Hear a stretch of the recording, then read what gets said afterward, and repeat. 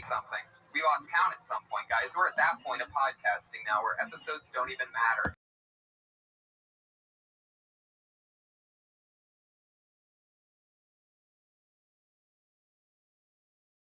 Check us out. Bill Tony's coming to Toronto. That's November 7th.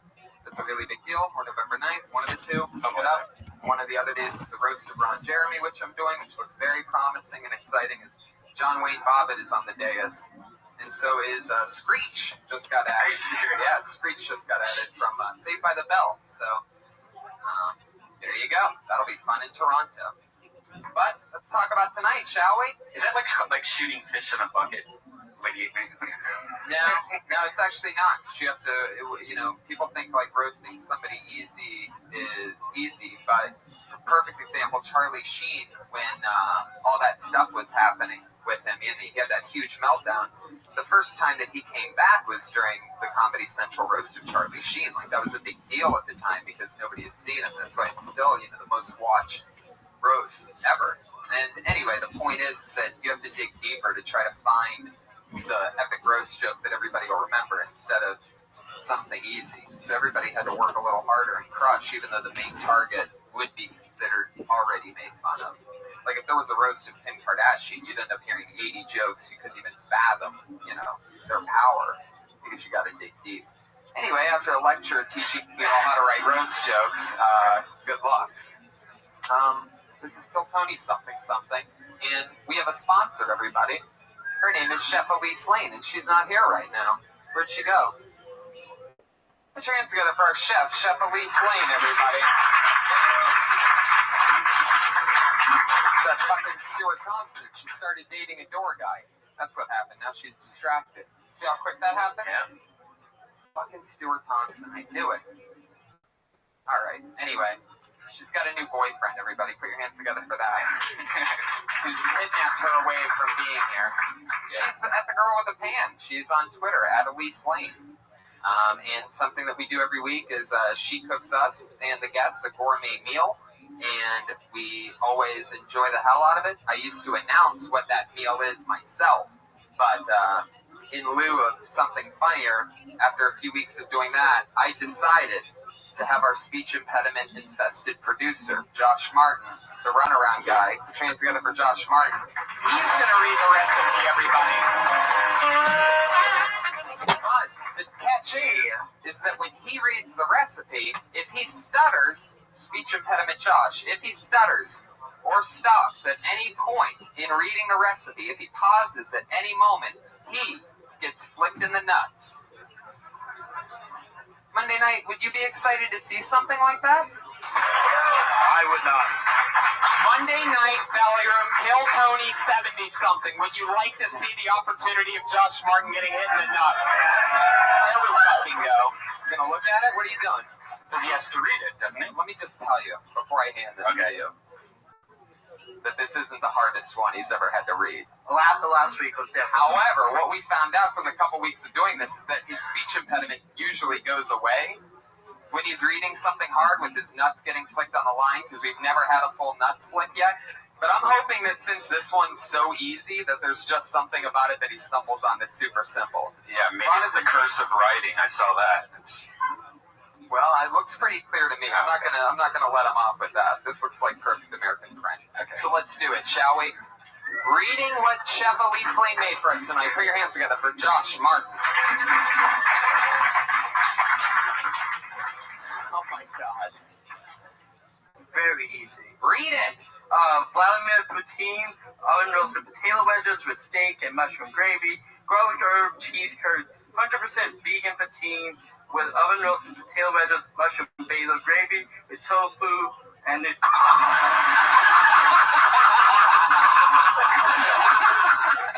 What'd you mess up on? Nutritional yeast. Oh my God.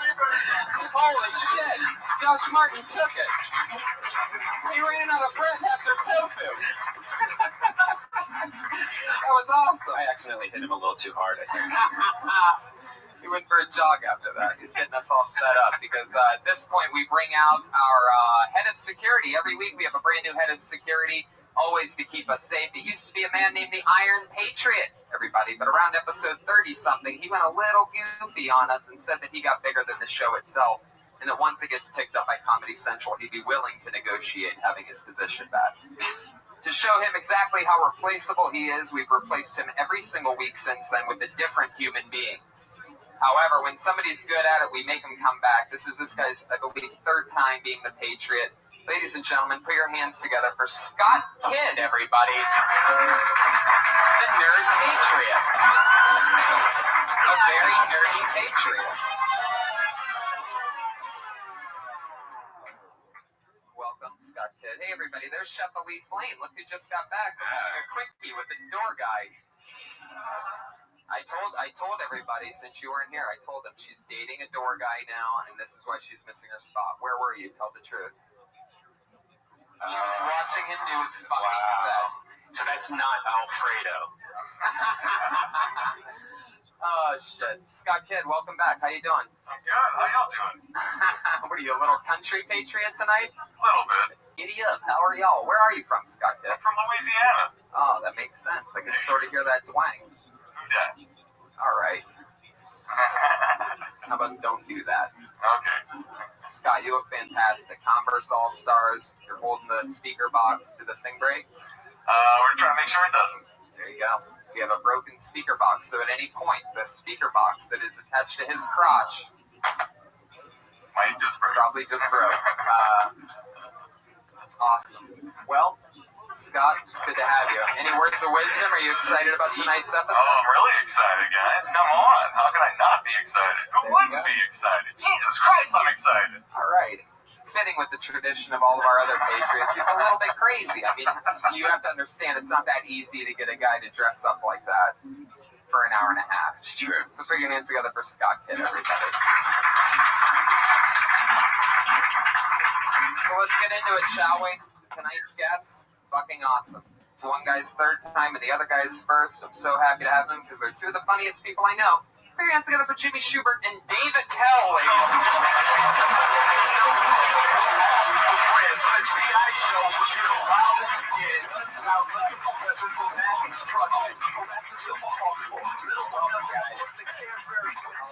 Hello. How are you? Full house in here. The Kill Yeah. Tony podcast. Nice. Thanks for having us. Dave, welcome to Kill Tony. I've always wanted to get you on the show. Jimmy, this is your third time. How you guys feeling? Good, man. Good. Awesome. Well, I understand that this is not just about me, an old timer, but there's new talent to be had, and I'm always for that. I love that. Thank you. One of them is Scott Kidd. You ever see anything? You ever perform on a stage with anything like that next to you? This guy? Yeah, I went to Hebrew school with him. Sorry, I'm just warming up. Jimmy, what do you got? I got nothing. He's Iron Man. I like how both of your ears are locked and loaded, Dave. You have a cigarette between. Oh, do I really? Oh, shit. I thought this was a prison show. All right. No, I'm glad to be here, man. This is cool because, Tony, I told you this before, and, of course, Brian, that you guys are like, I see you guys as like the new wave. You're young, and you guys write a lot of jokes, and I like that, you know? Thank you. It's not just about, cutting up there and storytelling and whatnot. You guys land some punchlines, you know? But you kind of lose it in charisma. Now, It's true. I've been to like house flipping auctions that are more exciting than this. Well, let's pump it up, guys. These guys get the stage version of a gay snail. Now, what's the next thing? You think you won't? You got nothing for the robot, but you'll fire off at me? You're supposed to make fun of the robot? You know what? I got nothing for the fucking robot. Every time I come, there's a different guy in a fucking robot outfit. I don't want to fucking hurt his feelings, bro. Bruce like a grape, dude. He's gonna fucking be in that fucking costume for the whole show like that. I don't know the format. So what is his job? Is he supposed to like bring He's supposed to keep us safe just in case anything crazy happens, which has never happened before in 70-some episodes of doing this. 70-some episodes? Give it up, guys. How about a hand for free downloads? Yeah. And the other part of it is, and that's what we'll do right now, is he always asks our guests a question so that I don't have to. In like zeros and ones robot talk or in regular people talk? There he goes. Oh, there you go. Fire it off. What do you got for us tonight? Scott? Jimmy. Nice to meet you, by the way. Nice to meet you. Been doing a little bit of research on you, of course. I noticed that you're a middle child of 6 brothers, is that right? Yeah. Also, your dad was a detective? Yeah, so you read my bio. Fantastic. Well, I kind of had a shady past, growing up as a kid. I was wondering, what was the worst situation that your dad ever got you out of? Anytime he had to get me out of fucking jail, I was getting an ass beaten all the way to fuck home. And he had this forearm punch that he used to do. He'd have his hand in his pocket. He goes, yeah, let me bring that elbow up. Just knock you out. Oh, is that like a European uppercut? No, it's a fucking elbow punch.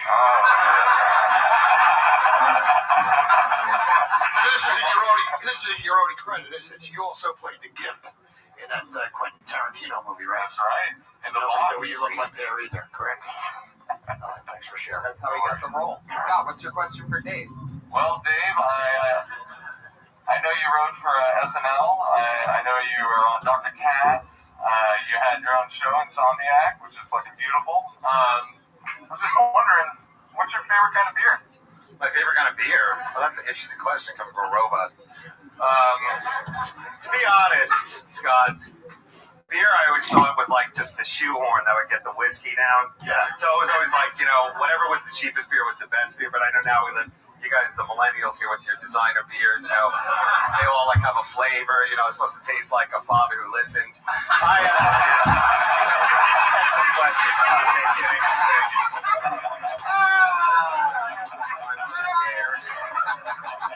My mother cared about me more than law school. I get it. Fucking awesome. Well, you guys know how the show works. 36 comedians signed up for the opportunity to do 1 minute on this stage. We're not going to get through all of them, but some people are going to be lucky enough to have that minute and chat with us afterwards and be on a cool podcast. So, you guys, comedians, I think you know how it works. You know that your minute is up when you hear the sound of a kitty. Barely hear that little baby kitty. You hear that? Listen to that. There it is. Now you want to wrap it up then, or else you're going to bring out the angry West Hollywood bear.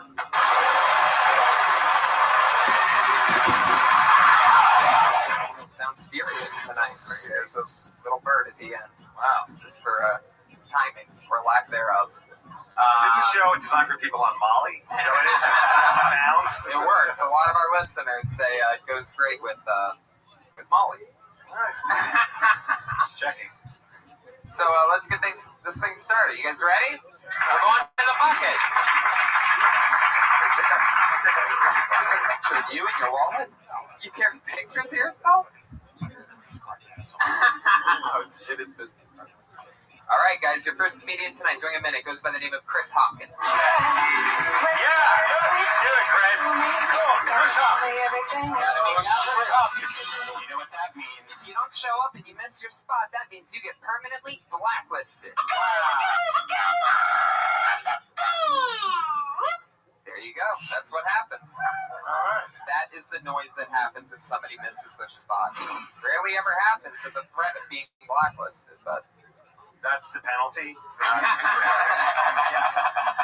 already didn't show up. That's like saying, if you don't show up for jury duty, we'll give you a ride further away from jury duty. That's so true. All right. Put your hands together for Jeremy Paul. Jeremy Paul! All right, here we go. This is the house.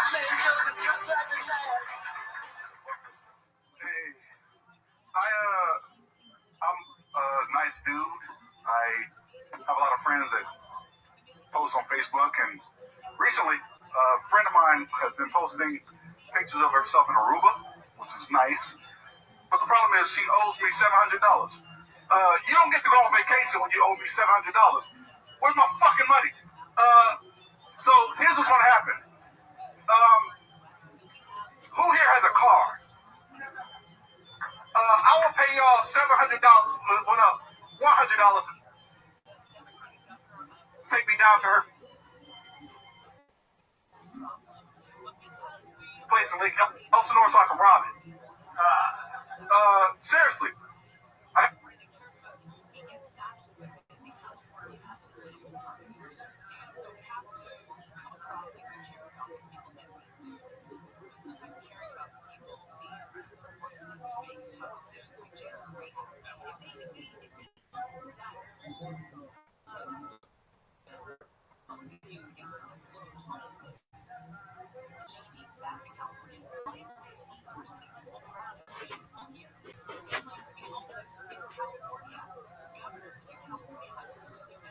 $100.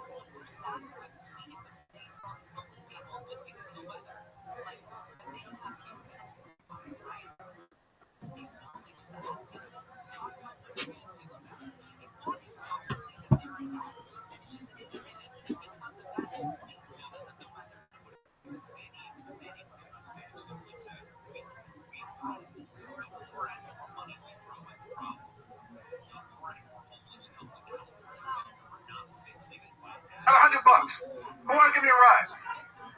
You don't, I gotta work tomorrow. I gotta be up at 4 in the morning seeing that fucking Aruba. That's a bullshit. For fucking money. Nothing. Can I get a ride, Dave, please? $100. Number it up. I'm in. Let's go. Lake Elsinore. There it is, the sound of a kitty. I think he's... I don't know if he really wrote that. I think he's just genuinely asking for a ride. I like that. I have a question. How long have you been doing comedy? Since 03. Okay. Well, hey, you know what? I think it's awesome, but I'm going to tell you something that I recently learned. Coming on stage with a weird bag takes everybody out of the fucking zone. Everybody's like, what has he got in that bag? Yeah. You're gonna pull out a puppet? What is he going to do? So I learned that myself, dude. Don't come with a weird... I would have left the bag, but Boom Sakalaka's walking around. No, I understand.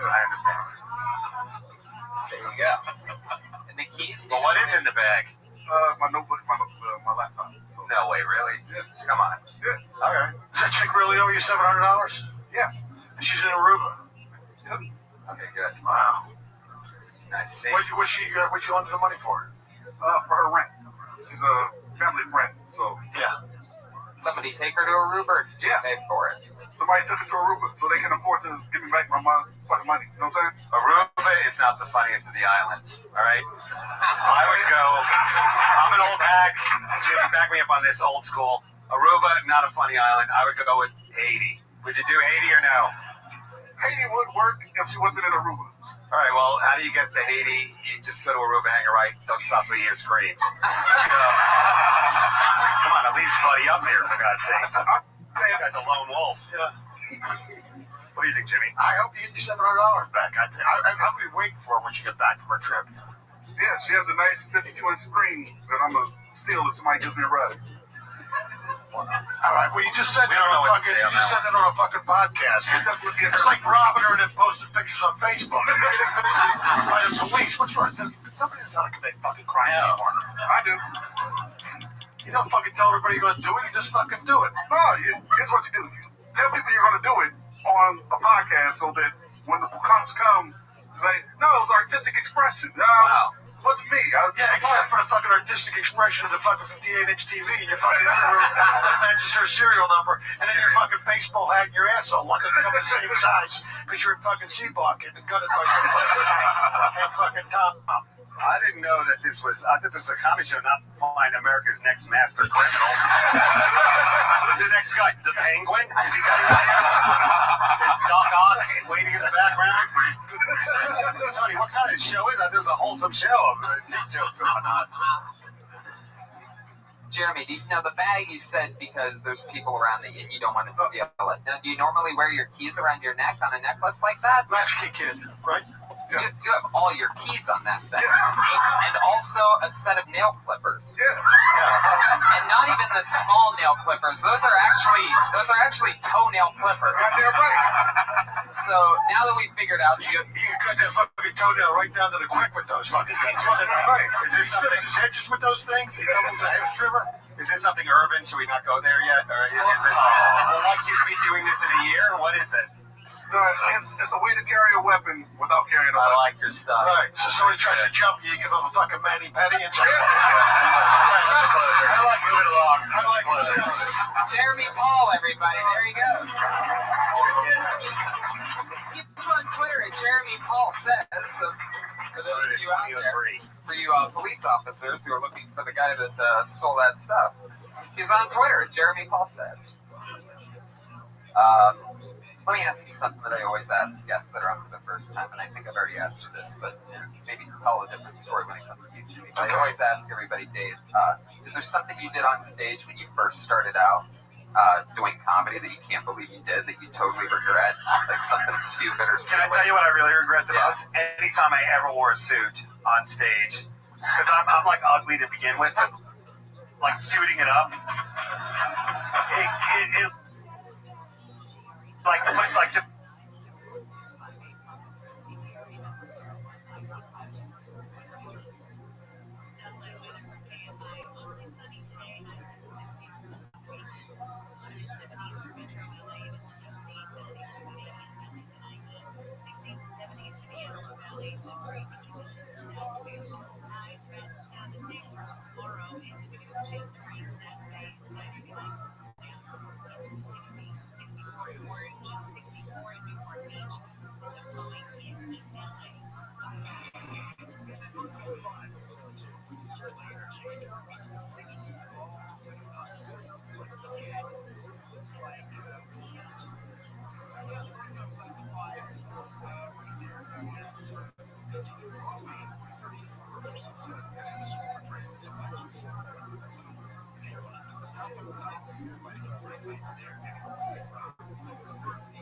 The tinge of like special needs on it, like look at this guy thinking he's a normal. Look at this fucking freak. I wish I had the balls to walk up here with a toenail clipper and several keys to cars he doesn't have. Oh, God. That's so true. I wonder what he wears for Halloween if he's dressed like that now. I don't know. Halloween ideas, what do you think, Scott? Vampire? Pirate? Come on, dude. Already? That's it? I mean, two fly mummy. I go with the Kmart costumes. How about you guys? I was going to go with Dracula Untold, but I'm going, what's Untold? I've seen the fucking 37 versions of that same fucking story. With the braces when he was little. What are you fucking leaving out? What am I missing? What's fucking Untold about the fucking Dracula story? I've seen it 99 fucking times. Yeah. But I think it was Dracula Untold. We go as something, annoying but not threatening, like the UN. Or, sorry. Jimmy, what's your answer for can't believe you did it when you were starting? Believe it or not, this is a fucking true story. I was trying to figure out what the fuck I was doing, and I went up on stage and did this character called the Humerator, a comic from the 27th century, where I came out with these fucking stupid glasses, and I had these fucking things on my eyelids, and it was just some fucking ridiculous idea, and I'm sorry I ever did it. It was like fucking, it was like watching yourself in a gay porn. When I think back and I see that fucking tape, it's like, what was I thinking? Ooh, it's on tape. No, I don't know. I fucking destroyed it. Ryan, what are you going to go as for Halloween? Dean Delray. Not bad. Comedian. And Tony, what are you going to go as? I'm going to be in New York City for Halloween, so I'm not sure. I'm going to have to improvise the day of. Why don't you go as a speed bump? I'm joking, people. It's a fucking comedy podcast. Shut the fuck up. I'm fucking joking. Don't lie. Come on. I love fucking Tony. I'm teasing. No, it's okay. I actually might end up going as a speed bump. Guys, your next comedian, everybody, goes by the name of Fang Chow. Wow. So there he is. How are you guys doing? How are you? Hi. Great. I'm really excited. It's my first time on this stage. You guys don't know me, and I don't know you guys. If you don't, very Chinese. Now, when you see a Chinese guy on stage with a microphone, jokes are on the way, guys. It's about to pay off. I am very Chinese, but I don't like the Chinese girls. Here is why. Because they are bitchy and stuck up all day, every day, no problem. For no reason. Because they think they have the smallest pussy in the game. So they win. Smallest pussy in the game, but they don't have titties and ass. Fish has a smaller vagina. You don't see me go fuck a fish, right? Thank you. That's my time. Thank you. Yeah, 59 seconds. Are you from China? Yeah. What Providence? Beijing。 Beijing。你经过快乐吗？我还没吃呢，有点饿。谢谢你。What are you? Get the fuck out of here. I fucking did you not think that you guys had to order without me? No, it's just. Yeah, he ordered something else. I just asked him if he'd eaten yet. That's. Dog. What?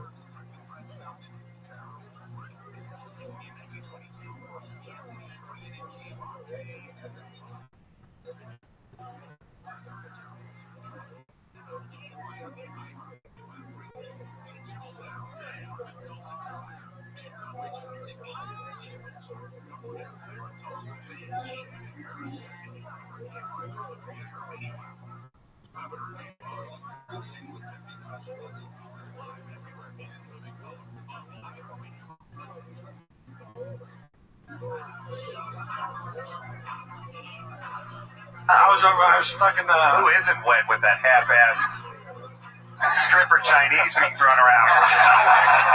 I know enough Chinese. They're gonna work around the fucking sauna over there. You know what I'm saying? Can I ask you a question? Oh, yeah, right. Yeah. Wang Chung, what is your name again? Chung Fao? Chung Fao, right? Yeah, that's my slave name. No, what is your name? I'm sorry. Let me ask you something. Feng Chao is my name. How do you do comedy and also have the time to build Scott? My cousin did it, and I'm just here to do comedy. How long you been here? Oh, in LA? Yeah. And, 5 months. 5 months. And you're from China? Yes. That's excellent, dude. That's excellent Beijing, English. yes. That's fucking Yeah. cool. Pick it up for Dave too. His English is pretty good too. Believe it or not, Don't worry he about came to LA to get rid of the fucking air pollution over there. It's fucking amazing, isn't it, over there? Yeah. Because I was thinking. Fame, how long have you been doing stand-up? A little bit more than a year. That's excellent. A Wow. little bit more than. That's fun. I learned English first. Yeah. Now, what I like the most is that you took on your own kind. You have a problem with Asian women. Yes, sir. Is that just a joke? Is that a joke or? No, he's right. Asian women, I they don't dress like sexy, they look nice, but they don't know how to be sexy. It's like fucking a starfish. There's a lot of hate going on here. No, it's not. I'm just being serious. I think we need an Asian woman to retort this. Oh, Yeah. come on. Well, they gotta earn the mic time, right? Like. Thank you. Somebody run outside and see what year it is. Do you get up a lot? At the comedy store? Or comedy shows? I mean, No, not a lot of shows. your stage presence is amazing for doing comedy such a little time. What's your full-time job? I do some translation. You're a hacker. Chinese and half there. They've half there, but You translate English to Chinese back. Yeah, Mandarin. Yeah. Not bad. It fucking sucks, but you know. No, I'm telling you, for a guy who's been doing it about a year, it's cool. You know, comedy in a minute is difficult. Right. And, to be able to get out like 2 or 3, hard one-liners, that's great. So, yeah. Because I come here, I start coming here, I think it's a cool show, and it's only 1 minute, I can't just let me tell you guys about China, guys. Yeah. Forever. No, he's right. There's a lot of fucking Chinese people. It's like 1.7 billion. 1.7 is more than we have in our entire country. For a fucking Chinese guy, there's like 9 Chinese guys. That's a lot of fucking Chinese people.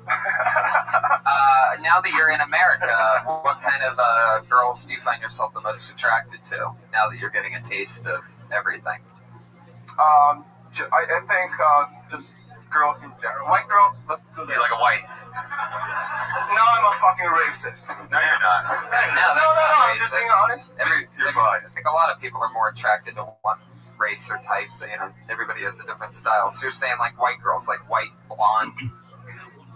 No, fuck the mom. Whoa, look at that. Oh, this guy's I crazy. went to college to be smart. Oh shit!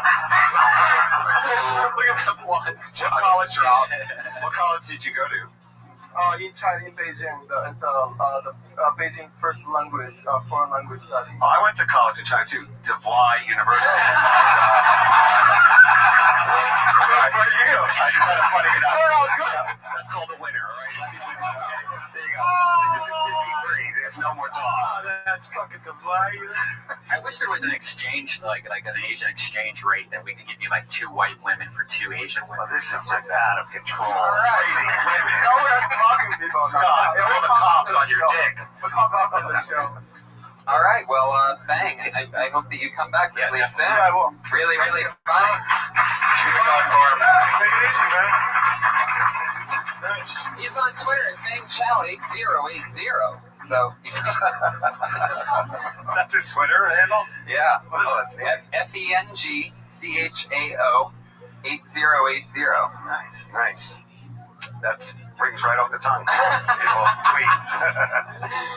Okay, let's keep it moving along. Your next comedian is Daniel White. It's only a white.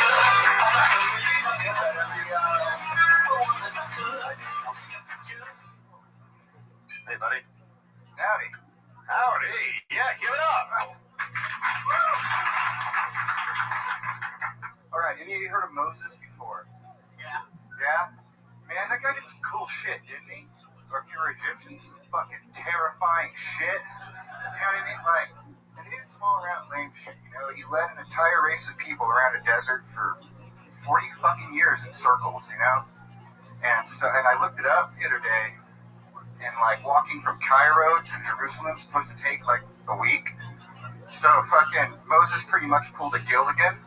You know what I mean?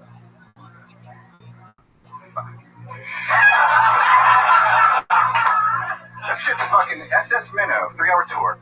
And so fucking what's more fucked up is that God told Moses that he'd never enter the promised land, and Moses was just like, they don't know that. You know what I mean? And then fucking he came down from Mount Sinai a second fucking time, and somebody goes, "You got there? Oh, these are some new commandments." You know? Well, did God say anything to you about the fucking first set? You know, you broke. No. There you go. Finish it, son. Finish it.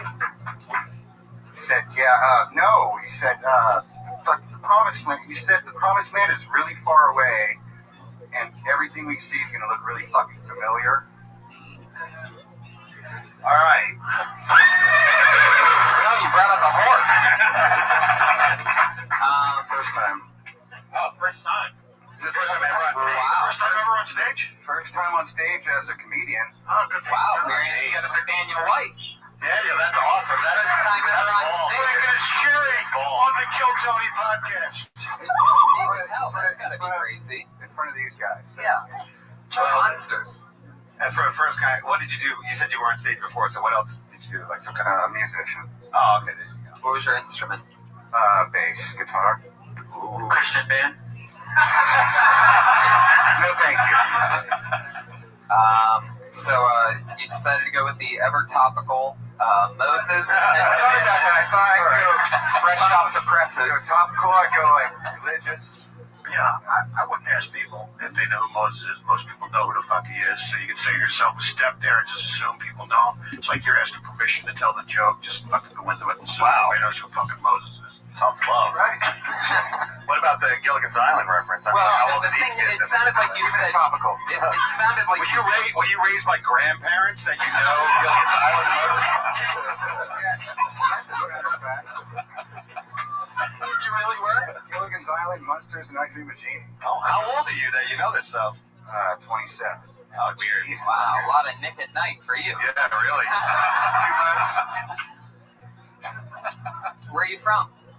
I told you LA earlier. That was a fucking lie because I don't like to tell people I'm from Bakersfield, California. Fuck yeah, dude. Wow. Nice. You see how hard it is to come out of the Bakersfield closet? Imagine being from a place where you're that ashamed.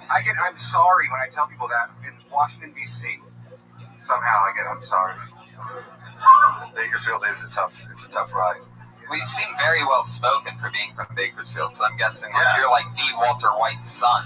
Whoever's running that entire operation, the I smartest got the guy. fuck out of there as soon as I could. 27? Well, Sorry. no, I'm out of there. I've been out of there. I've been down here now for a few years. UCLA. I love it. The fact that the first time you're ever doing comedy in front of a robot and a podcast, that's fucking balls, dude. Yeah. Well, the easy part, no offense. That was the easier thing. You've done that before, performed with robot. What kind of music did you play? Oh, I play jazz. Oh, that's cool. You must have made hundreds of dollars a year playing jazz. I'm gonna give up my jazz. What instrument did you play? Play bass guitar. There's nothing better than a white guy who loves jazz. I love that. And bass guitar. And bass guitar. Well, there you go. You got to double up on not getting booked. Anyway. He's got to get coming up next week. He's doing Little Lenny Horowitz's bar mitzvah, right? Do you always have the face like you lost your puppy? I could see him playing some Superman down the road, like a Smallville type, like a Friend or something like that. To Smallville? Like one of those, like a young teen, like a werewolf or something like that. Are you an actor also? Oh, no. Not at all? All right. Let me ask you, Daniel, I'm going to ask you a question I call the Ron Funches question that I haven't asked in quite a while. He was great at this, and I fell in love with this question. What scares you? Oh, jeez. Oh, shit. That first thing that just popped in your head that you don't want to say, just like Bakersfield.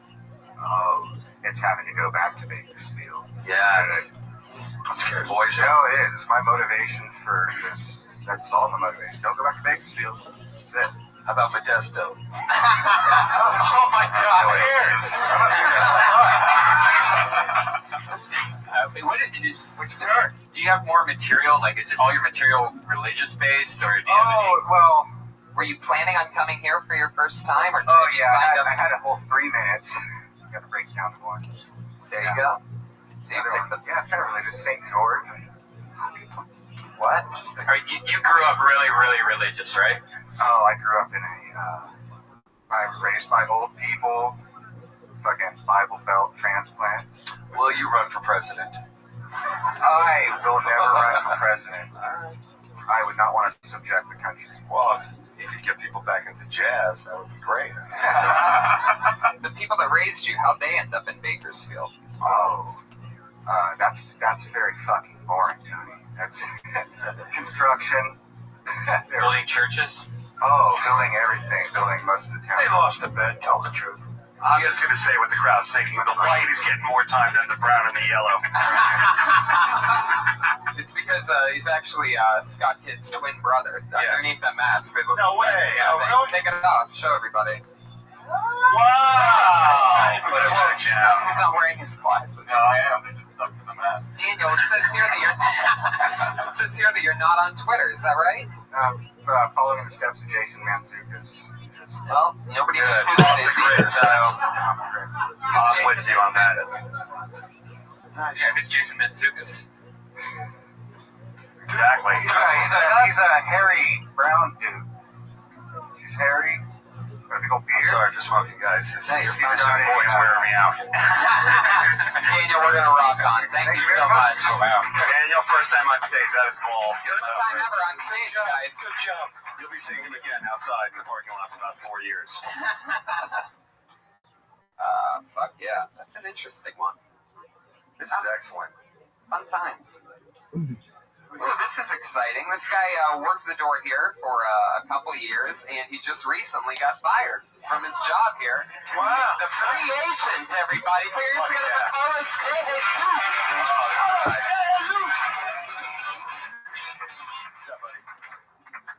Yeah, that happened. Oh boy. So, alright. I had a thought the other day. Let's say aliens came down tomorrow and they made contact with us. But instead of their first words being, "We come in peace," or "Take me to your leader," or "Nanu Nanu," whatever the hell they say, their first words to us are, "What's up, my niggas?" Like, how would you react? You know, I'd be like, "Holy shit, these aliens are cool as fuck, man. They get it." You know? They'd probably be bumping Biggie, too. That'd be amazing. That's how I feel, at least. Alright? That's how I feel. Okay, so here's a joke then. Alright, so a chicken crosses the road and walks into a bar. And the bartender says, "Hey, you're not a Jew." That was There you good. go. I think it's great. Most people don't go with the, "Oh, here's a joke approach at 40 seconds," but you on that one. That's a ballsy move. I think it takes ultimate confidence to go, here's a joke, and then to deliver a great white power message at the end of that.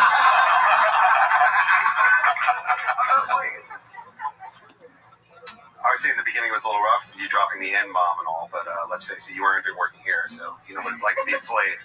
Anyway, Jimmy, any thoughts? How long you working before they fired you? Good. Well, you're on the bigger, better things now. Yeah, exactly. I started working at door here. You should have to do what I had to do. Drop a little nut butter in the... Never mind. Well. Anyway, you know, all right. Carlos, how's life been going? How long has it been since you've been fired? About 2 weeks now. Maybe 2.5 weeks. So what's banned for a week? Interesting. Yeah. I was banned for a week, so I got fired on my day off. Nice. What's changed? How do you feel? I mean, it feels a little more free. Like, I can actually do comedy now, like, so that's a good thing. Right, you've never been on this show before, and we've been doing it. Well, I've been on it once, I believe. Right. Once, maybe twice. It's very memorable, yeah. Exactly. Well, that's great that you're getting to go up, and I mean, I'm sure you learned a little bit of chops here at working here, getting all those spots all those years. I think that's about a good enough amount of time. How long did you work here for, Jimmy? Probably 3-4 years. Yeah. And did you ever work at a... What's that? I graduated from doorman to runner. Do they still have that here? No, so you used to have to take stuff back to law firms, but it was a great job because you had like Eddie Cash, you had a Beaver, you had the Jeep, the Comedy Store Jeep, you used to drive around. Wow. Back when it was fun to have a back when I was fucking his age, and you know, it was like I was sleeping on couches and doing my thing, and I had the fucking job. So that's great. Dave, you ever work at a comedy club? Yeah, I did. I worked at the original Improv in New York City. Wow. Yeah. How long did you work there? What was that like? About a year or so, and it was awesome. No, it sucked. It sucks when you work at a comedy club because you know, it's good in a way because I suck so badly, so I got to see a lot of comedy, good and bad. And then at the end of the night, they throw us on, you know, like for the bar rag and the scraps. But, you know, all I'm going to say is that I was banned from a comedy club, too, for a year. And I came back harder than ever. And, you know, they banned me, but they kept my puppet. And I thought that was really... we split, you know what I'm saying? Yeah. I think they should rename the podcast Jokes and Awkward. It's a little awkward. That is what it is. And I love those moments. You worked here for years, right? Yeah. You don't work here now, though, right? Yeah. You got fired too, right? Yeah. I got fired, and they banned me, performance ban for a week. But I went down to the La Jolla Comedy Store and performed there for that entire week and took a vacation. Stayed at the condo that's right by the ocean. I took full advantage. Oh, yeah. That's nice. It was really interesting. The whole time feeling like I was getting away with murder. But I deserved it. I worked my ass off for years. Right. But I'm going to say you definitely look like you definitely are cool with being on stage, and that took me like 7 years, so, you know, good for you. Thanks, man. I appreciate that. That's awesome. Carlos, how do you feel? I feel good. I just hope nobody comes and fights me afterwards for that first bit that I did. Well, no, I mean, it was a soft day, but I just think there's so many funnier things that the alien could say, right? That aren't that. I mean, if you really feel like that's the direction you want to take it, then yeah, take it to your leader. Yeah, but that had a lot more to do with times we live in, and you know, Ferguson and other things. Did you really listen to the joke? No. I was trying to alt my way. He was talking about the global warming and whatever, vaccinations and shit. There's a lot in that joke that you didn't hear. So. Vaccinations. I'm trying to build you up, dude. Oh, I'm sorry. I recently listened to some of my old material, and when Obama was running to be president, I had a soft A joke that I use, and I fucking hate listening to myself even say it now. I don't know, man. I think if the joke was really, really worth it, I would even go there, but most of the time you find it's not even worth it. Right. Like you said, you're hoping somebody doesn't beat you up after that. You shouldn't think that, you know what I mean? Right. I don't think anybody actually will. Yeah. Even if you said "what up, fool," you're still taking an urban approach, and it's funnier because you're not going to make everybody uncomfortable. I would change it to they go, "Hey, can I get a ride to Aruba?" Sorry.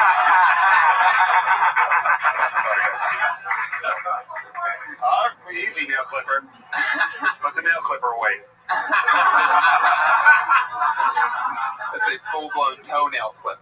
is huge. You can't even take that on an airplane. And he wears it around its neck. Guys, that's Carlos De Jesus, everybody. He's on Twitter. It's zombie_sharks. Zombie_sharks. That's great. Find Carlos De Jesus. You know, I'd say, Tony, is it always a sausage fest like that? How about the ladies? Are there any ladies coming up? There's a lot of ladies that sign up, and there's 2 regulars that go on at the end that are both ladies. But maybe we'll get lucky here. Oh, this is a guy that sort of looks like a lady. Another employee here, currently still working here. Put your hands together for Jared Levitt.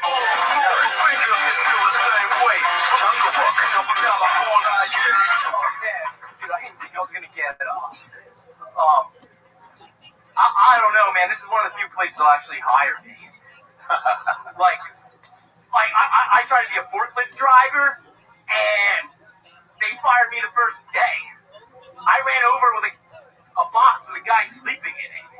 Like, how am I supposed to know people sleep in boxes? I'm like, what do you want me to do? Speak tongues and revive it?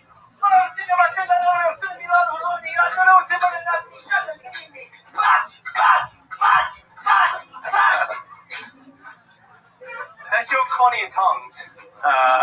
That's a long setup. Did I do that in a minute?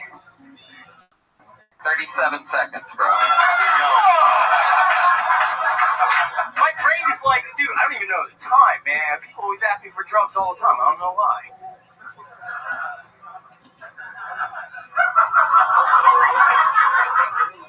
Still have 5 seconds. Act out. Describe what you're doing. Yeah. Buttoning Pulling his up my shirt. pants. Pulling up his pants. Wedgie. There you go. There you go. Brought out a chicken. There you go. I mean, we're just really no more format for that, I guess. Jared. What the fuck just Interesting. happened? Your first words were, "I wasn't expecting to get up," and it really showed the whole minute after that. You were really like a one-man improv group. I like that. I do suggestions. You're either the best comic we've seen so far or every guy I've ever met in Costa Rica. Either way, you got a nervous energy. So, you ran over a guy in a box. Is that real? Did you actually? I got fired as a forklift driver. You did. Yeah. The first day. It just, when you're a forklift driver, you usually use forklifts to pick up boxes, so it's kind of impossible for you to kind of run over a box. I ran over a box. Now, I know from you hanging out here a lot, I've seen a lot of you over the past, couple years you've been here? Yeah, a couple of years. Okay. And I know you're a pretty big pot smoker. So my question is when you got fired the first day driving this forklift, did you get high beforehand? No, I was just being me. Oh, okay. Well, then I understand why you smoke pot all the time. I get it. I mean, if you're going to run people over and get fired, might as well be. Pot calm you down? Honestly, it just does the same thing, except I get hungry. Well, you have pot abs. I like that. When you're showing everybody that. It is such a shame the podcast listeners can't hear that smile that's on your face awkwardly after everything you say. Like, is that a smile, or are you just like, is that your normal face? Like, what? It's weird. Like, Getting called from the it's a president of combination. Like, I enjoy being on stage, but I also I just smile a lot. You have a great look, dude. Have you ever been in any kind of like one of these like a role playing kind of things, like a cosplay kind of thing? Are you ever a Power Ranger or anything like that? I always wanted to be a Power Ranger. I can totally see you doing I said Lifetime Network asked you to play Richard Ramirez in the Night Stalker fucking series. I know it's gonna go. Yeah, Great look, dude. I'm getting ready. You have that. Wait, was that an earthquake or am I just really high, like 4 a.m. in front of your house kind of look? I meant trailer. All right. Either way, dude, you still work here now? Yeah. Miracle. Now, you really thought that a minute was up at about, when I told you, I think I said 37 seconds. You had waited about 5 seconds before then. So about 32 seconds, you thought that you had done a minute. Yeah. So when you do other spots, is that a thing where, like, you have no idea what time you're doing? Well, usually if I the longer time I have, the more I draw out my bits. Yeah. So, like, especially, like, I'll do something completely out there, and I'll just be me, and then I'll scare the audience. So you'll bounce that microphone stand off your stomach another 7 fucking times. Yeah, pretty much. I love that. That's my favorite part. That makes sense. I can see that. It's hard to do physical humor, you know, it really is. It's like hard to like make that like your own, you know, because everybody has their thing, you know. And like you don't use any props or anything. No. Just the microphone stand. The microphone stand. Not bad. I like that. I was on edibles when I came up with it. Oh, that's right. Yeah, it shows.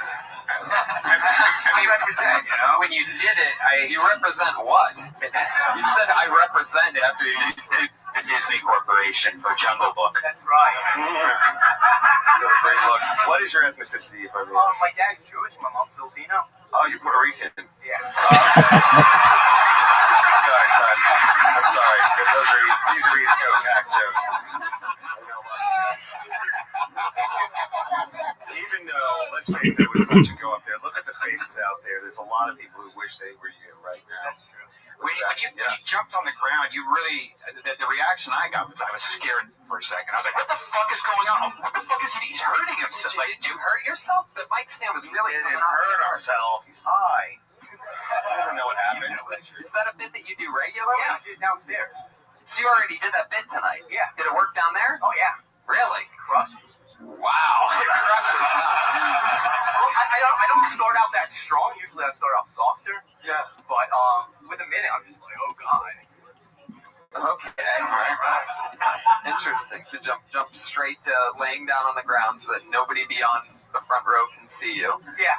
And then lifting that up and slamming. I get it, though. It's scaring the fuck out of those people that can see. Yeah, I think he did scare a few of the people up front. That's what it was. A little bit. Well, his name's Jared, too, so that's why. Oh, I thought he was coming up. Reverse crowd work. Yeah. It's good to know your audience. Don't know their fucking names. All right, Jared. Well, did you have fun tonight? Oh, yeah. Cool, man. What are you going to do now? What's the rest of a normal Monday night look like for a guy like you, who looks like he just does, lines of coke off of the back of skateboards? I'm going to go to the girl I'm seeing's house to make me soup. Make you soup. Wow, that was the dumbest look on a face I've ever seen after you said that. That thing you do, like you exhale out of your nose and you just like, it's like very Asian girl. The smile, like, oh, so, you know. Oh, man, Scott likes those. There you go, still bombing. Jared Levin, everybody. There he goes, Jared Levin, everybody. He's on Twitter at Jared Levin Lost. That's all one Twitter handle for those of you that like using 140 characters on the handle. What's the name of this podcast again? The Dream Crasher or the Reverse Disney World? Is that what this place is? Hey, Feng Chao had a blast up here. That was fucking epic. Yeah, I feel like seeing him again, actually. I like Feng Chao, that cave kid who was up here, the cave boy, and whatchamacallit, the glasses white kid who looks like he died in every World War II movie. That kid, so far. Feng Chao was great. He speaks better English than Josh Martin, and Josh Martin was born in America. Wow. Guys, your next comedian, funny guy, he's been on the show before. Put your hands together for Ian Ellis.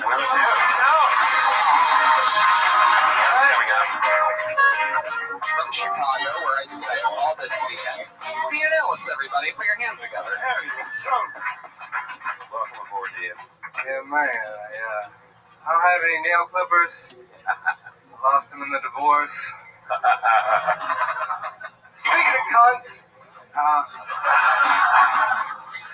so I was pussy fucking my girlfriend,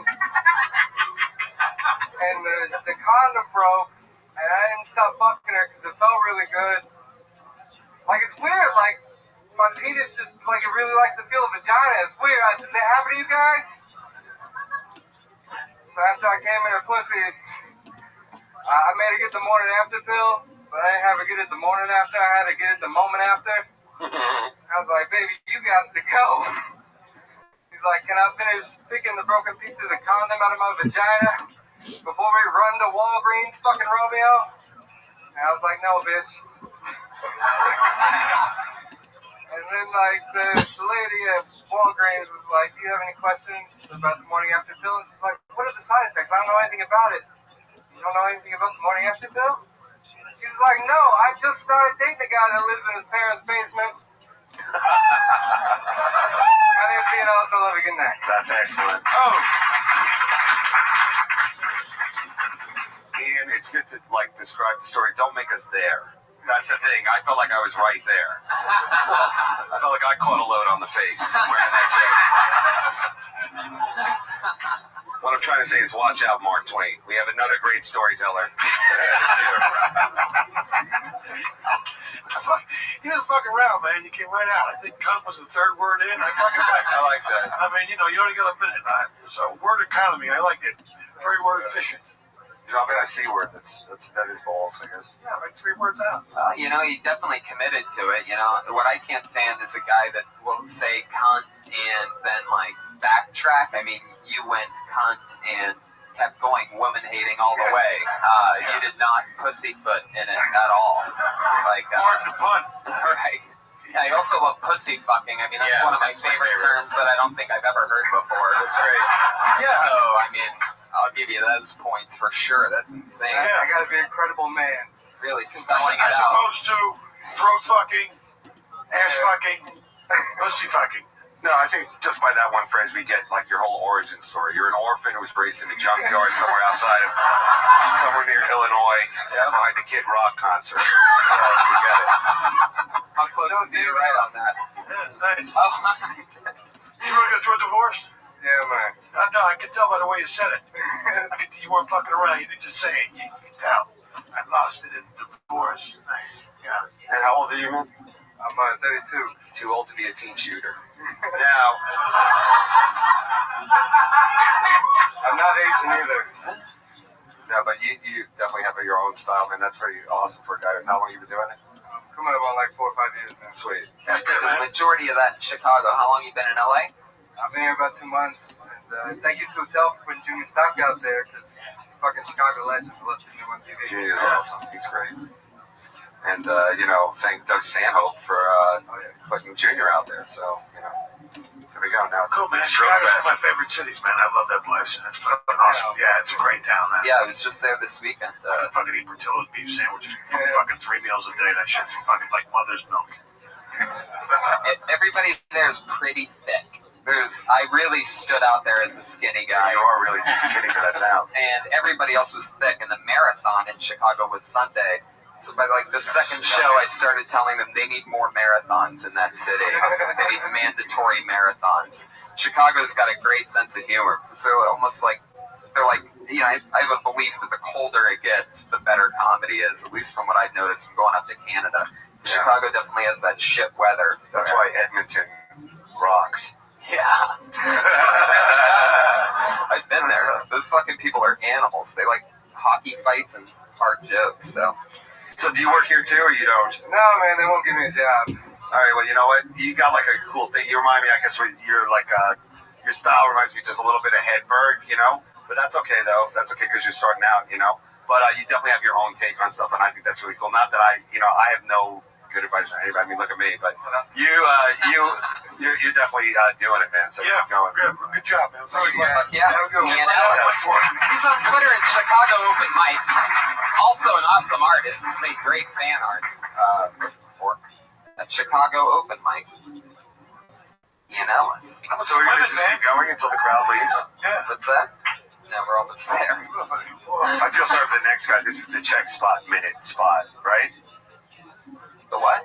Do you have a check spot in the minute of these poor guys' acts? Or No, this goes, it's a comedy store. They don't really have a check spot. Isn't it funny how this is happening right now in North Korea, but for food? Anyway. All right, who's up next? Your next comedian, put your hands together for Rob Banks.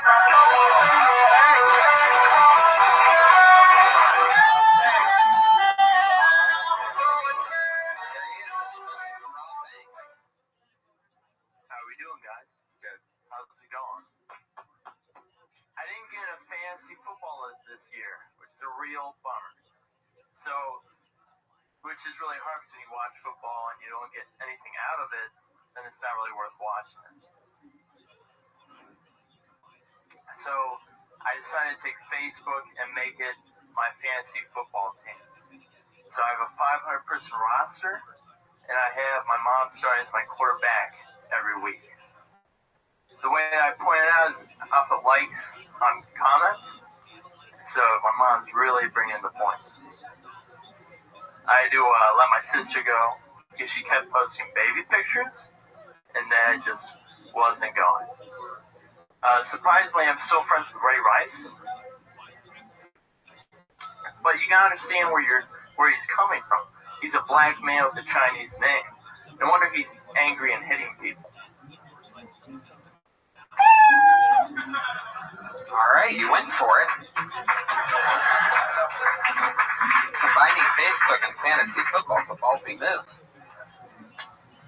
I like the idea of using Facebook as a game, maybe. I don't know if it has to be fantasy football, but just having the idea of like, if you post a baby picture, you're out of there or something like that. I do like where you're going at with that. Maybe I think there's more ideas around that. And like the first 20 seconds you were explaining about the fantasy football and the football thing, and it was just kind of like, all right, that didn't need to be there. Like, even if you wanted it to be a fantasy football Facebook thing, you could just say, I didn't get my fantasy football. It sucks. So I'm using Facebook now. You could just go right into that. I don't know. Yeah. I liked it, though. My fantasies don't go anywhere near a football field. In my fantasy league, I had the Miami Dolphins cheerleaders against the Dallas Cowboy cheerleaders this week. How does that work? Just fucking doesn't really. I was just fucking around. I don't. That's all I had for that. I didn't flush it out. But yeah, I was confused a little bit up front too when you went into it. But I get it. It needs to be flushed out a little more with the baby pictures and stuff like that. How long have you done stand-up? 3 years now. Where are you from? Ohio. You say that like I'm supposed to know that? I know you guys are from Ohio too. Yeah, on the show. Yeah, and I know that I'm from Ohio, but you told me that you're from Ohio, like I'm supposed to know. Where at in Ohio? Akron. Oh, nice. The home of Goodyear tires. Yeah. Yawn. Sorry. You know when you're talking about Ohio that like that, and you know it's like, oh man. Wow. Anyway, the football thing. Did you play football in school? Yeah. See, he's from Ohio. That's true. The rubber belt they call where he's from. Again, because of that Goodyear thing. Rob, how long have you been in LA? In November will be a year. Okay. Are you getting stage time? Yes. Good. And that's all you need to do. All the guys have been up here. It looks like they're all like trying to get the stage time. That's like 90% of the job is getting that stage time. So you guys are all doing it. The fact that you guys are out all night doing it, that means that you're really committed, and that's cool. So, the fact that you had a minute to do like a bit, it just shows you that, like, setups. There's setups, and then there's like too long a setup. But what can you do in a minute? Yeah. So you hit them with the bit that you wanted to do, right? Yeah, I just want to get the Ray Rice punchline out. There you go. Try to build it the best I can. Why would Ray, out of everything that you set up in that joke, why would Ray Rice, other than just the fact that he's in the news, I don't understand how it applies to your mom and your sister being on Facebook. You got a fucking minute, bro. We couldn't break it all down for you. But in a minute, I say you could still do a joke in under a minute. But no, these guys are making minutes instead of jokes. Yeah, by the way, that was a fucking engagement punch in the elevator. You're saying that's true? It's a cultural thing. She's still fucking married him. But he and her doing the business in her own private elevator is their fucking business. Hey, we're not here to pick the new head of the NFL, all right? We're here from young comics, experience. All right, man. Good job, dude. Good job. There you go, Rob Banks. Good job, man. Good job, Scott. He's on Twitter at Comic Rob Banks. Scott, what'd you think of Rob Banks? Have you been seeing him on the scene? You're out there grinding all the time? Not so much. No. Fuck yeah. Did somebody throw a mist of Ambien in the air or the sprinkler system or something? Come on, man. There's no female committee. This crowd is on the edge of their seats. Yeah, waiting to leave. I think we need to, We are 8 minutes away from 2 females. Oh, no matter what happens. No matter what happens. This is like a this is too Taliban-y. I mean, you have all the guys, two straight women at the end. It's very ISIS. I use the bucket to keep it fair, but sometimes There's a girl by the back door that I want to see. She's just been sitting there staring. okay. Come on up. Everybody in this room is right? Yeah. All right, cool. Give it a shot. Whoa, she didn't even get picked. That's awesome. What's your name? What's your name? Guys, give it up for her. Let's go.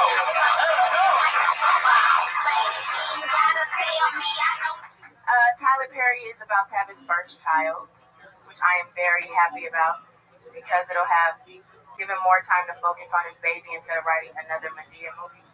Oh. What was Medea like, 97 in the last movie? I think Tyler Perry's next title of his movie should be Medea's Rest in Peace. I can see it on the marquee now. But I think Medea should go out in like a shootout like Queen Latifah did and set it off. Knowing Tyler Perry, he'll probably have Medea's resurrection.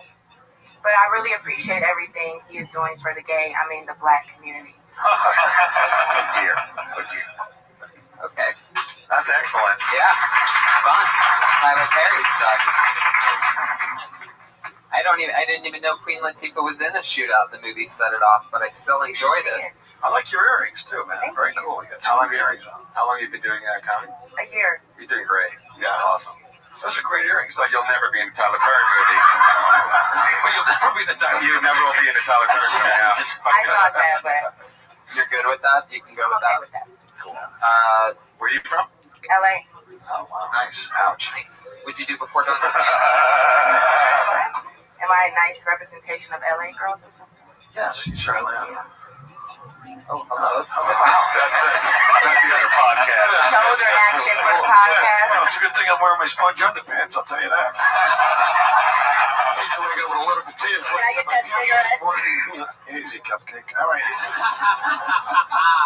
I just need to be This went from podcast to the parking lot in an hour.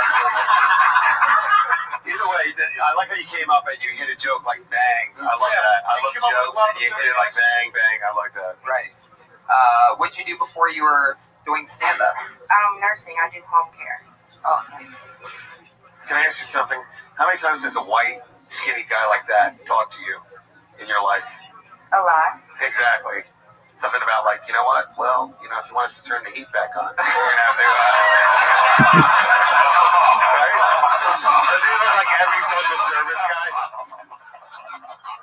Oh, I see that earring is I see one of your earrings is a giant key. Be careful. There's a guy with a necklace that he's And adding the nail to. clipper guy, too. Yeah, exactly. Be Did you careful. make those earrings yourself? I did. That's racist. No, it's not. Oh, sorry. Look at the size of that fucking earring. I'm not Asian. I didn't make everything. No, it's not. Look at that Chung fucking... Fang, where are you, dude? Where's Chung Fang when you need him, man? We can make earrings together. That's awesome. I found it like on a notebook and I Look at the size of that fucking... Oh, that's cool. I didn't see a key on that side. Yeah, two different earrings. You get cable with those? Fuck. Have you ever been with an Asian guy? No. Chow Fang. And I won't be with one either. Oh, shit. I think your tattoos on your arms are really sexy though, but once we get down below them, I don't think Yeah, you never really see that. You never really see an Asian guy with a sleeve. Your tattoo sleeves are dope, but you'll probably just finger bang me. You got any tats? Excellent. You got any tats? One tattoo to keep. Finger bang, that's the town he's from. It's Go ahead. I like this chick. She's good.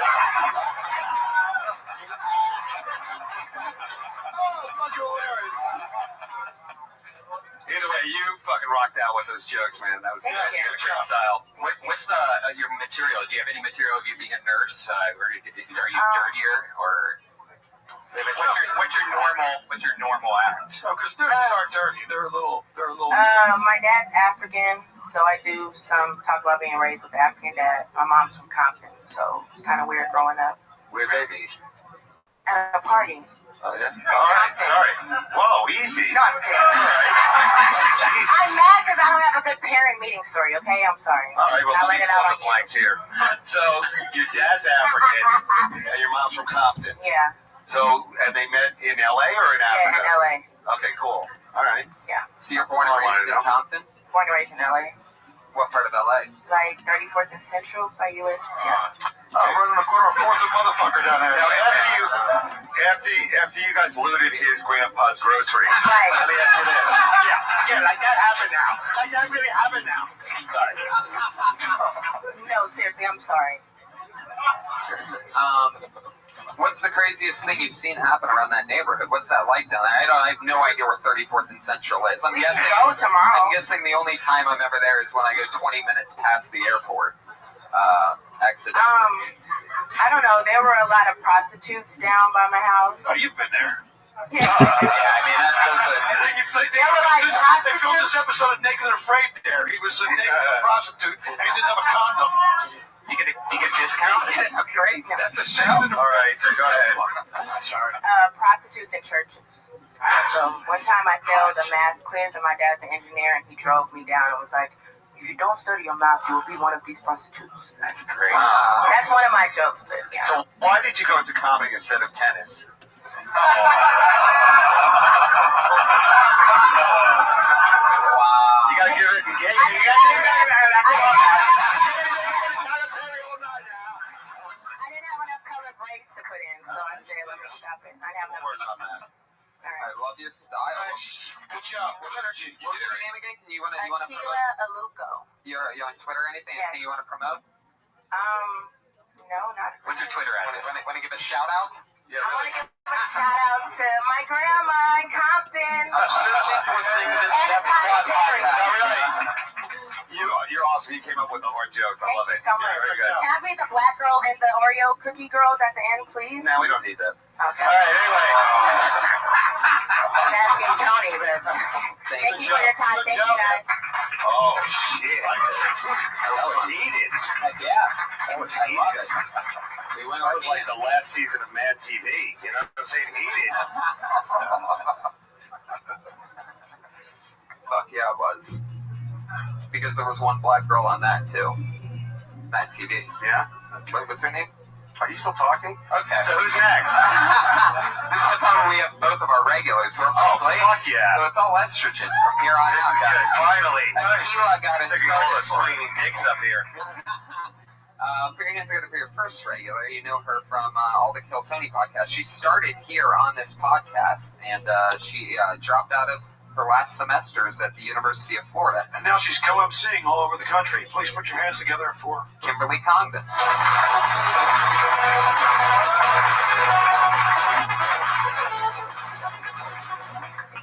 Hey guys. A while back, I had a pregnancy scare, which was terrifying. I was really worried because I don't think I'm responsible enough to be a mother. So I took a test, and BuzzFeed said I'm definitely not ready, and I got an abortion. It's done. Unlike the abortion, that joke kind of delivered. I was on Facebook today, and I thought this was pretty funny. A woman said that gay people were ruining everything and that they were going to make children go extinct. Which is weird because gay people have been gay since, like, the beginning of people, you know? Like, I feel like cavemen were like, well, I'm not sucking dick, I'm starting a fire. Like, it's always happened. I think the meanest thing I've ever said to a gay guy was, how did your voice know?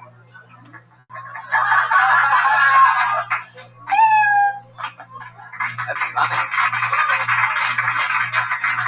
Kimberly Congdon. What do you guys think?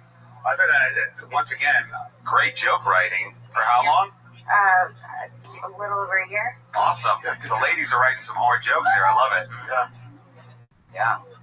What's the BuzzFeed? I didn't get that. Oh, because a lot of people take BuzzFeed quizzes and tests. Yeah. Come on, Grandpa. Yeah. Get on the net. Well, you don't you know? You gotta take a BuzzFeed. Let's take BuzzFeed. I didn't know. I knew it was an online quiz. I thought maybe. I mean, I see them on Facebook. Oh, yeah. I sit on the computer all day, so it's everyone that is on the computer all day is just sharing BuzzFeed.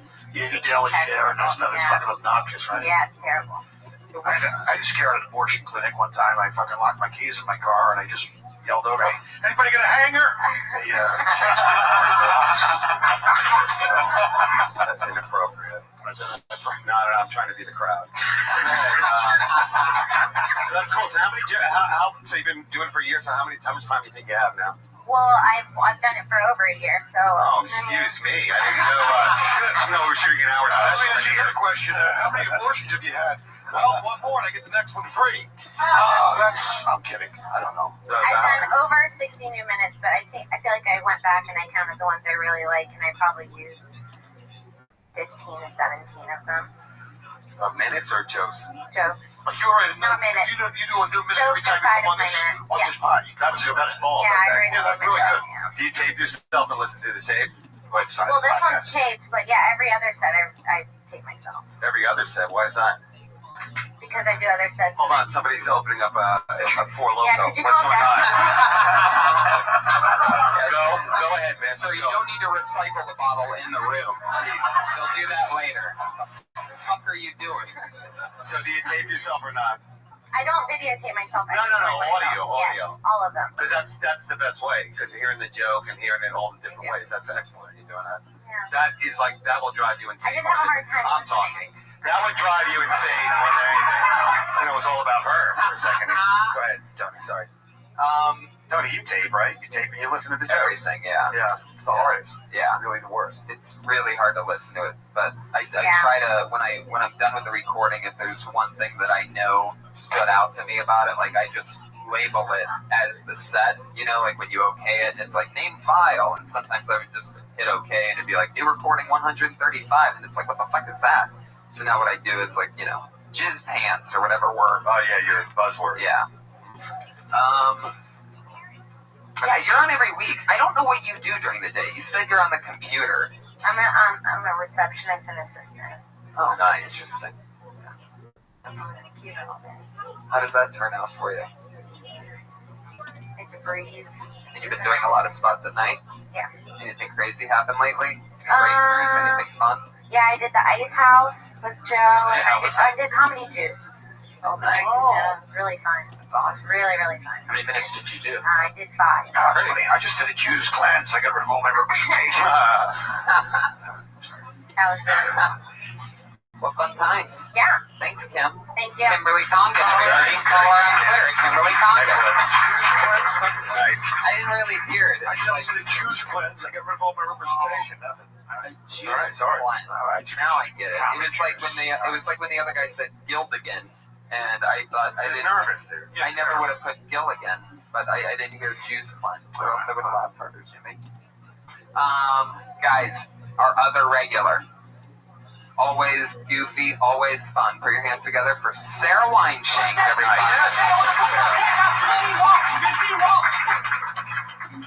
What's up? What's up? Really, really fucking happy. I never have to take another science class again.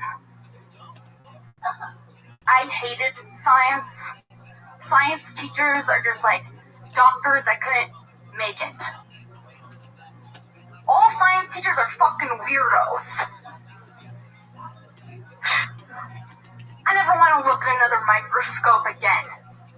I don't even know what the hell you're supposed to scope. When I was looking into the microscope, I scoped nothing. I was like, wait, what are we looking at? Am I training to be a doctor? You want me to look through a lens at a specimen? I'm in 6th fucking grade. You want me to look at a lens and scope it out? There's nothing to scope. I don't care what a plant looks like. I don't want to draw it. I'd rather look through a kaleidoscope. Bring me a fucking kaleidoscope. I don't need a microscope. I just want to see some colors. Good job. Commitment. Yeah, you're all angry about that 6th grade science class. Yeah. I think you've had enough time to get over it. Needed to be said. How long have you been doing this? A few years. There you go. And that's a character. Yeah, well, it's like another side of me, but I don't walk around like that. Like, I'm a normal person. You know what I mean? I'm not always on, but this is how I feel inside. But this is you right now. We're This is talking me. to you? When I'm talking to you right now, Yes. I'm not going to yell at you. Okay. Well, at least unless I'm fired up. Okay, but the other character is a composite of what? Of how I feel internally, but I'm a lady. You're a lady. I'm a lady but I'm an angry lady. But in public situations, I will be my most ladylike self. But this is my place to be how I really feel. Last question. Yes. Who picked out those pants? You or the character? No, I'm wondering if that's part of the character. No. I definitely picked these out. Thank you. Thanks, Phil. Thanks, Phil. Now, wine shank. Normally, your style is you take something small, and delve into it, break it open. Make it bigger. Yeah. Reverse Seinfeld. Yes, exactly. Exactly. Normally, it's like, shaving cream or something, something that people deal with usually. And I think that's what sort of happened here tonight is you went from taking these niche things and making them bigger to your niche thing. Nobody in this, you're talking about microscoping. You know what I mean? It also was like one joke that you seem like you kind of just repeated through the whole thing. Okay. Well, so many of your things are usually condiments and like things that people see or deal with. So, I'm just saying, like, okay. What do you think about what made you so passionate about your 6th grade, like, microscopes? Everyone who went to school and wasn't fucking around had to look through a microscope at some point, right? And so I felt like that was going to be relatable. Maybe I didn't make it relatable enough, but I know for a fact a lot of these eyes have seen what I've seen through a microscope, which is nothing. Let's go back to our Asian comic. Did you find that interesting, science, or no? Pants are interesting. In all your days of microscoping, Sarah, did you ever use the knob on the side of the microscope to adjust the level to go to where it became really cool? Yeah. I was gonna talk about the knobs and I forgot. I wrote that down. I'm sick of knob jokes. I'm glad you fucking let that out, personally. Breath of fresh air. You put a slide in there? What was on the fucking slide? A specimen. I don't know what it was. Yeah. Blood. I don't care. Plants. See, I had my own. So this is from your high school days that you were talking about, It's right? just like, I think sometimes, I don't know how the fuck I passed biology. Yeah? And I'm glad that I don't have to look in any more fucking microscopes. All right. You know? Hey. Got it. I understand. I grew up with a microscope, but it was a lot, I guess, cooler for a kid. Like a boy to grow up, like putting your cum on there and looking at it. Oh, Jesus Christ. It's just to beat off. Listen, the thing is, I just think it's funny, but in some parts of the world, girls aren't even allowed to fucking wear shoes. So, the fact that you get to look at a microscope, I mean, really, come on. Be a little more third world about it. you could have been a fucking CSI and you fucking liked looking through a microscope. You could have a whole fucking other career and not being criticized by fucking us. You could have been on a fucking, homicide fucking solving team. I would hate that. Is there anything anything happened lately that you're more passionate about than microscopes, or is microscopes really at the forefront of everything? Like, you seem like you're really venting like a teapot. Is that where we're all went downhill? I was just thinking, like, well, there's other shit, yeah. I was thinking about. Maybe just one thing, like anything else crazy going on? Well, I remembered something that happened in a relationship, and then I got pissed and sad, and then I felt a lot of things. Save it for next week. Next week. That was a nice little Easter egg. Little teaser. Really, nice tease. Nice tease. You love the microscope, babe. You're going to love this. Hey, you know what, though? You've got great energy, and you're different. And that's like, it takes everybody forever to find out who they are. I think you know who you are, so that's cool. Yeah. Yeah, absolutely. Thank you. Oh, sorry. No, yeah, absolutely. I appreciate it. You're welcome. Sarah Wineshank, everybody. She did it again. The girls both with a brand new minute. So fun. That's amazing that they're each doing a new Every minute single week. Yeah, that's real loud, Tony. Yeah. Either you're a Svengali to get them to do that kind of shit. What's a Svengali? I don't know. It's like a good man. Like a mind reader. Either way, these girls come up here and they do a new minute every week. Yeah. And they get to perform it all during the week and then they come up. Yeah. Oh, wow. Yeah, it's fun. They go work on their minute, they come back and bring it to Tony. It's nice. Yeah. And then they go do longer sets other places and slide the minute in and rotate a new 30 with the older. They could do it anyway, But the only thing is new minute here. Guys. I don't think I could do a new minute in a week like that. It's interesting because it would level out too. I mean, it's not like everything's going to always, connect. Like Kim said, she's done, 70 some episodes or whatever, and she was honestly saying, between whatever she said, 15 and 17, which I think that's probably about what I was at shortly after a year. But it's not always hits, but it is 52 new minutes a year. Well, it's the writing. It's a constant writing and coming up with stuff. I mean, that's where you find it. It's writing and performing and writing and performing. Right. That's what gets you better. And most people, I feel like most comedians don't really get that until a few years in, is how much writing and work that it is. So it's good that they're starting off on sort of like a different regimen. Yeah, plus it's ballsy. I mean, you come up every week and do it in a minute. That's, it's great. So there they are. Put your hands together for Kimberly Congdon and Sarah Weinschenk, everybody. So fun. Guys, we did it. Kill Tony 70-something. Hashtag 70-something. Put your hands together for Scott Kidd. He's our Patriot this week. Scott, anything you want to promote? You're at DevoKid on Twitter. That's at DevoKidd, correct? Yes, that's correct. Anything else coming up? I've been helping some friends out. Anytime with Doug Reed, check it out, guys. Bad News Weekly. Why not? Sure. I'm not sure what the name of any of that is. Or what you... Series. Don't worry about it. Okay. There you go. Next time if you say that before, people will actually be able to Google it or something. Scott Kidd, everyone. Our sponsor was Elise Lane. She's at The Girl with the Pan on Instagram and Facebook. On Twitter, she's at Elise Lane. Delicious oven roasted potato wedges with steak and mushrooms. And a vegan poutine for me. Nice. Vegan for you? A little bit. I don't like to talk about it, but it's sort of like yeah. So on fucking Thanksgiving at your house, you have trimmings, put all the trimmings, is what you say. You sit around and carve mashed potatoes and go over the place for Thanksgiving. I kill it on Thanksgiving. Turkey, stuffing, well, go fuck yourself, because I want some fucking meat and stuffing like a goddamn human being. Dave Attell, everybody. Thank you for having me, guys. What's coming up? What do you want people to listen to? When does this episode air? Couple weeks. Yep. If it's around Veterans Day, I'm doing a Veterans Day benefit for the Military Family Assistance Association at Gotham. That's November 11th. That's Veterans Day, and please come by. We need your help. And if not, maybe you'll catch me at the Comedy Underground live version at the Village Underground in New York City, because I assume we'll be having some that way. We're doing some this way, that way. And for those of you who watch and the comics who supported, thank you so much. So Hell yeah, Dave Attell giving comedians a shot on Comedy Underground on Comedy Central, including Jimmy Schubert, who was on that show. Yeah, it's great. One of the best comedy shows on TV. Jimmy, what else? Nothing, man. Just I'm going to be out touring at JimmyShubert.com. Check my tour schedule. I'm going to Austin. I'm going to be at the Workout in Atlantic City.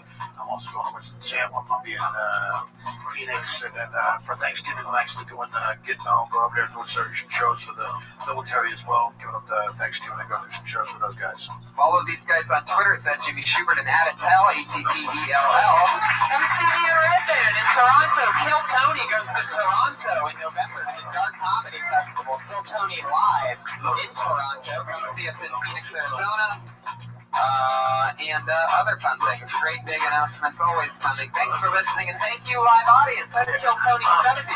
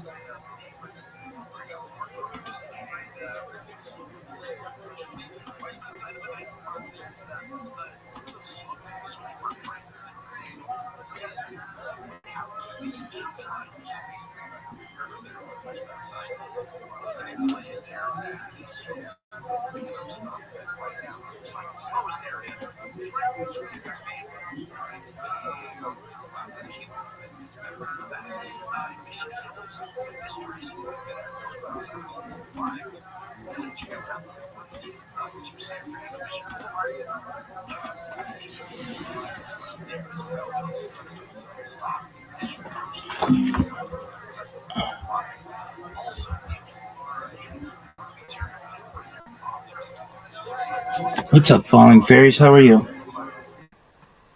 Can you hear me?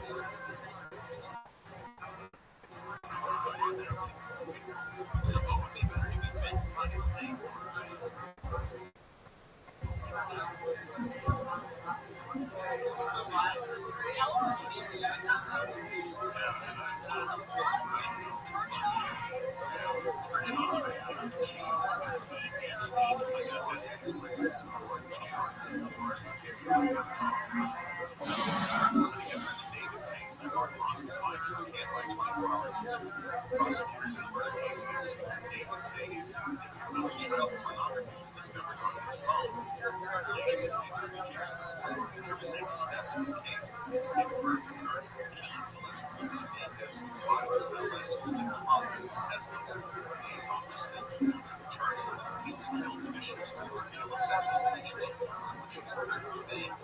Prosecutors have said they have 140 terabytes of stuff. The top 6 candidates for governor in California and San Francisco. Gas prices, taxes, homeless, and the state. Cited County Sheriff's head beyond those who Republicans are not criticizing the Democrats in California. California doesn't have a limited problem. We have a money spending problem. Decades of Democrat failure. Candidates will criticize President Trump. As he made state's homeless problem. Not knowing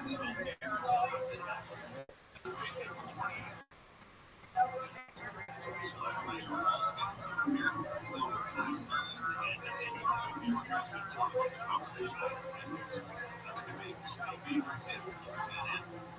on Wall Street, child's related investigation finds dangerous than 70. Federal watch investigation found 145 lawsuits linked to popular CNN platform has exposed kids to predators who use it to recruit and exploit young users.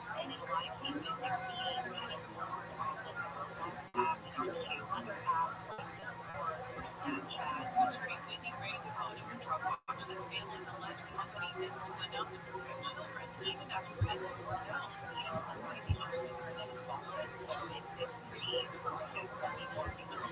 But Roblox has added new safety tools. Devon says parents is willing to be actively involved in how their kids communicate. A court judge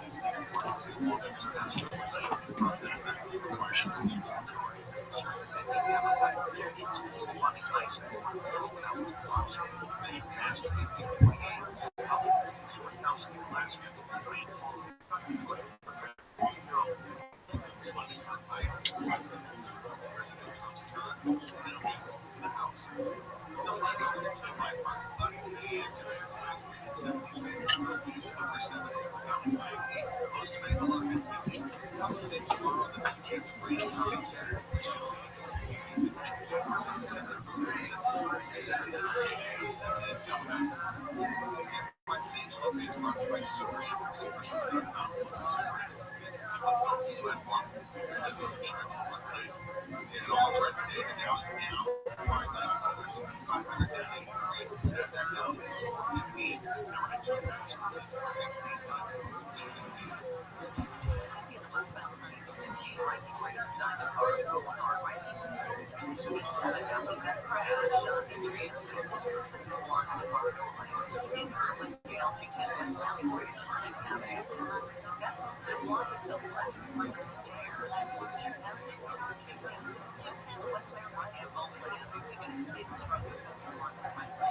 Santa Clarita, 14 northbound and Sierra Highway. A stalled car is blocking the right lane there. Also downtown LA, 110 West Street. Another stalled car blocking the right lane. Just contact that to the right shoulder. In Torrance, on the 405 northbound, moving into our T-shirt car. Got a stall. It's got that middle lane blocked. And in Anaheim Hills, 90 westbound after Erie Highway. There's a stall from the lanes there. Some California's listed for traffic reports on Jimmy Garden.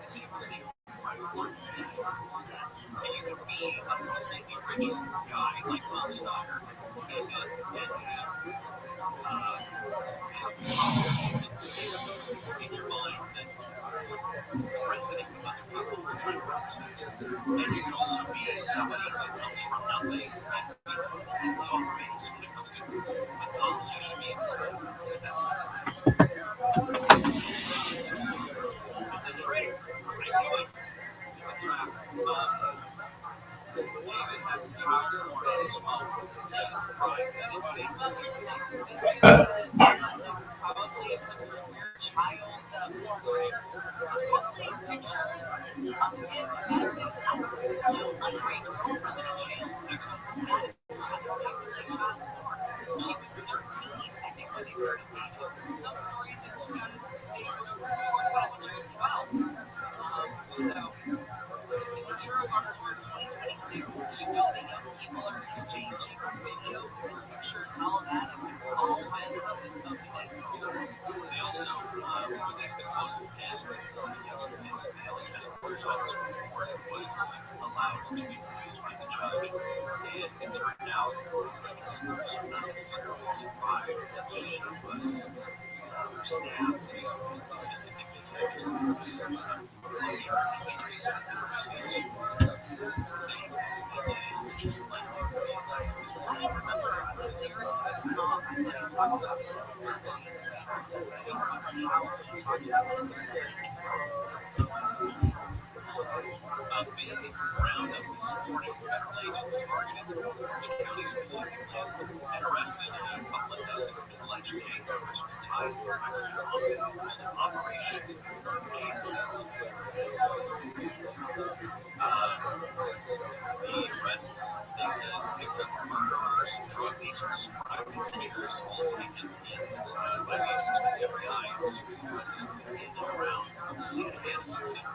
Can I just give a shout out reminding me of old gangsters to the Netflix The Five Families documentary series about the mafia?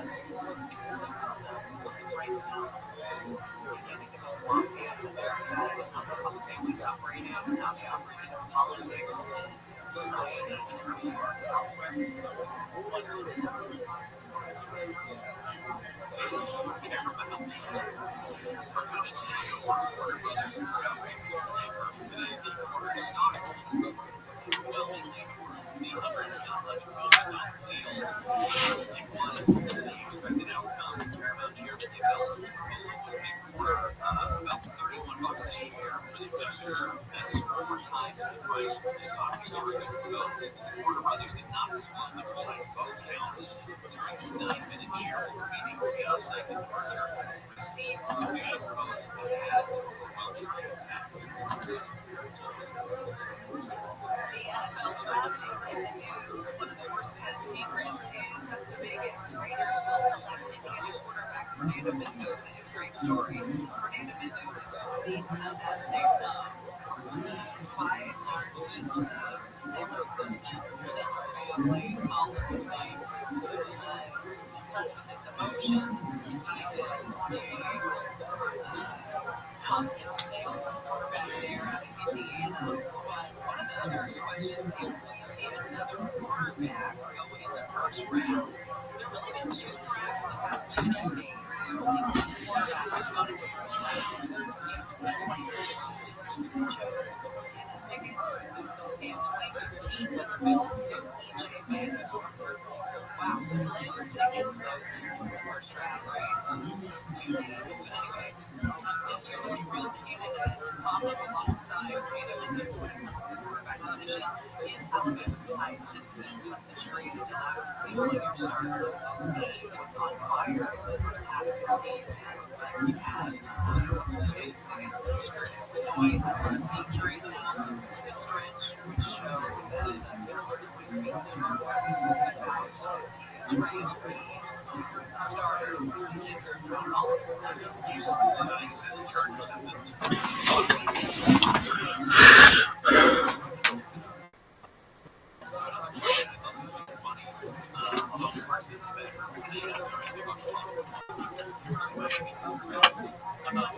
but they're talking about whether Carson Beck Look at that, I'm going to check it out a minute to the table.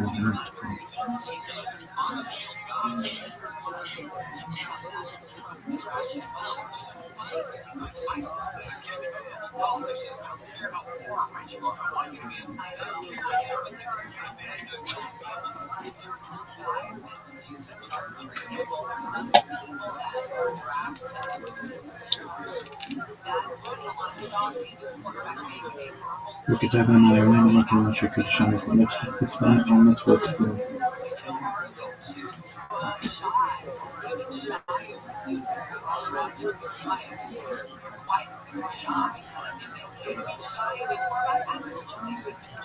Bergsham Cardinal.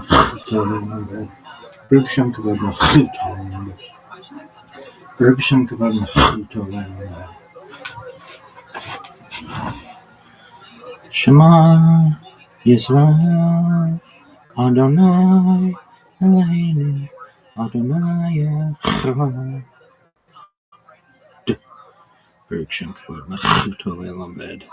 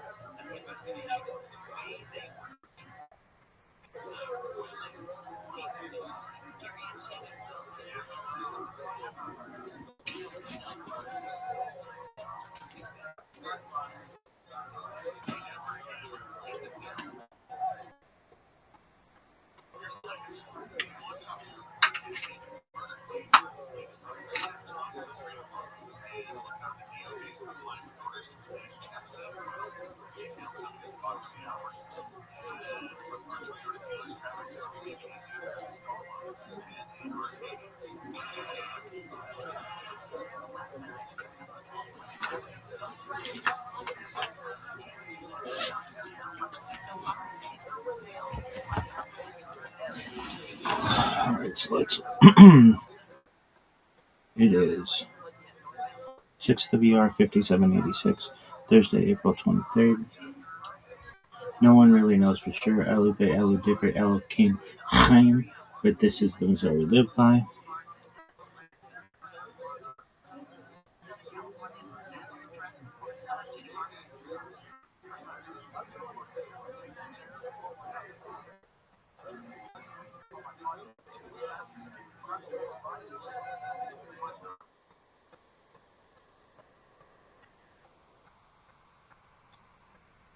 $37.61, creation of the world, birth of Adam and Eve, Chava. $36.31, 130, Seth, son of Adam, is born. 50, 35, 26, 235, Enosh, son of Seth, was born. 34, 36, 325, Kenan, son of Enosh, was born.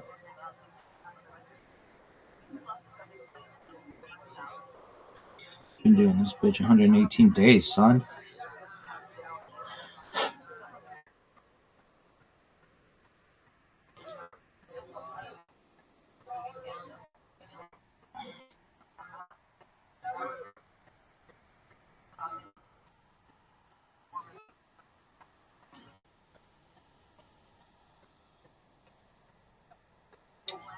Brookedoda and Iolana Makam Shirkat Shanabim Stafetzivanu Al Sephrat HaOmer. Blessed are you, Hashem, our God, King of the universe, who has sanctified us with his commandments and commanded us concerning the counting of the Omer. Today is 22 days, which is 3 weeks and 1 day of the Omer. May the merciful one restore unto us the service of the Beit HaMikdash in its place speedily in our days. Amen. Salah.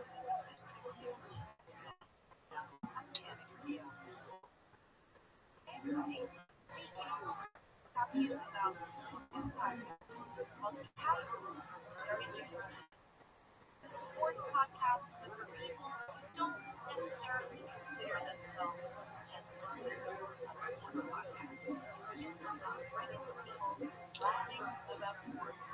None of us is screaming. I mean, we might scream, but it's going to be about something very silly, not about something serious. We're just not going to take it seriously. Is this making sense? You guys kind of get the vibe. Tuesdays and Thursdays, we have fun. I follow them. Listen, it's unclickable. You can always unclick it if you click on some bad decision. It's not making it. If you click it now, you'll never miss an episode. That's ideal. It's too. Oh, it's good.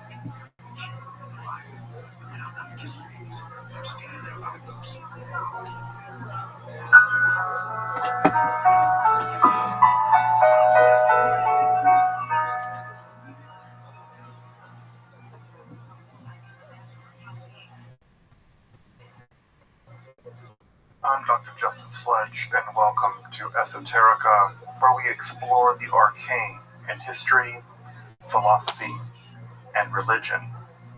One of the most difficult aspects in starting to study Jewish mysticism and Kabbalah is getting a handle on just how those ideas developed over time. It's tempting to think that, for instance, Kabbalah has just always existed in the form that we have it, or that Kabbalah is just one thing at all. Of course, neither of these positions is really tenable. Such notions developed greatly through the ages and are still developing. And there are now, and there have always been, numerous mutually exclusive schools of Jewish mysticism and Kabbalah. This class is meant to serve as an introduction to Jewish mysticism and Kabbalah from the point of view of its incredibly complex development from the prophets of ancient Israel and to the rise of modern Hasidism in the 18th century. Of course, this series isn't meant to be exhaustive by any means, but only should serve as a springboard for deeper study and reflection, and hopefully it will also enable you to situate developments in Jewish mysticism and Kabbalah in their historical and cultural context, and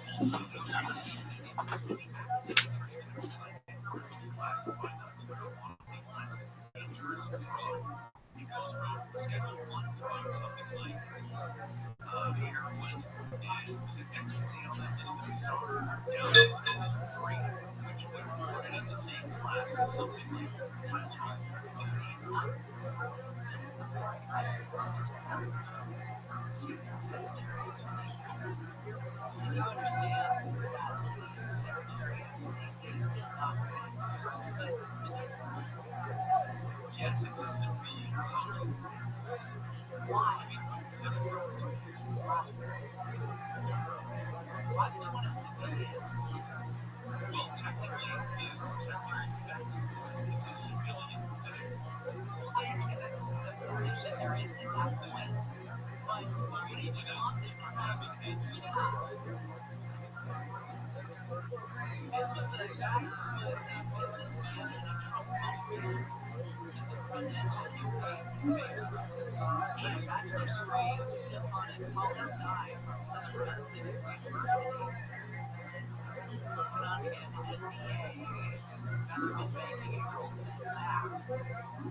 Anyway, apparently held a number of fundraising events at his home in Palm Beach, Alaska. Private fundraising dinner for Donald Trump at the time. The issue that got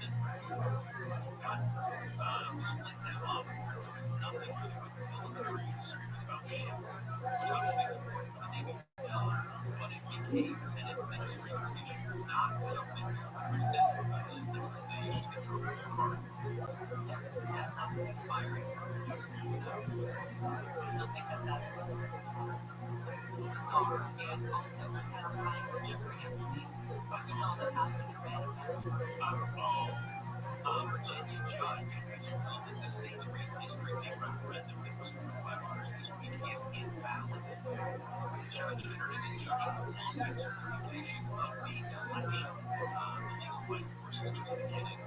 Part of the issue was that the question that voters had on their ballot seemed to be a bit misleading because it would, quote, restore fairness in the upcoming elections.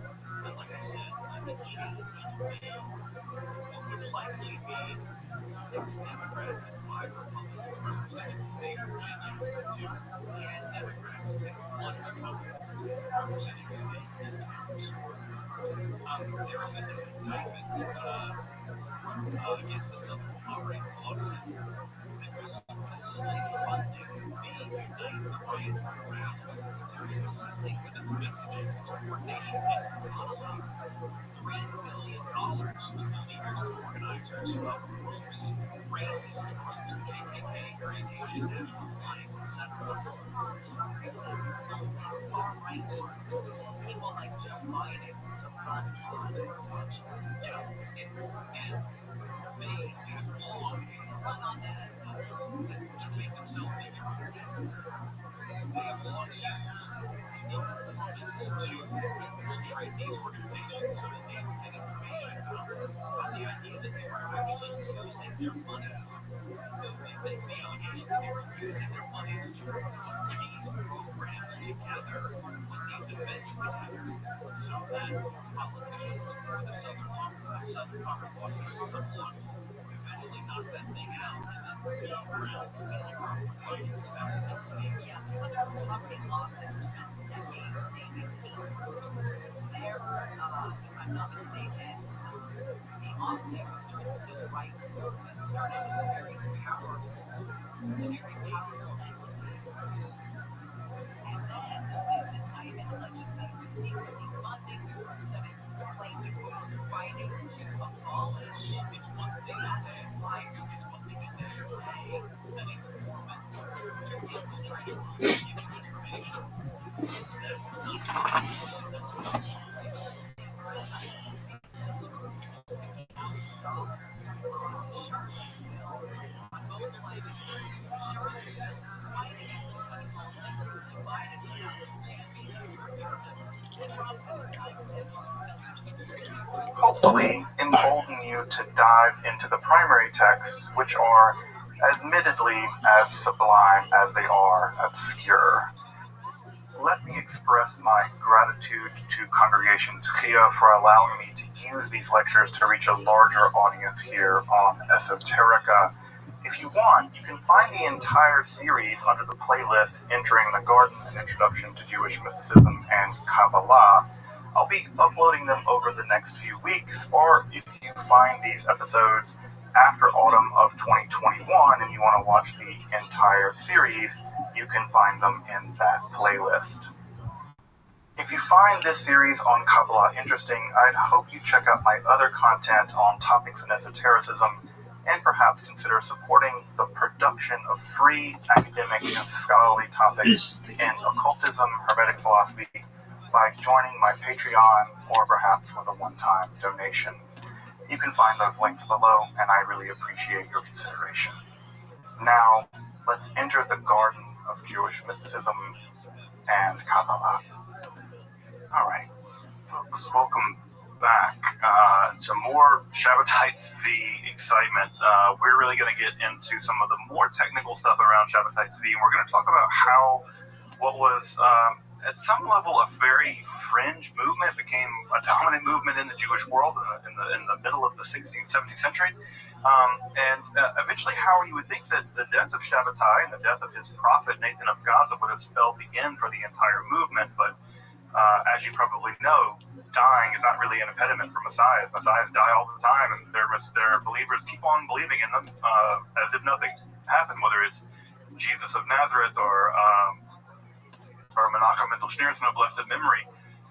People continue to believe in their messiahs. Death is just a speed bump on the way to eternity. And so we'll turn to that and how the Shabbatian movement continued after Shabbatai's death, and how it thrived all the way probably at least into the 1880s, and maybe even later than that, especially in Turkey, although we don't know what its status is these days in Turkey. So what is the recap for tonight? Well, the recap is there was a guy in the 17th century that believed he was the Messiah, and so did half the world's Jews. That's the recap. There was a guy, Shabbatai Tzvi, who was declared a Messiah by a relatively minor Kabbalist and healer in Gaza, Nathan of Gaza, Nosan Gazati, and he was declared Messiah in 1665, although he had messianic pretensions as early as 1648. And between 1665 and 1666, half of the world's Jews seemed to have accepted his messianic claims. And this is evidenced by the most classic example of the evidence for this is the prayer books that get printed. The prayer books that have pictures of Shabbatai Tzvi in them. The prayer books that have prayers for Shabbatai Tzvi. The letters that come over and over again from major rabbinical figures all over the Jewish world that affirm belief in Shabbatai Tzvi as the Messiah. And we talked a bit last time about the life of Shabbatai Tzvi, the sort of the ups and downs of his life, of Nathan of Gaza, and things like this. So we talked a bit about the life and times of Shabbatai Tzvi, but what we didn't get into last time is exactly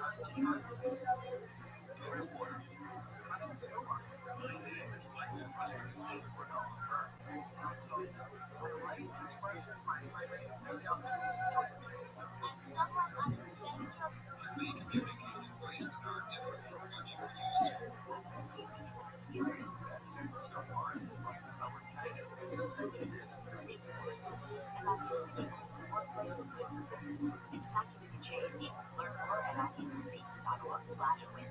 Here's that song. Here's that song. Here's that song. It's gone. Stop it. Here's that song. Watch that TV show, but you should have time. Often enough to make sure your line car safe with your age and size. Show me love. You'll see. Visit NHTSA.gov/lights. Brought to you by the National Highway Traffic Safety Administration and the Ad Council. Producers who brought you Princess of the South and Chicago's The Setup, a new romantic comedy podcast starring Rabbi and Christian Navarro. The Setup follows romance or true love at a big hour. Big exciting action.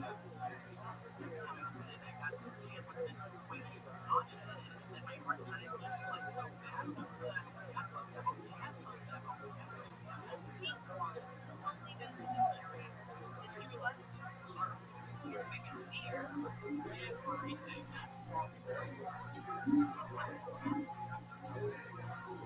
When the perfect man walks into his life,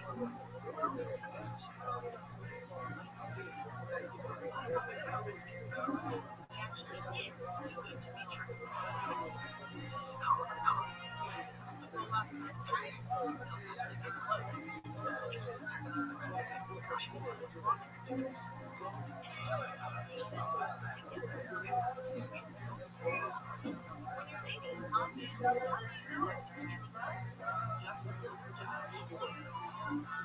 Listen to The Setup. The Setup is the number one podcast network in iHeart. Open a free iHeart app and listen now. AM 640. iHeart Radio station. More stimulating talk.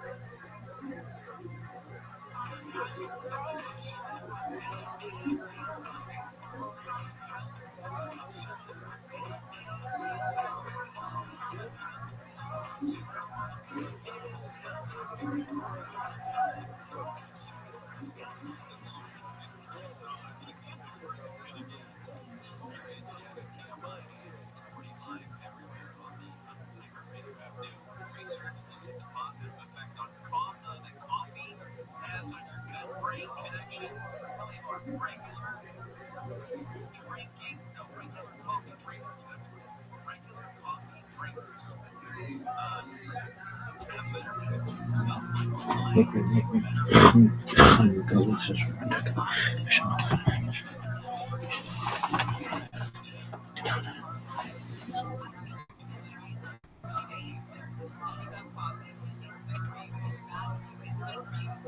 we just can't do this forever.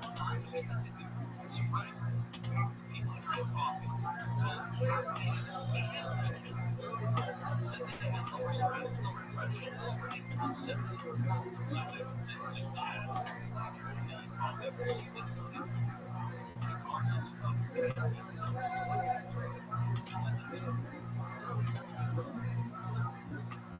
I was just thinking that a story. It's not my story to tell. That money spent once with my decaf coffee before one day maybe I'm going to tell that story. It's not my story to tell. I've never heard anyone use their coffee line. Everything lost is that their mind over decaf.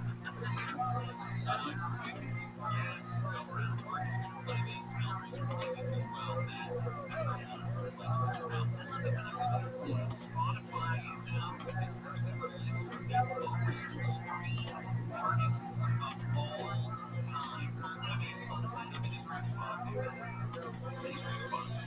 Most streamed artists in the history of Spotify. I know I think the first 16 songs that made it check. Taylor Swift, number one in the page. Most streamed artists of all time on Spotify. Michael Jackson, not on the list. Not even in the top 20.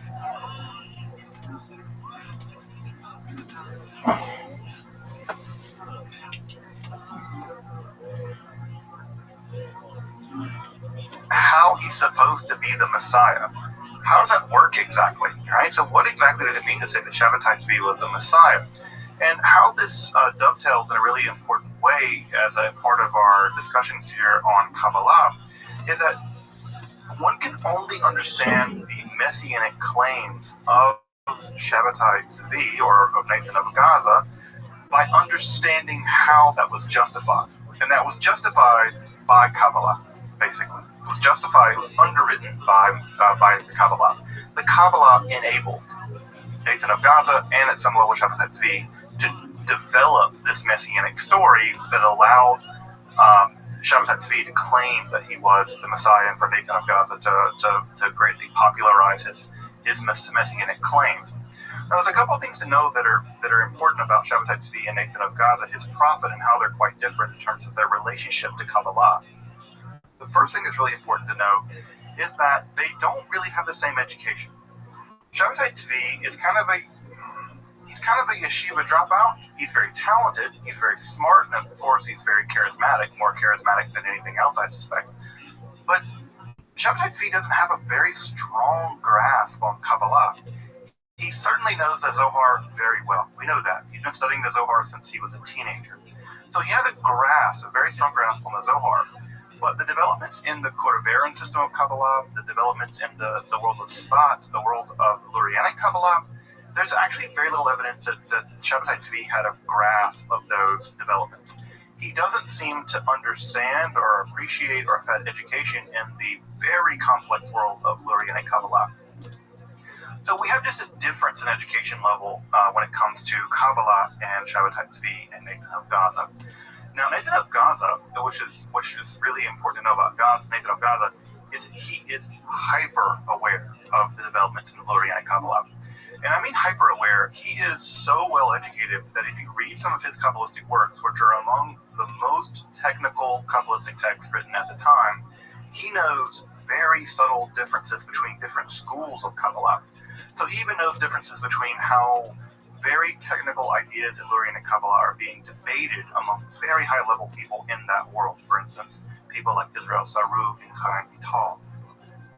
So Nathan of Gaza is someone who knows these conversations. He is a technical maestro when it comes to the developments. He's at the cutting edge at some level of some of these developments. And it's going to be really important because how Nathan of Gaza is going to justify Shabbatai Tzvi's messianic claims are going to be by appealing to and, I don't know what's the right word, augmenting, changing, corrupting, whatever word you want to use. He's going to be relying heavily on Lurianic Kabbalah, but he's going to do his own thing too. He's going to do his own thing. We'll see this in just a moment. Shabbatai, for him, his messianic claims, which we can see in his letters, are not justified by appealing to complex ideas in Lurianic Kabbalah because he doesn't know much about it.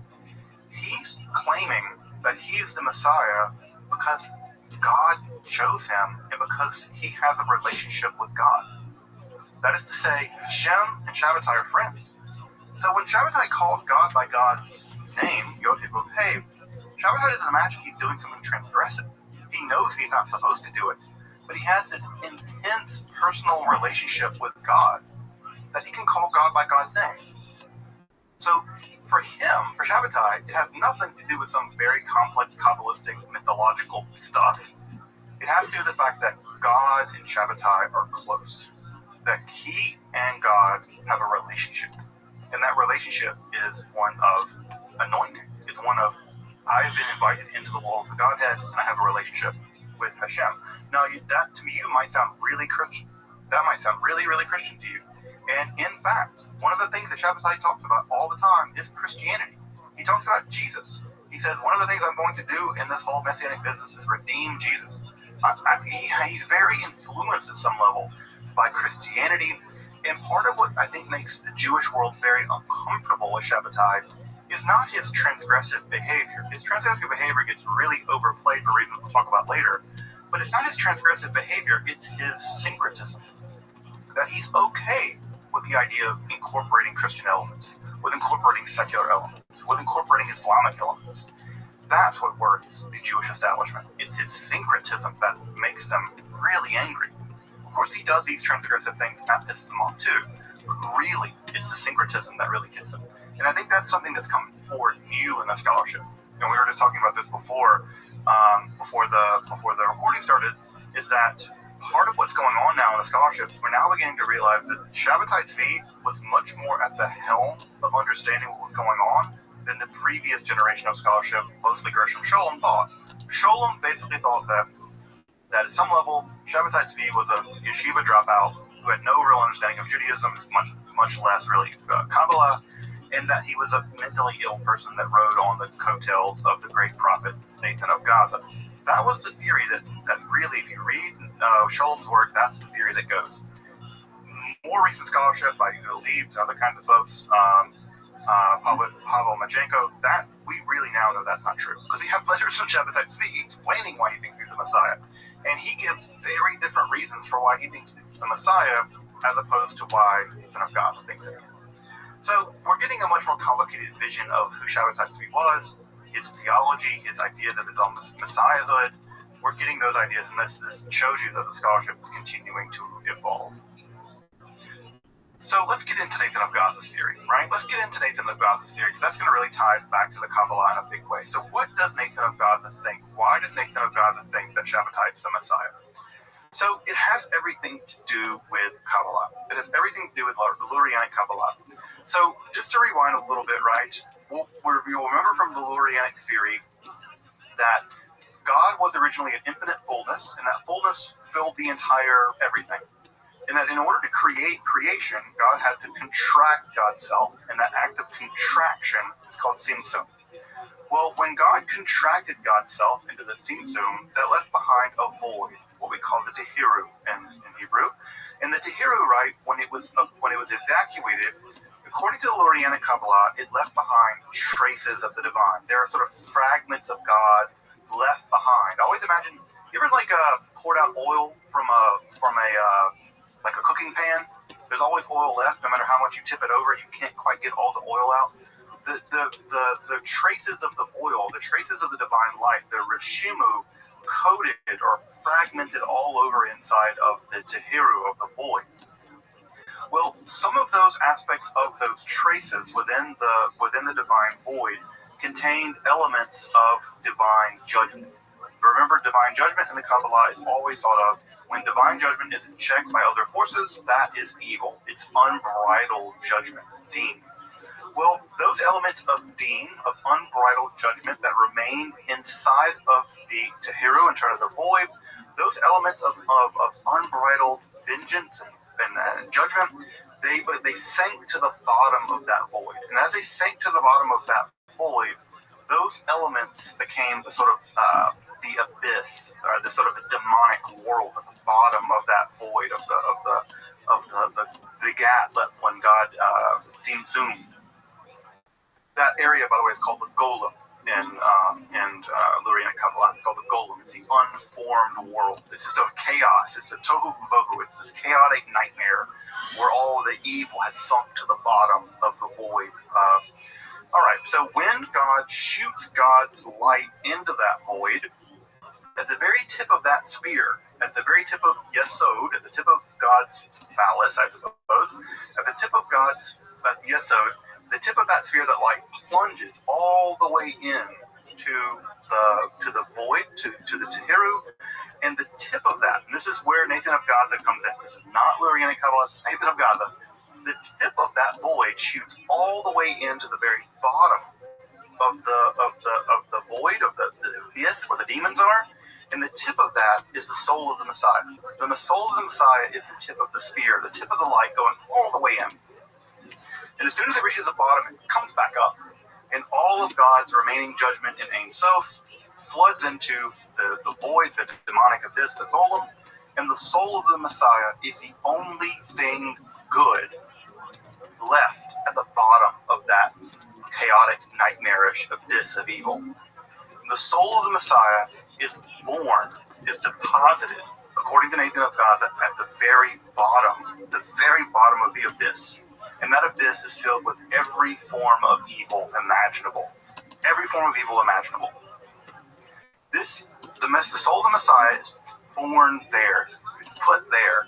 And there, the soul of the Messiah becomes infused with all this evil. And it's only through this unimaginable process where the soul of the Messiah has to redeem itself, has to climb out of this horrifying abyss of evil, that in the process of redeeming itself, eventually it pulls itself all the way up, right, through these horrific world of what I call the Tanaim, the dragons. The text that describes this is called Drush Tanaim, the treatise on the dragons. As the Messiah's soul fights vigorously, strives vigorously to purify itself, repurify itself of all this evil, eventually the soul of the Messiah reaches sort of the event horizon, right? If you want to think about this in terms of a black hole, it's like a black hole, but eventually the soul of the Messiah can get to the very top of the event horizon, right? And just barely pop through. Now, when it barely pops through this horrific world of demonic power, it's still corrupted deeply with demonic power. It's still infused with evil.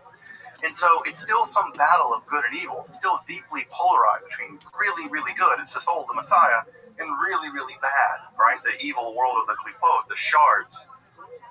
And as it climbs out, it eventually crosses back through the event horizon of evil, which you can't do with the black hole, but it crosses through, and it's still influenced with all this evil. But as soon as it climbs out of the world of klipot, it has to find a body. And when it finds a body, the soul root that finds a body, whose body did it find? It found the body, according to the Nathan of Gaza, of poor Shabbatai Tzvi. And folks, that explains Shabbatai Tzvi. That explains these, according to Nathan of Gaza, these illuminations and these darkness periods, his sort of manic behavior, manic depression.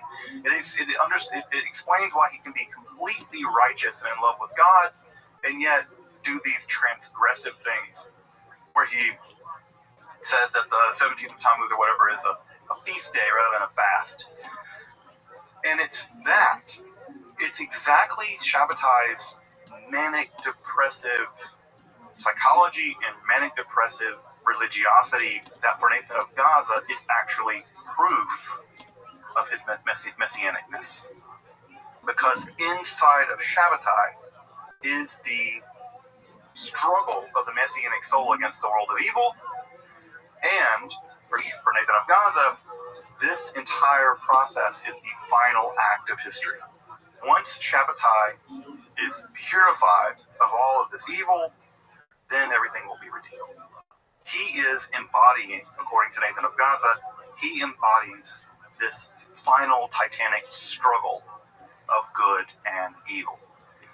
Now, what did the apostasy mean? Right? Because again, Nathan of Gaza is formulating this idea in 1665.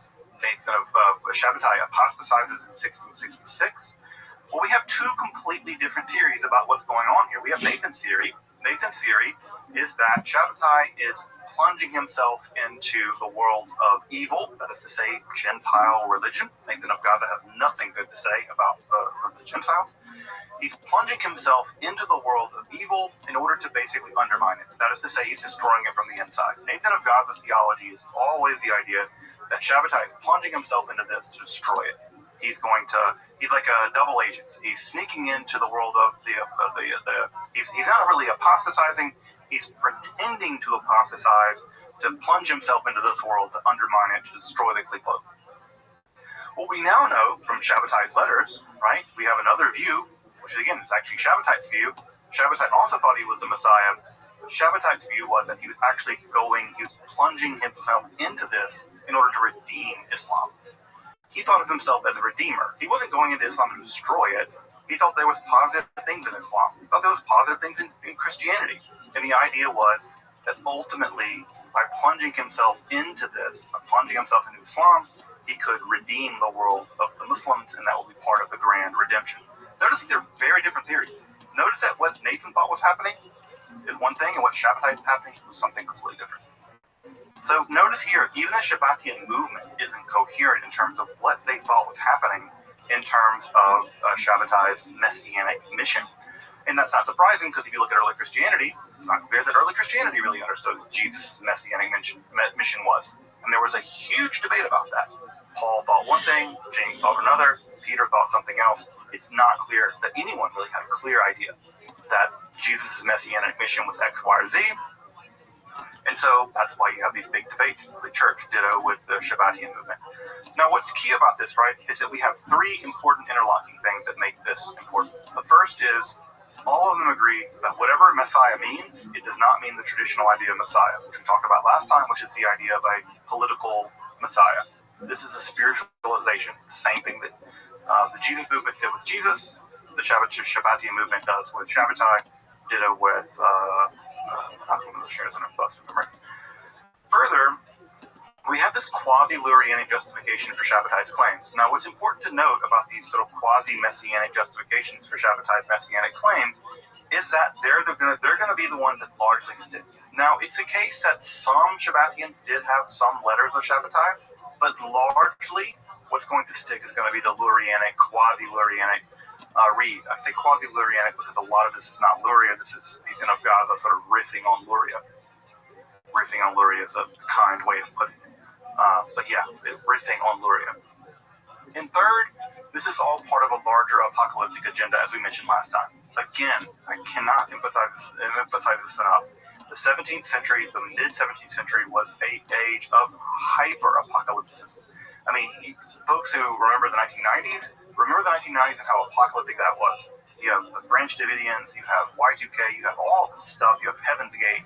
It was a very apocalyptic time. Well, take that and turn it up to 50, and that gives you some sense of how crazily apocalyptic the 17th century was. So this is part of a much bigger apocalyptic world, and Shabbatai's messianic claims are all about the end of the world. And to give it a sense of that, I want to read a letter of Nathan of Gaza here, just a chunk of a letter from Nathan of Gaza. And I'll read it relatively briefly, just so you know kind of what the mood felt like. So this is a letter of Nathan of Gaza to Raphael Joseph, who was a Chalevi of Cairo, who was a big-wig dude in Cairo. In fact, he was the guy that gave Shabbatai job. So I'm reading the translated lines of Nathan of Gaza. Quote, nowadays, we again face opposing forces. They are wholly ineffective, however, and injure no one but themselves. For the final end is now upon us.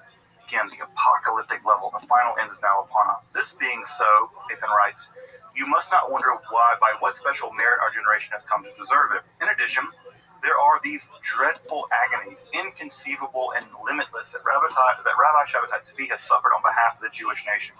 Consequently, he has full power to do with this nation whatever he pleases, to justify or, chas v'shalom, condemn them. He may justify the most depraved sinner in existence, even someone like Jesus, or condemn anyone who doubts him, even if he be the most pious person alive, to unspeakable torments.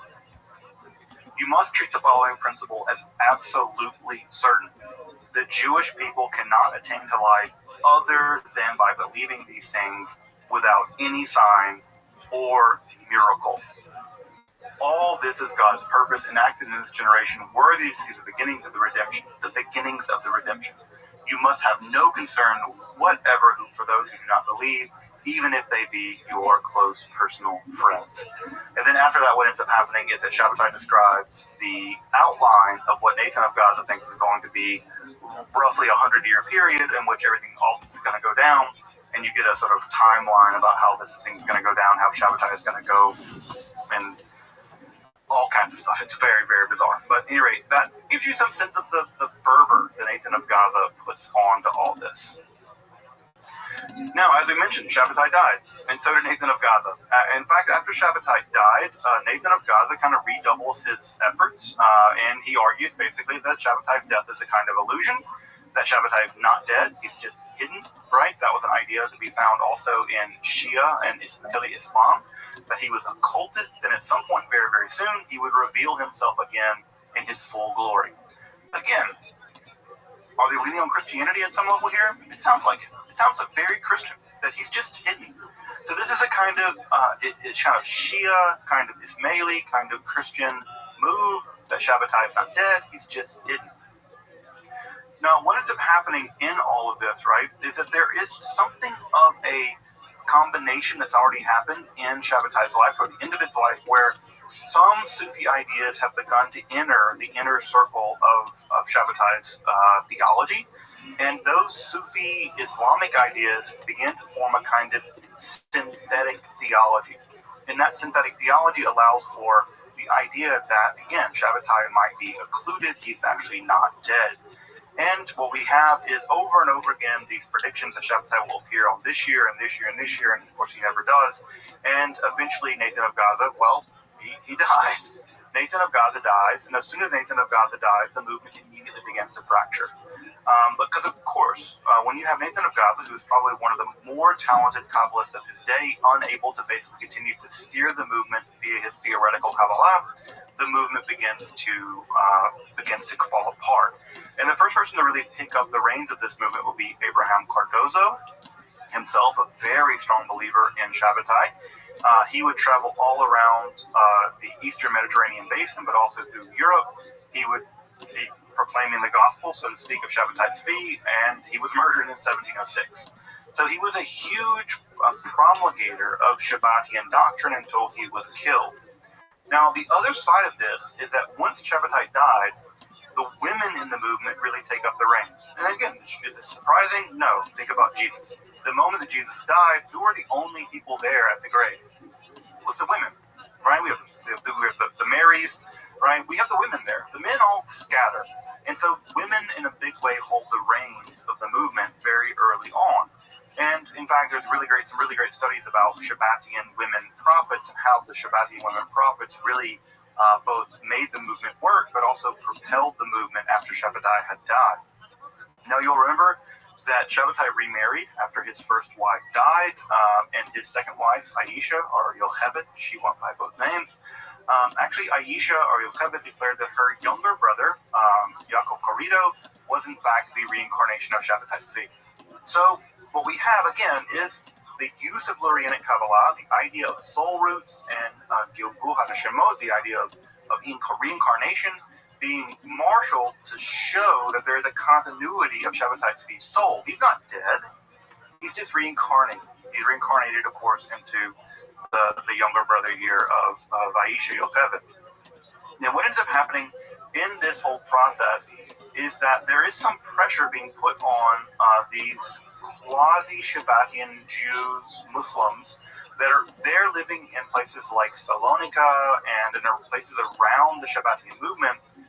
Remember that part of what happened with Shabbatai Tzvi is he was condemned for not being Muslim enough, and he was exiled all the way in what is now Montenegro. And so some of the people around him that stayed around him, about 300 families or so, these were Jewish believers in Shabbatai who had never converted to Islam. And eventually, with Aisha's pressure, probably she's getting pressure from the Ottoman Empire, they all convert. Right? We get a mass conversion of about 300 families who do convert to Islam in 1683, some years after Shabbatai has died. That core of about 300 families, right, which is the size of basically the synagogue I grew up in, that core was going to form the core of the post-Shabbatian movement.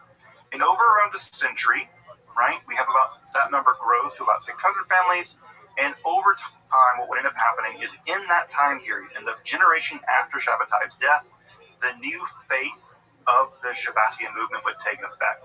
And basically, the new faith looks something like this. There is a Torah that is composed of 18 laws. There are 18 laws that make up the Torah of the Shabbatian movement.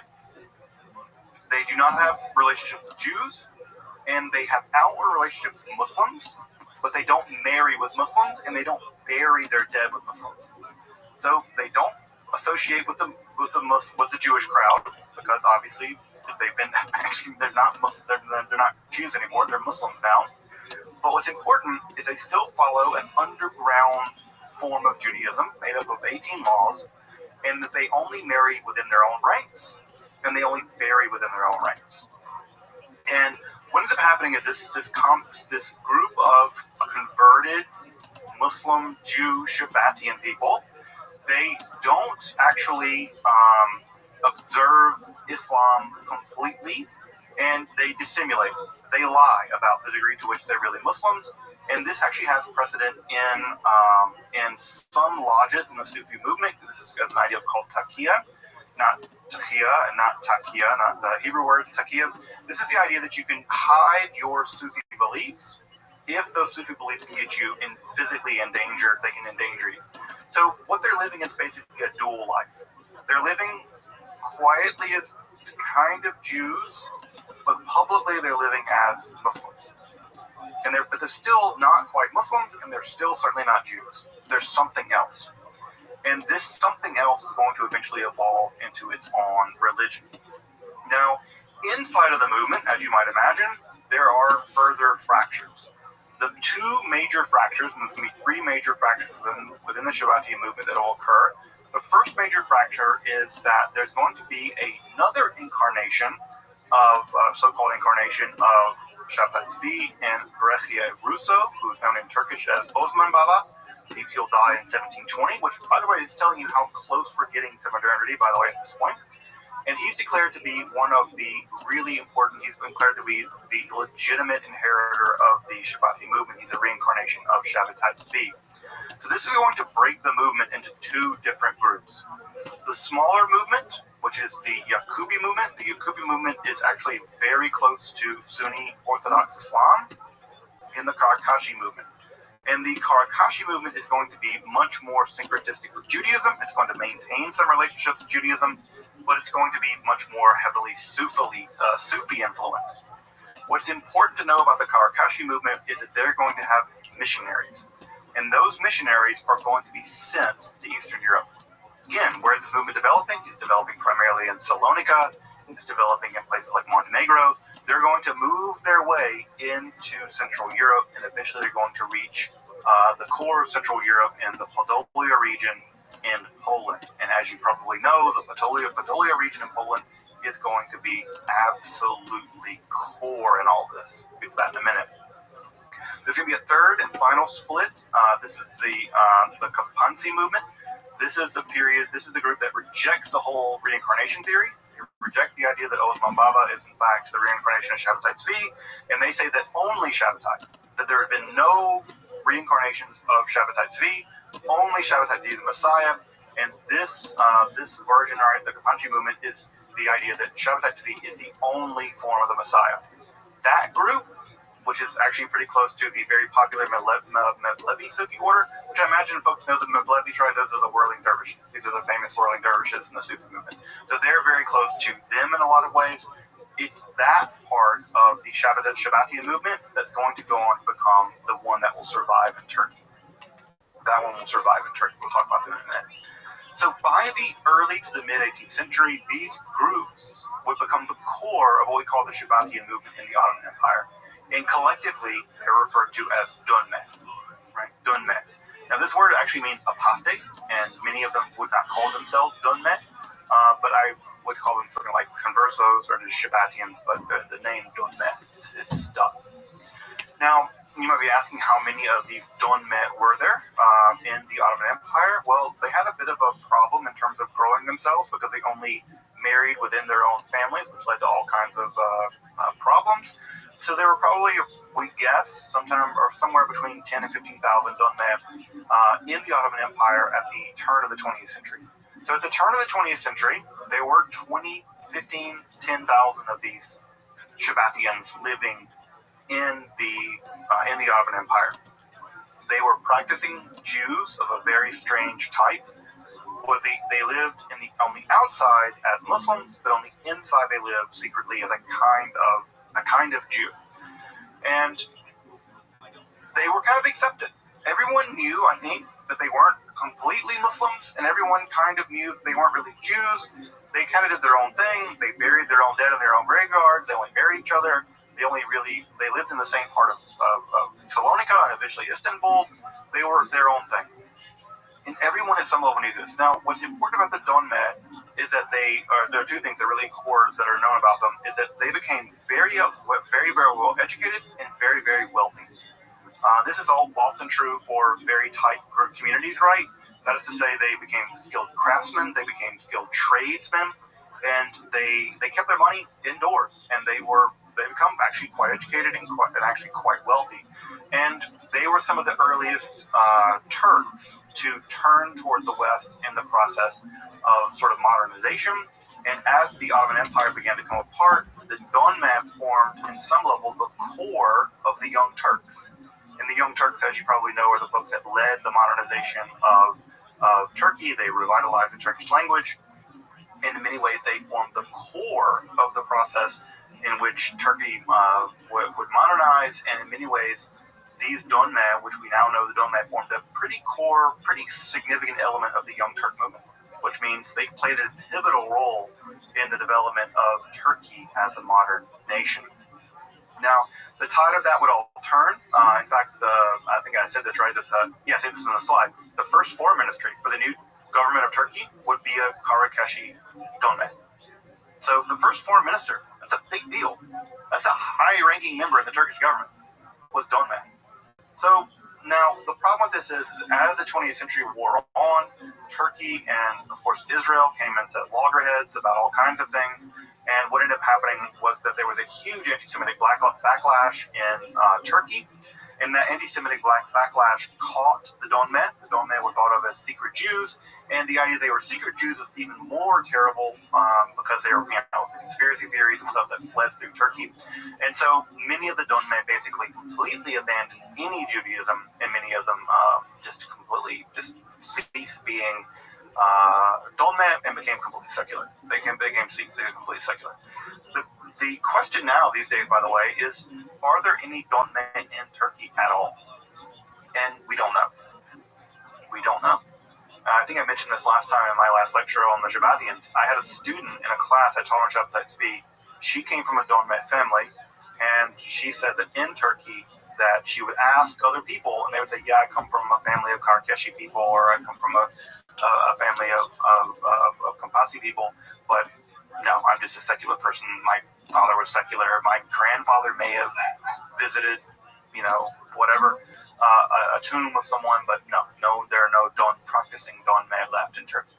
The problem with this, of course, is we don't know, because part of what the donme do is they don't tell anyone they practice this. They practice this idea of takia, which means they don't make it public that they are, in fact, Shabbatians. So are there Shabbatians left in Turkey? Maybe. Probably not. They're probably extinct. But are there donme families left in Turkey? Probably. Yeah, there are definitely donme families left in Turkey. But are there any practicing Shabbatians in Turkey? The data seems to indicate no. It seems to be an extinct religion. But I'm leaving the door open for the possibility that they're still over there, but I think that the odds of them actually surviving are pretty low.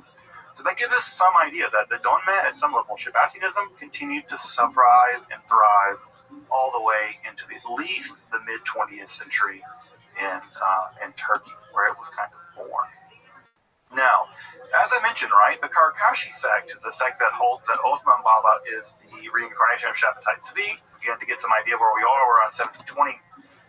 That sect, the Karakashi, were much more willing to mix Judaism and Islam, and remember, it was that sect that sent the first post-Shabbatai missionaries into Eastern Europe. Now, you might wonder, why in the world would anyone listen to this in Eastern Europe? Why would Jews hear these guys out? Shabbatai's dead. He's been dead for a generation. It was a huge disappointment. It was a disaster. This entire thing was a disaster. Why would any Jews listen to the idea that Shabbatai Tzvi is the Messiah, despite the fact this entire disaster has happened? Well, the first thing is that news of Shabbatai's death actually happened really slow. It took a long time to get to Central Europe.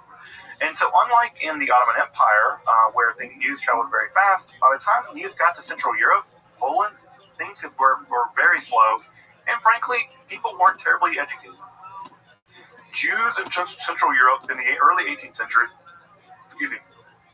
Jews in Central Europe in the late 17th century, in the early 16th century, or late 17th century, yeah, they're not terribly educated. This is a very, very rural, very superstitious, very mystically inclined group of people. Remember that the Judaism of the Ashkenaz, the Chassidei Ashkenaz, have historically been very interested in supernatural, very taken with those kinds of ideas. Secondly, knowledge of Kabbalah at that time was very, very piecemeal in that area. Now, knowledge of Kabbalah in other areas was much higher, but at this point, early on in late in the 17th century, knowledge of Kabbalah was very, very piecemeal, very fractured. What's important to know about this is those people coming in, some of these Karakashi missionaries carrying the gospel of Shabbatai Tzvi, had a much higher degree of Kabbalistic education at some level than the local people did. So this is very impressive. Further, Orthodox Judaism in this region was much, much more oriented at the level of practice than belief. What really mattered for these people, and this is true for many factions of Judaism, is it matters much more what you do at some level than what you believe. And so belief was a bit more weird.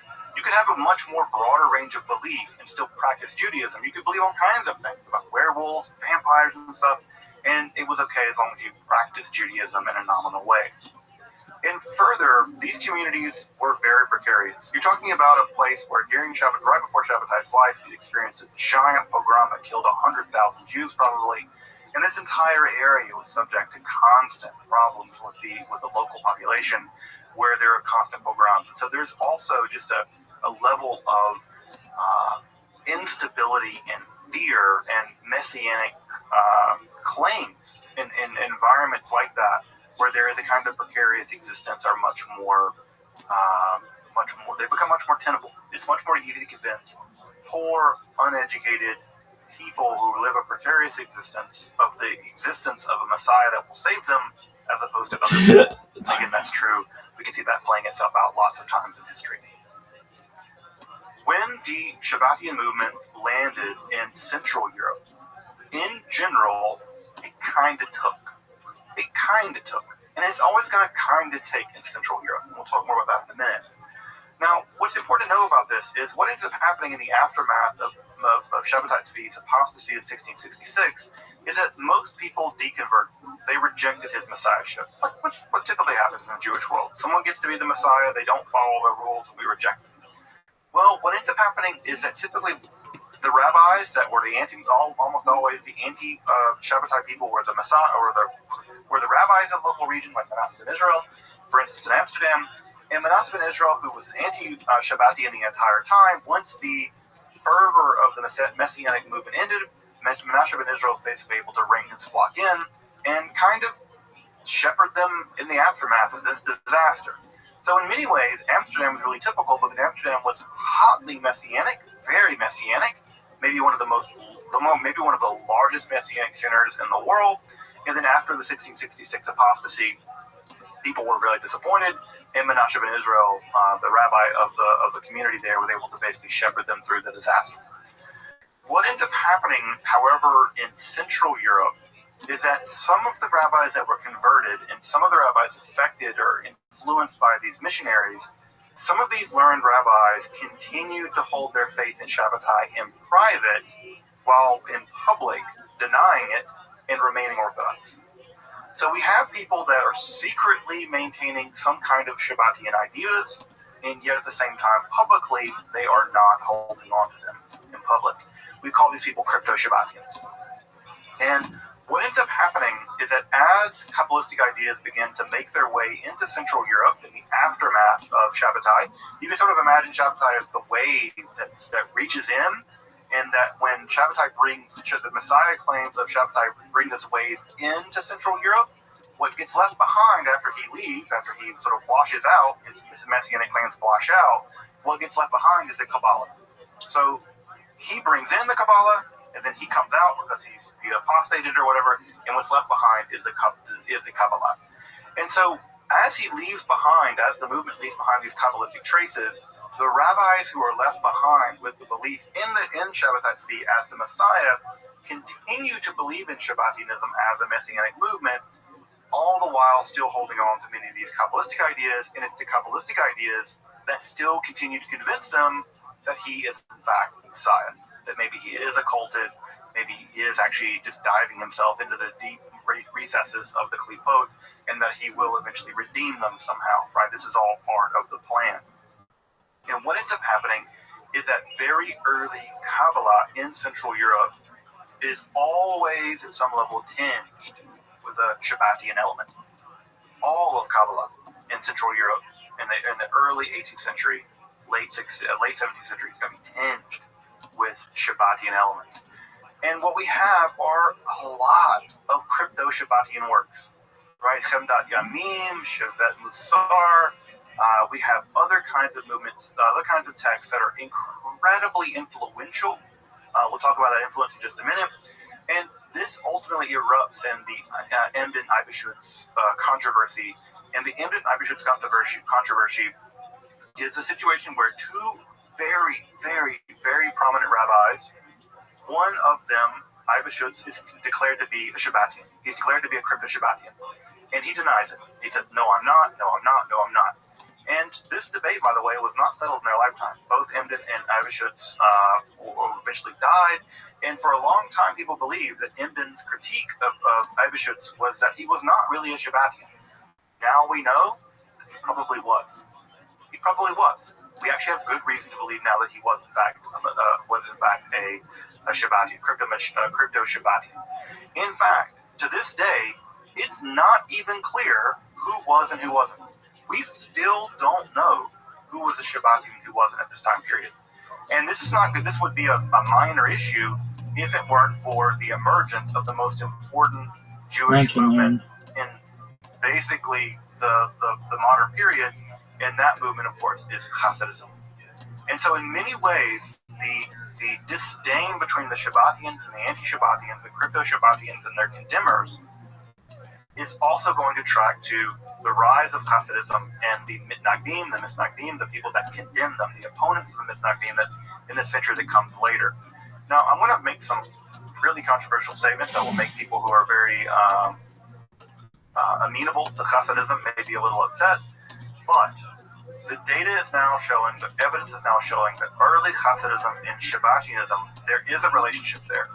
It's obscure and it's difficult, but there are so many overlapping elements of both early Hasidism and European Shabbatianism that it's, I think, undeniable that at some level, the movement, the Hasidic movement, at some level, is at least influenced by Shabbatianism. I don't want to say an outgrowth of Shabbatianism. I don't think that's true. But the idea that they're completely distinct, I think, is no longer holdable by the Hasidic movement. They would deny it, but I think it's there.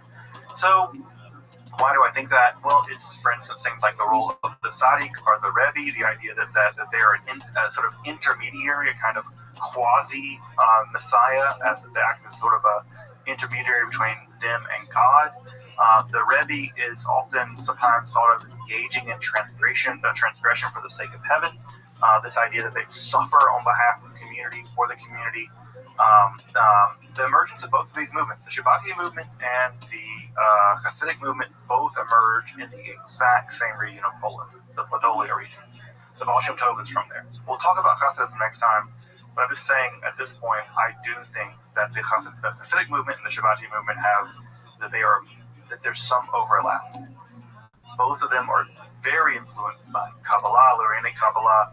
There's an antinomian streak in Hasidism. Obviously, you can find that in Shabbatianism as well. There's this stuff of Avodah Gashmiut, this sort of physical stuff that the Hasidic people do that also seems to be also overlapping with some Shabbatianism as well. Although typically the Hasidic movement is largely halakhically Jewish law-wise, very conservative, but there's still an antinomian streak, and there's even legal innovations in Hasidism that are not to be found in the Misnag movement.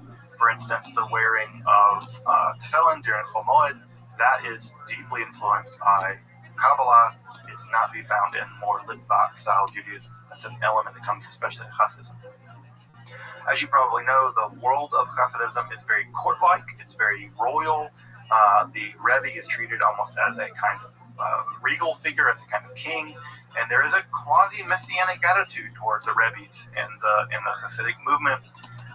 We know that Shabbatian text played a huge role in early Hasidism, especially Chamdat Yamim, and in many ways, the Misnag movement, the Litvak movement, the movement that was very critical of Hasidism, saw in many ways Hasidism as a extension of the Shabbatian movement. And early on, when the Vilna Gaon really goes after the early Hasids, he really claims that under the hood of it all is Shabbatianism, that they actually are Shabbatians. Now, I think that in general, does the Vilna Gaon overplay his cards? Maybe he does overplay his cards. But is he completely off base? I don't think so. I think the Vilna Gaon's not crazy, and he's not a fool. I think he's not just being polemical or saying political. I don't think he's just writing people off. I think there's actually a relatively strong argument to be made that there is a strong influence of the Shabbatian movement, the crypto-Shabbatian movement in Central Europe, especially in the Podolia region, on early Hasidism. But we'll get to Hasidism next week. Now, in Podolia, the region I just mentioned in Poland, this movement continues to change and it continues to mutate, and it will mutate into perhaps its most absolutely bizarre form under the leadership of Jacob Frank. Jacob Frank was born into a Shabbatian family. He left Podolia to move to the Ottoman Empire. He joined up with the Karakashi sect. In fact, Osman Baba was a witness at his wedding in 1752. 1752, folks. We're in 1752, FYI. Like, this is 25 years or so until, the American Revolution. So he moved back to Podolia, and he begins to practice a kind of pretty serious quasi-transgressive form of Judaism, and we have what is called the Landscrum affair, where it seems like in a synagogue he may have had a naked woman who was, he thought, the embodiment of the Torah, and they were doing some kind of sex stuff in the synagogue, dancing around this naked woman who was thought to be the embodiment of the Torah. And in 1751, him and his followers were excommunicated by the local rabbis. Now, there is an idea that gets attached to Frankism and Shabbatianism, which is called mitzvah ha'avera. This is sometimes translated as redemption through sin, but this is a complete misreading of what's going on in Shabbatianism. In fact, almost everybody who totes this idea, I think, is misguided. This idea of redemption through sin, that you have to commit sins to become redeemed, this idea of mitzvah ha'avera, this idea never occurs in, to my knowledge, any Shabbatian writing. It gets hoisted onto the Shabbatians over and over and over again that what they're doing is engaging in antinomian behavior, they're engaging in violations of the Jewish law in order to hasten redemption, in order to plunge themselves into the klipot and redeem the klipot, in order to somehow redeem sin through, or redeem themselves through sin. There's just virtually no evidence that this is what they were practicing. Shabbatai Tzvi never makes that argument, neither does Nathan of Gaza. This term, mitzvah ha'avera, which is an idea actually found in the Talmud, has to do with can you do mitzvah with a forbidden object? So the classic example is, can you wave a stolen lulav and esrog? And the rabbis say no, right? You can't commit a mitzvah by breaking another mitzvah. And so even the idea of this is just ridiculous, and unfortunately it's gotten promulgated by a bunch of anti-Semites and stuff who have these vast conspiracy theories that somehow all of modern Jews, or all kinds of people, George Soros or whatever, that these people are somehow part of this Frankist lineage of the Rothschilds and all this stuff, and that they're really secret Frankists and they're engaged in horrifying sins, and the more sin they do, they can redeem themselves. And so this entire anti-Semitic conspiracy theory is rooted in the idea of the Frankists and the Shabbatians practicing this idea of mitzvah ha'avera. But the truth of the matter is, they never did this, and that was not what they were up to. And I would say that anyone who wants to believe in this, just show me in the Shabbatian literature where this idea is put forward. I don't know that it ever is. I can't find a single thing. What Frank does argue is that what's happening is that he is inaugurating a new Torah. That the new Torah that he is inaugurating is a replacement, right? So you have the Torah Beriyah, right? And he's inventing a new Torah. He's conjuring into being a new Torah, the Torah Atzilut, the Torah of this world. And that new Torah is going to inaugurate a new religion that he calls Da'at, wisdom, knowledge. The Das is how you would say it in Ashkenazi Hebrew. But this idea, he's bringing a new form of the Torah into the world. And that new form of the Torah is going to be this thing that he calls a new religion called Da'at, or Das.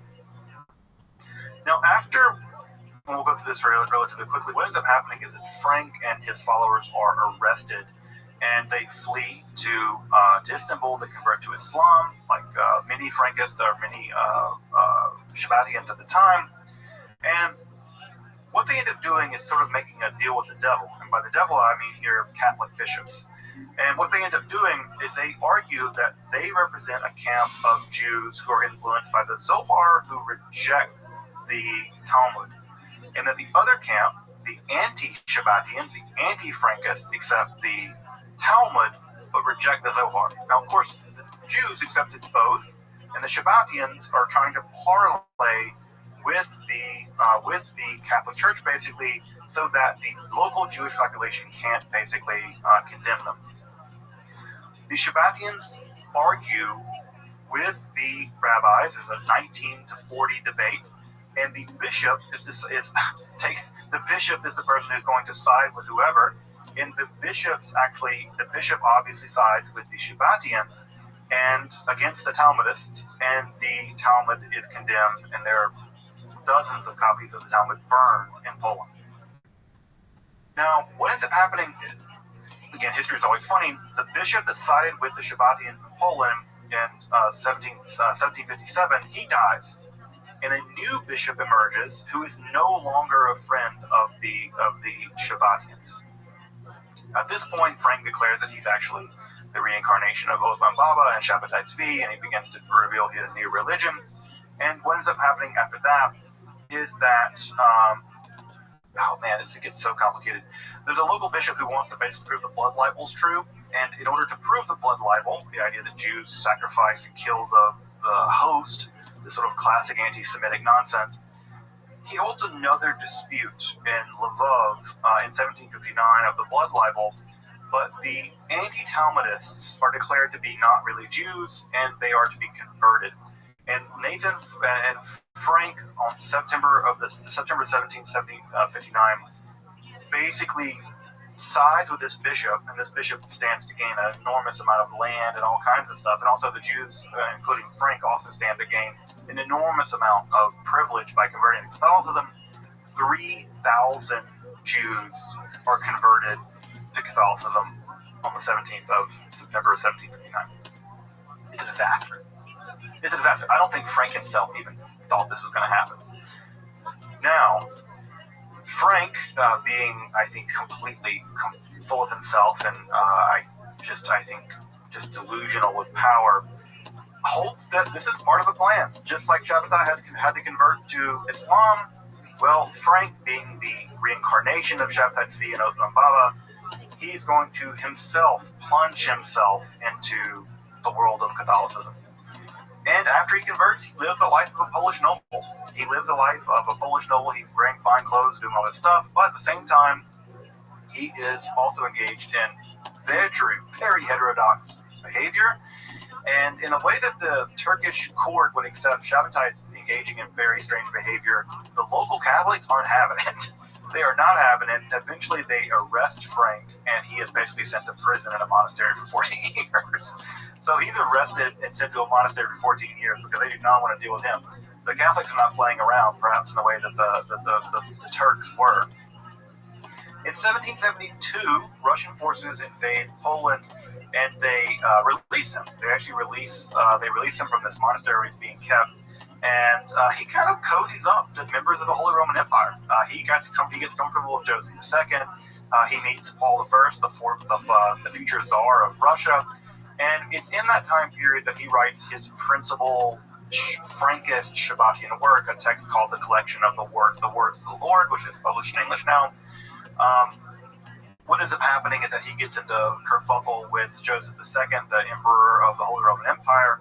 He's expelled from the court, and he ends up settling, and eventually he dies of a stroke in 1791. 1791, right? We're like in the middle of the French Revolution at this point, right? 1789, we're just not far off of the terror. At that point, about 1791, his daughter, Ava, takes control of the movement. Again, it's women who rescue this movement. There are about 25,000 Frankists. That is to say, Catholics living as crypto-Jews in Poland in the late 18th century. And what ends up happening is Ava Frank leads the movement into the future, basically building a giant court around her. She actually claims that she's the daughter of all these Russian royalty or whatever. And there is a huge Shabbatian center at both Warsaw and Prague, both under her control. And she lives like a princess, folks. I mean, people, like, the amount of money that she spent to maintain her lifestyle basically bankrupted the movement. And when she died in September of 1816, the movement was so heavily indebted that it began to collapse under its own weight. I mean, she lived like a monarch in the areas that she lived in. By the 1880s, we know that the movement sort of limping on, although many people at that point had begun to realize that just being Catholic is a better idea than trying to maintain this bizarre double life. And so many people through the 1860s and 70s began to convert and began just to be Catholic, just continue to be Catholic. And by the 1880s, we have very little evidence that people are practicing crypto-Judaism anymore. They're no longer Shabbatians, but they're still very emotionally connected to Ava Frank. In fact, Ava Frank became sort of a cult of personality all of her own, and it became less about Shabbatai Tzvi and less about Nathan, less about Frank and more about her and her cult of personality. And what we end up having is people basically by the 1880s have largely converted to basically just regular old Catholicism, although some people deconvert. Some people deconvert and go back to Judaism. So there's a bit of a split there. And to evidence that split, you may know this family. It's a very Catholic family. They becomes a pretty Catholic, pretty famous Catholic person. I'm pretty sure I'm going to pronounce their name wrong, but you probably recognize the Voyla family, right? You probably know who that is. That's the family of John Paul II. That's the family of John Paul II. There is good evidence, good reason to believe that the former Pope, John Paul II, is a descendant of one of the converted Frankish families, right? Now, that's the side that became Catholic. Obviously, John Paul II is pretty Catholic, and he comes probably from one of these Frankish families. On the other side, another group of families that deconvert, they go back to Judaism, and a kind of liberal Judaism, a kind of Turkish-style Judaism, like the Young Turks. A very liberal, progressive form of Judaism is the Brandeis. And of course, the Brandeis, as you may know, Louis Brandeis became the first Jewish Supreme Court justice. And when Louis Brandeis died, when they were going through his effects, one of the things they found in his family inheritance was an image, a picture of Ava Frank. He came from a Frankish family, and he kept this heirloom. Now, does that mean that Louis Brandeis was a Frankist and a crypto-Shabbatian, blah, blah, blah, blah? No.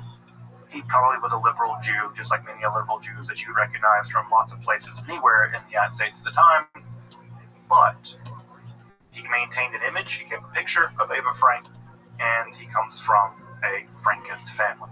Do I think he was a practicing Shabbatian in any form or fashion? Absolutely not. It's ridiculous any more than I think that John Paul II was a practicing Frankist. Although, what I want to point out here as I wrap up for the night, Frankism, Shabbatianism had a huge impact on the development of Judaism. Huge impact. The idea that you can't study Kabbalah until you're 40 and married and all that, that's a response to the Frankist, to the Shabbatian movement. The internal reality of Judaism in Central Europe, the rise of Hasidism, is probably at some level a Frankist movement, or at least a Shabbatian, an expression of a kind of Shabbatianism. The intense hatred of the Hasidic movement by the Misnagdim is probably part of their anti-Shabbatian movement. And again, we have prominent families who emerged in the aftermath of the disaster of Shabbatianism and Frankism, both in the rise of the world of Turkey, the rise of the Young Turks, and the rise of the Turkish national movement.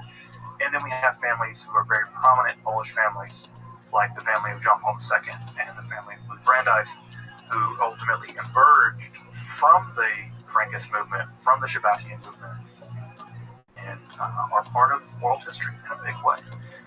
There are even neo-Shabbatians. There are neo-Shabbatians. In fact, my channel, the Esoterica channel, I have a couple of folks who are neo-Shabbatians. I expressed the idea that Shabbatianism was a disaster for Judaism. I'm not going to apologize for that. I think it was a catastrophe. But I think if someone finds Shabbatai Tzvi to be an interesting spiritual figure, all the better for them. But what I just want to hammer home tonight, as I wrap up this lecture tonight, is that we cannot imagine Judaism coming into modernity without Shabbatai Tzvi. Shabbatai Tzvi is the bridge, in many ways, of Judaism from the world of the medieval world, the medieval Kabbalah, and he is the bridge to modernity. Hasidism, the Haskalah, Zionism, all of that at some level has to be seen as in the shadow of Shabbatai Tzvi, as in the shadow of the Shabbatian movement.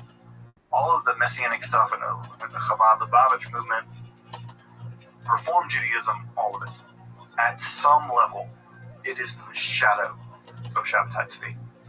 And there's no way that we can deny it, I don't think.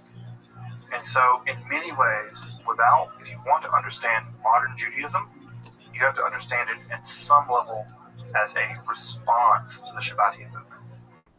And in that way, in a big way, Shabbatai Tzvi is still around.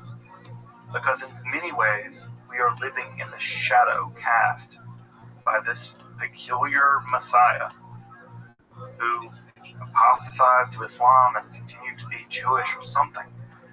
So, to drive this point home and to put a fine point on it tonight as we wrap up, modernity, Jewish modernity, is in many ways in the shadow of Shabbatai Tzvi. And the more we learn about him, the more we understand him, the more we understand his movement, the movement that came after him, whether it is the fractures in his death or the Frankist movement or what have you, the better we understand Jewish origins and modernity, whether it be the Haskalah, the Hasidic movement, the Misnagdim, whatever. They're all in the shadow of this guy. And I think it's quintessentially important to understand him, Nathan of Gaza, theology, the Kabbalah. He really is in many ways downstream of him. And so, Shabbatai Tzvi, a Messiah who, in many ways, in a lot of ways, I think of Judaism in some ways, of pre-modern Judaism being bookmarked between two Messiahs, and that's Jesus of Nazareth and Shabbatai Tzvi. You can bookmark Judaism in some ways, medieval ancient Judaism between those two bookmarks, and that modernity is in the aftermath, in the shadow of Shabbatai.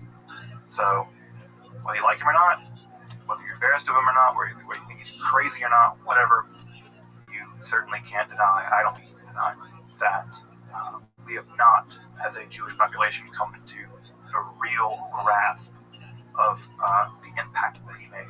And I think that we're worse off for that, and I think the better we understand Shabbatai Tzvi and his Messianic movement and its vicissitudes, the better we will understand Judaism, the better we will understand Jewish modernity, and the better we will understand Zionism and all of that. And if we don't do that, then we do that at our peril.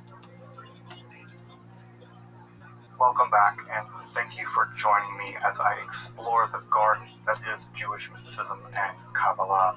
Again, if you'd like to support my work of providing accessible, free, and scholarly content on topics like Kabbalah, alchemy, and the occult, along with magic, hermetic philosophy, consider supporting my work on Patreon, or perhaps with a one-time donation. You can find those links below. Until next time, I'm Dr. Justin Sledge, and thank you for watching Esoterica, where we explore the arcane in history, philosophy, and religion. Good start, huh?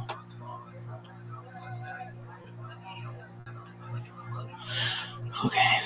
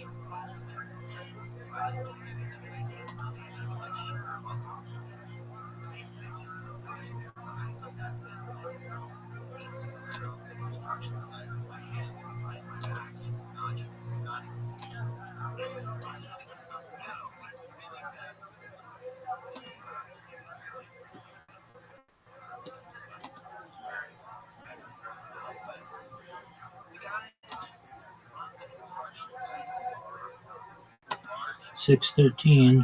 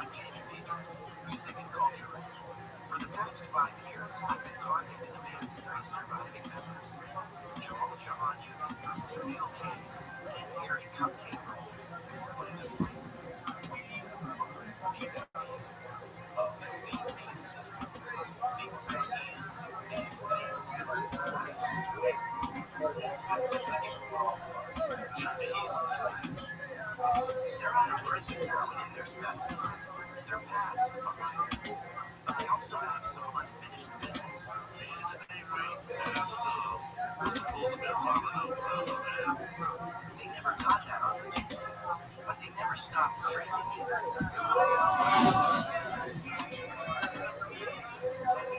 Listen to Soul Incarcerated on the iHeartRadio app. Listen on America's #1 podcast network, It's a Princess of the South. Romantic podcast starring Army and Christian Amar. This is one man survived because he had to marriage.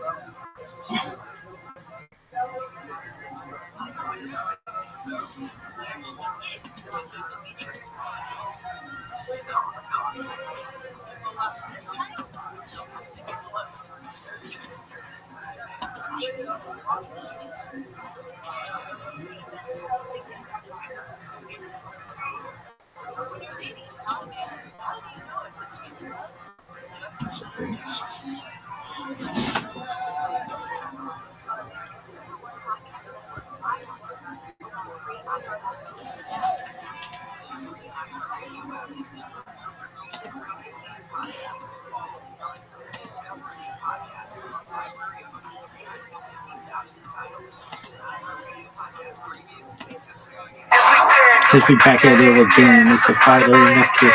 This is really the Fighter and the Kid. Yes, sir. It's the Fighter and the Psycho Mike. Let's do it. Is that fair? The Fighter and the male model today. Oh, facts. Just deal with that. Thanks for doing this, pal. Brian's in Florida, where all old people go to die. So we had to grace them that exemption. Playing shuffleboard. So I sent out the bat signal in Austin. You answered, bud.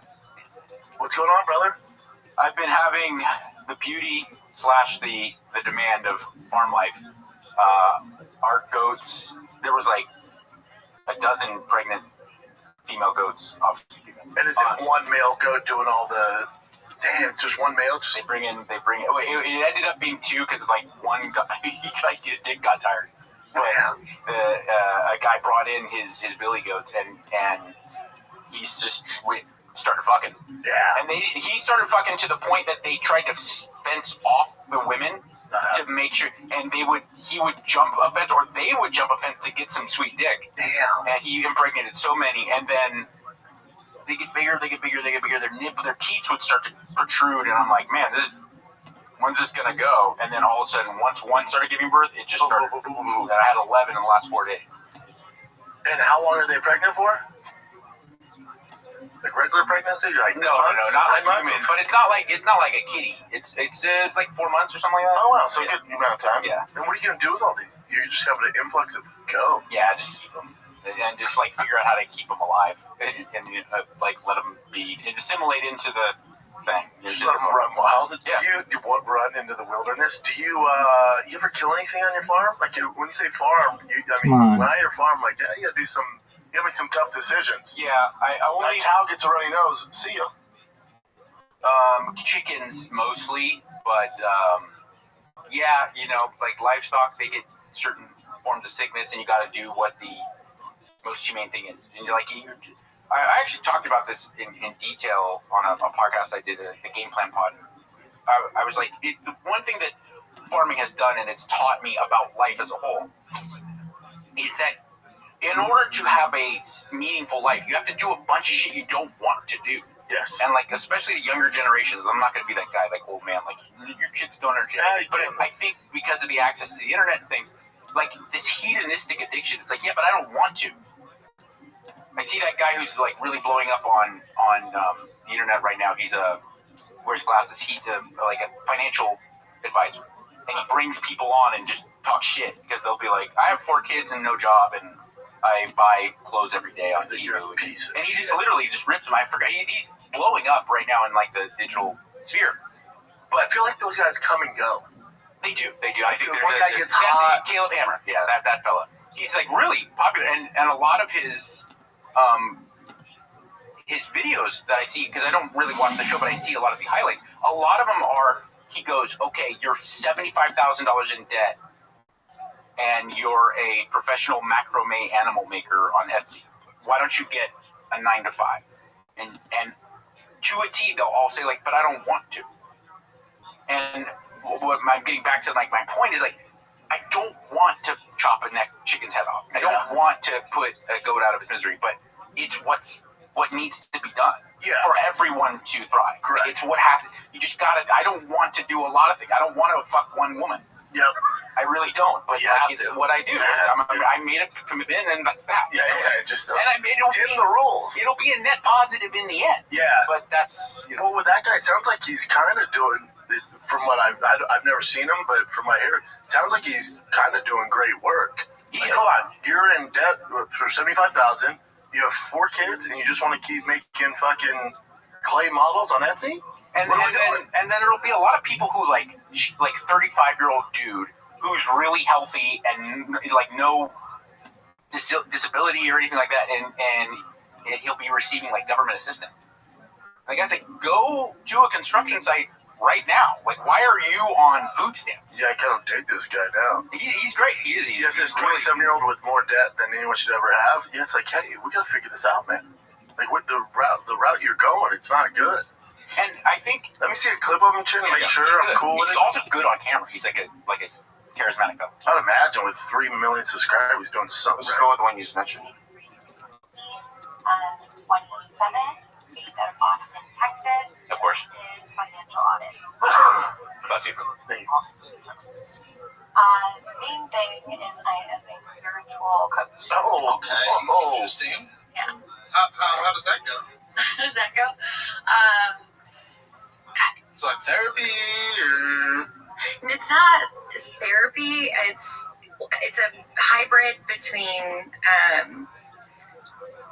online coaching, online courses, and and also now that things are open back up, I'm doing in-person things, and it's a hybrid of like yoga, meditation, life coaching, upliftment, and so she's not making money. Essentially guiding people into feeling good and fulfillment in their life. Okay. Yeah. And how successful are you in this? Not. It's a work in progress. Hey, good for her for having the balls come on. I agree. Making, $40K months and $40,000 a month. That'd be nice. I know, right? That's what I'm saying. Yeah. Yeah. So that's where the head was at. My head was at. And how much you bringing in a month? It varies. Average. Give me an average. Let's work with an average here. Break it down between the low months, high months. What's the average price? Just a brief pause to ask you to please consider subscribing. A low month could be anywhere from $2,000 to $3,000. Okay. To an average is, I would say, $6,500. Okay, that's not bad at all. $6,500. Yeah. That's your average. That's not your high. That's your average. You think she's lying? Okay, 6,500. Fantastic. Yeah. What can you complain about that? Because they spend $16 a month. How long have you been doing this full time? In the last few years. Okay, so a couple of years bringing personal business to pretty much $80,000 a year. People would love that. I mean, you're $5,000 over the median household income in Austin, and well above the median in the United States. And it's just you. Yeah. Debt. Why are we in this debt in the first place? We haven't even talked about it. We'll go into it, but why $80,000 a year? Why? Well, yeah, why are you in this debt? But you get into it. Why are you not out of it? What is happening? That's a question. It's on my vision board to have all my debts be cleared. So. Oh, fuck off. Vision board. I think that's where, I didn't really understand the nature of having like a credit card. So yeah, you can stop. I started making a lot of the problem, and you almost you feel bad for it, but nowhere in school, like my dad teaches finance in college currently. Really? Yeah. Nice. But he never talked to me about it. Never, because it just wasn't. No one really goes through that stuff. Like I have a double major. no one ever told me, like, hey, man, interest rates, credit cards, debt, like, this is how this breaks down, property taxes, state taxes, like, it's kind of this foreign thing, which is by design, I think. So, like, this young lady who's an entrepreneur, and granted, she's a little earthy, and, you know, I don't think it's her thing. She opens up this business, she's taking credit cards, she's getting loans. You just don't know. You don't know. And so then by the time you realize, you're like, oh, shit, I don't know what she's in, $50,000 in debt. And she's like, oh, my God. It's like, yeah, that's how this goes. She's way less shitty than most people, because at least she was nice and honest and kind of open. She wasn't equivocating. But you were saying, like, no one teaches. I think that's by design, and I said absolutely. But now I think about it, it also may just be by circumstance in the sense that, you know, schooling kind of came about in this country, reading, writing, arithmetic, and people get into arguments about the system and why it was created to make better factory workers. Yeah. Maybe, okay, fine. Yep. Reading, writing, arithmetic, the end. Grades K through 12. Somewhere along the line, there was a transition from only guys like Andrew Carnegie had credit, but the average guy didn't have credit. You had a savings account, and you paid for your rent/mortgage, and you paid for your family's food. And I had money, I spend money. Let me save some, and it was like a pretty clear balance sheet. Things transitioned to now you have loans and like refis and that all, and the schooling system didn't change. And I'm not necessarily sure if it was on purpose or if it was just like, this is now our existence. This is our real reality. This is what really matters to the average adult, and we're not talking about shit in no one's school. doing, yeah, no one's doing it. So it's on the parents, and it's like, man, parents are busy, dude. They're busy, and they're assuming when they send their kids to school that they're gonna get them ready for life in the workplace. But it's really not. Like even myself, I always ask my kiddos all the time, like, what'd you learn today? What'd you guys go through? Things haven't changed in how long? Like the school system is one of the only systems. Now there's some examples where they have adapted and made some changes, but the school system really hasn't adapted or changed in fucking 50 years. We're just gonna keep doing the same shit over and over. It's wild to me. It is wild, especially when you consider how. I don't know shit about education, but I went to school and I have a child, and I think back, like, the real valid lessons from traditional schooling, most of them were kind of latent benefits. It wasn't stuff I learned in class. Obviously, there was having a good basic fundamental understanding of arithmetic and obviously literacy and being able to write and speak. That's very important. That's probably the most important. But outside of that, learning how to socially interact properly, learning how to meet deadlines, and a lot of it too was in school. In sports. In sports. And that's why it's so, I don't mean to interrupt you, but that's why it's so important to put your kids in sports. Your kid doesn't have to have a future at a Division I college, doesn't have to play for the Dodgers. No, that's not the goal. The goal, if you put your kid in sports and don't let them quit, force them to do it no matter what, is because you got to have carry through, but also you learn a work ethic, you learn how to communicate with teammates, you learn discipline, commitment, and then also, to your point too, you learn, like, in the dugout or in the locker room, how to relate to people from different perspectives of life. It goes so much further. And even if you look at, it's like 70% of CEOs have a sports background in some facet. Now, I'm not saying they played Division I or even D3, but they played high school. They know what it's like to. I think the biggest thing for me with team sports, especially, was always there's so many avenues in life where you literally don't have to figure out a way to make it work with people that you think are fucking tools or assholes or things. But there were people that were really close teammates of mine that I was like, this guy fucking sucks. Yep. Especially upperclassmen when I was like a freshman or a sophomore. I was like, this guy genuinely makes my life shitty. But then there was those 4 hours a day during practice, and then the 2 hours on Friday nights where like, this is my boy. You learn to manage. You got to figure out together we symbiotically have to make success, and I think it's really important. Like there's a kid on one of Tiger's teams where he's just gifted. He's just different. He's gifted. He's so gifted. You can guess his ethnicity. He's so fast. Well, what's so explosive. Football. and he probably the best 10-year-old receiver I've ever seen. But he doesn't have to do the same work that the other kids do. Yeah. He sometimes he'll miss practice. Sometimes he'll run the wrong route. The skill scores a touchdown, and T's like, I don't get it, man. I'm like, yep, you're getting the hard lesson. Sometimes there's going to be outliers, man. There's going to be things where guys have this advantage, and it's just sports isn't fair. It's not fair. I said now, as you go along, he's good right now. Yeah. You keep grinding. Because eventually, T has a lot of talent, but eventually that talent, you're going to get to a spot where everyone has talent. And then everyone's also going to work hard. So when people go, hard work beats talent, it's like, that's not true. Because I know a lot of talented kids who work just as hard as your kid, and then your kid's fucked. Yeah.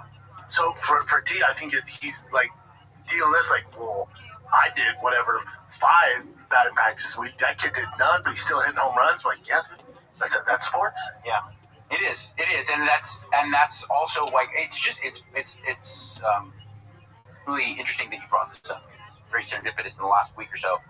I've not only been having this conversation, but I had come across all these, and I think that maybe it's secretly how algorithms work. But I've been having these conversations, and then also I've seen, whether it be serendipity or like a machine made forcing, I've seen these clips of, God damn it, I wish I could remember this guy's name. It's not Matt Barnes.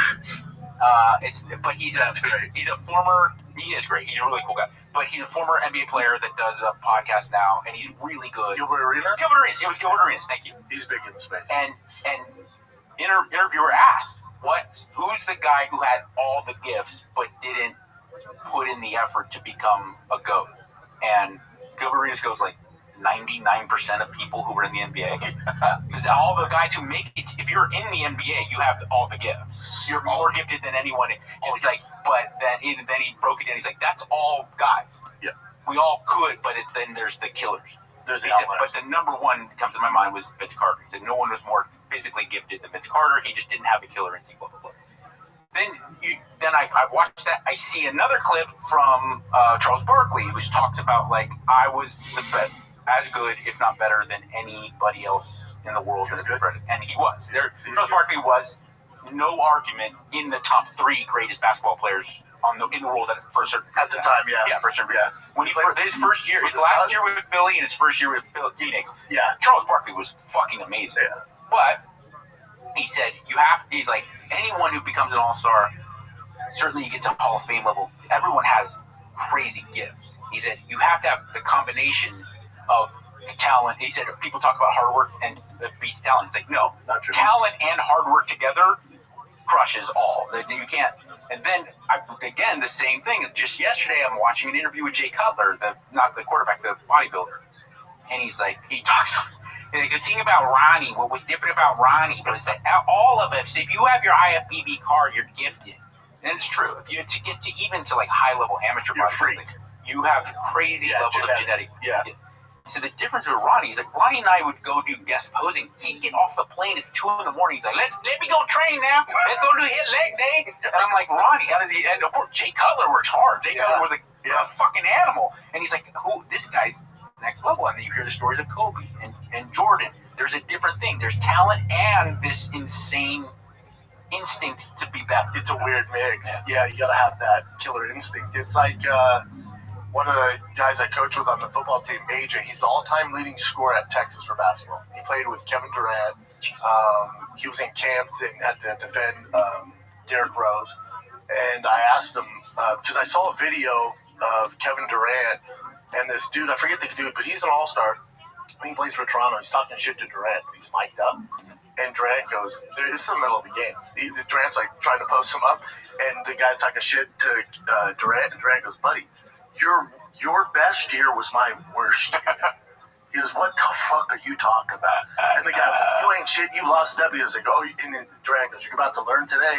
He goes, give me the ball. Give the ball. Jukes him out, dunks it, and you're just like, what the fuck? So I brought up that video to AJ. I'm like, hey, Durant was just different. He's like, dude, when he came on campus, he goes, we're in the weight room. And it's kind of a famous clip of Durant can't bench 135. can't. They show him just like. So he said they're in the weight room, and he's weak at everything. And one of the caps on the team were like, "Man, you weak," and he goes, "Excuse me?" He goes, "You weak in here?" And he goes, "Wait till we get out there."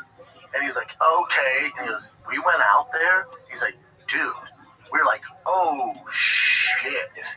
He was like, I mean, literally, did whatever he wanted to whoever he wanted at any given moment. He's like, you're just like, oh, there's levels. Don't give a fuck how much you bench, what your power cleaner and snatch is. Duran was like, oh, cool, I can't bench whatever 135. Especially with basketball, because you're talking about like change of direction and explosive, and like people lose. I'm not world's authority on sports science, but I was really fortunate to work with literally some of the best in the world, watching them train some of the best athletes in the world, and being there, being a part of it. And people overlook the nervous system. There is clearly, obviously, like muscle contraction and speed. That's a thing, and like the length of your bones and stuff. Some people have more advanced nervous systems, and they just can react quicker. They can move. Their brain sees things faster and processes things faster than we do. And I guarantee, like that's kind of what was going on there. It's like, yeah, sure, I can't do 10 push-ups. I'm gonna fucking embarrass you. Yeah, and dunk on you. What I'm here for, we're all here for. I'm the best. I'm not a powerlifter, by the way. I don't give a fuck about the weight room. I spend my time in a basketball gym, But it's just these outliers. I love hearing those freaking stories, man. Like, he was that good. He was never seen anything like it. AJ was, top recruit of his class, monster. I've heard you do this. That clip. I even heard Matt Damon talking about watching that clip. But that clip of you talking about the one time you were lucky enough to train with John Jones, and he's like, he just comes in late, he doesn't warm up, and he just fucks people up. There's a difference. Yeah, I think for some guys, if you get to that level, then you see those guys who it's like, man, he's just that gifted. And but I always knew, like, I was blessed with some gifts, but I was in, Tony Gonzalez, so I knew. In order to get my foot in the door, I have to outwork everyone. Right. So that was like my thing, and I knew that. Shit, man, especially when I got to college. When I walked on the University of Colorado, I was like, all right, they gave me a shot. Now there's a lot of good guys. Some are faster, some are bigger, some are stronger. But I'll just be the guy where like that dude fucking works. Yeah. So I knew that I could separate myself with that. But then eventually, you're gonna run into a guy who's bigger, faster, stronger, better at catching footballs, and works just as hard as you. And he's the starting tight end in the NFL, and then you're selling supplements door to door. But that work ethic, you can take that and apply it to other shit. And that's the benefit of it. Let's take a little break from chatting with my boy, Mike Catherwood, because this episode of The Fighter and the Mic is brought to you by O'Reilly Auto Parts, who are in the business of keeping your car on the freaking road. O'Reilly Auto Parts offers friendly, helpful service and parts knowledge you need for all your maintenance and repairs. All right? They've got thousands of parts and accessories in stock, either in-store or online, so you never have to worry if you're in a jam. The team at O'Reilly Auto Parts tests your battery, whatever you need to replace your windshield wipers. It's super easy. Super easy to get done, and you'll find the people at the O'Reilly Parts shop near you is your one-stop shop for all things auto do-it-yourself, and you can find what you need in-store or online. Stop by O'Reilly Auto Parts today. Visit them at O'ReillyAuto.com/fighter. That's O'ReillyAuto.com/fighter. O'Reilly Auto Parts. Ow! Pluto TV has thousands of free movies and TV shows. We're coming at you with everything we got! This is the mindset. Free. This is the mantra. Free. This is the mindset. With movies like Pineapple Express, the entire Star Trek film franchise, and Gladiator, and TV shows like Survivor, SpongeBob SquarePants, The Fairly Odd Parents, and Ghosts, Pluto TV is always free. Pluto TV. Stream now, pay never. Especially the real, like when we're talking about, I'm not trying to say what sports are harder, but when we're talking about the living on the edge sports, combat sports, football, American football, I would imagine rugby, NASCAR, F1, where it's really kind of everything else in the world gets the volume turned down. Yeah. Like if you can make it in that world, you can kind of transition if you put your mind to it, to transition. Yep, that's where baseball is a little different. I think baseball players are just crazy. It's twofold. It's like the reason why baseball in America is the most participated sport amongst kids is because at a young level, you don't have to be athletic and you can still contribute and play the game. In football, right away, you got to be pretty athletic. If you want to find out how athletic a kid is, go have them run track. And then you'll be like, oh, my kid's not that athletic. But in baseball, track and gymnastics are the best display of athleticism. Of pure rawness athleticism. But with baseball, it's like, you know, you and I love the Dodgers. Yeah, love it. I don't miss a game. I was watching Max Muncy, whose hand-eye coordination is freakish. But when you look at his build, it's exciting because you're like, that's my fat uncle. Yeah, that's my fat aunt. Yeah. So it's like, he's not a professional athlete in any other capacity. Yeah. But in baseball, he built his hand-eye coordination. Maybe he was born with it, and the coordination, all that. But and his glove work's amazing, especially at third. But baseball is different where, you know, say Kevin Durant wanted to play baseball, it ain't happening. Derrick Rose, it ain't happening. But it's just not their thing. But baseball's a thing where you can't just pick up the bat and be instantly the stud right away. It takes a lot of reps, a lot of dedication in order, especially as you start moving like travel ball teams. Like right now at 10, there's some kids who are outliers. Are they bigger than Tiger? No. Stronger? No. Faster? No. More athletic? Nope. But their dads have them hitting every single day, working with a coach, doing glove work every single day. They've put in the hours where maybe the kid's not the most athletic, but when it comes to dedication and glove time and cage time, they're in there more than anybody. So right now, they're balling.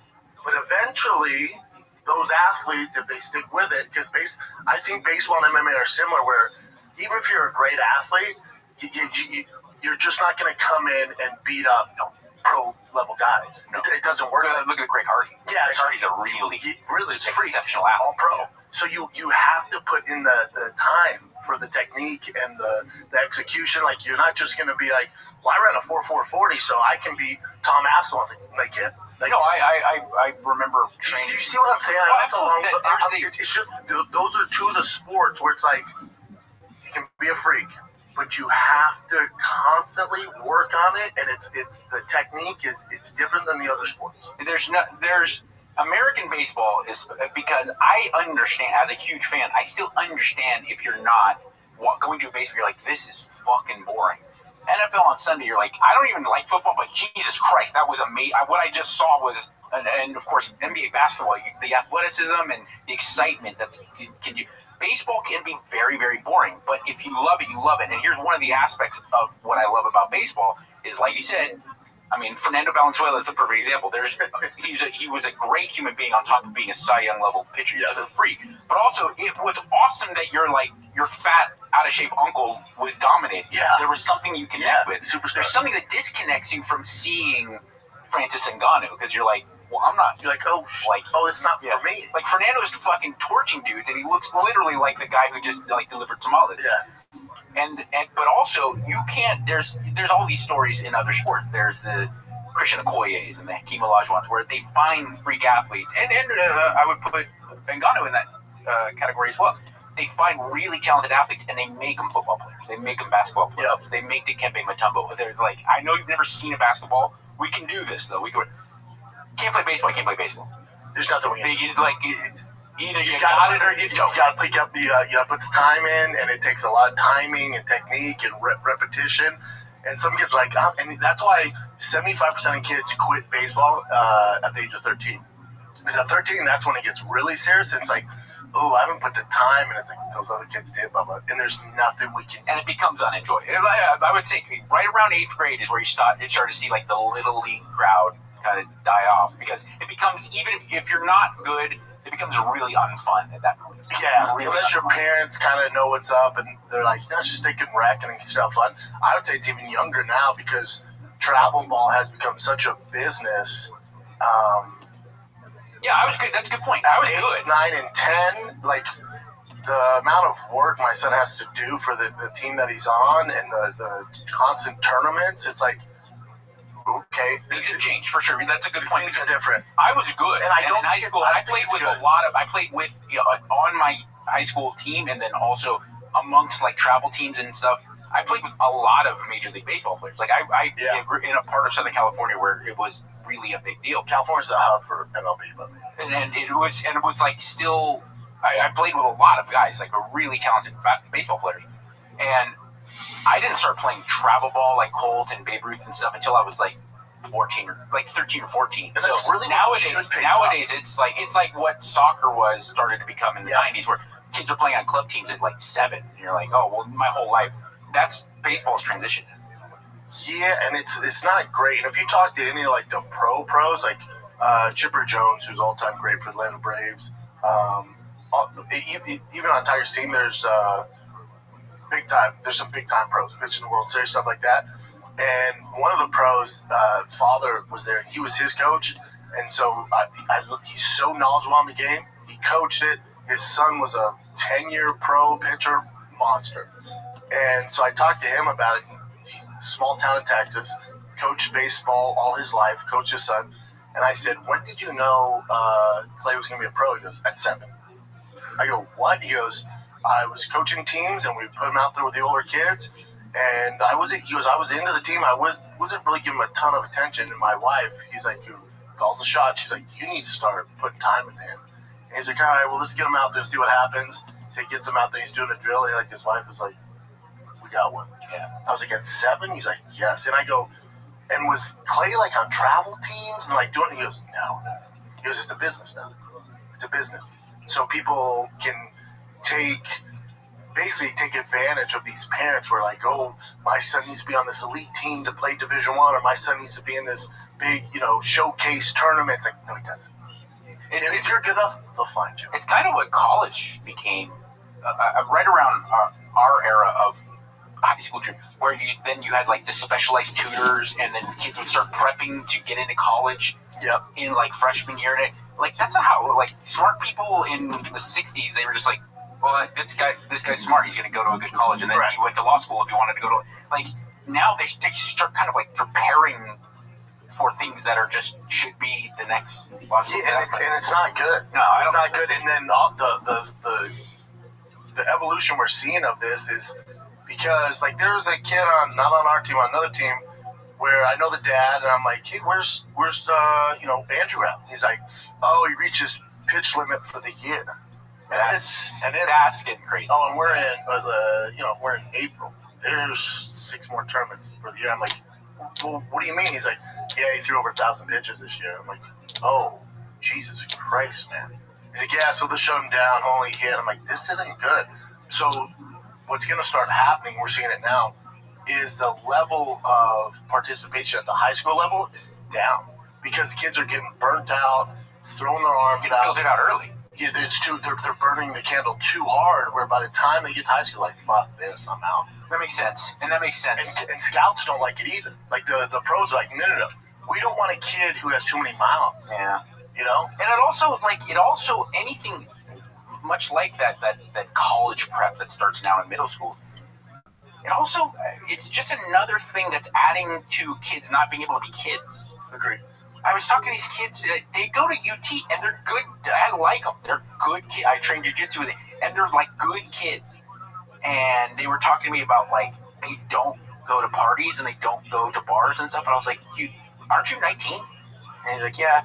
Like, now's the time. Don't you want pussy? Yeah. Like, I was walking over broken glass to get to wherever girls would be. And he's like, yeah, but I'm kind of going on my phone. I'll tell her. Oh, no. And I was making fun of them. Right, but then I left, and I was driving. I was like, dude, if I was 19, and I could just take bong loads and sit with my friends, and then also interact with chicks and play PlayStation, that's exactly what I do. I get it. That's exactly what I do. It's not good, but I get it. But they're not being forced to go. And like talking to my daughter's friend. My daughter's in 7th grade, and I was talking to my daughter's female friends, and they were bitching and moaning me, kind of jokingly about the boys at their school, and I'm picking on making fun of both the boys and the girls because I know the boys at my daughter's grade.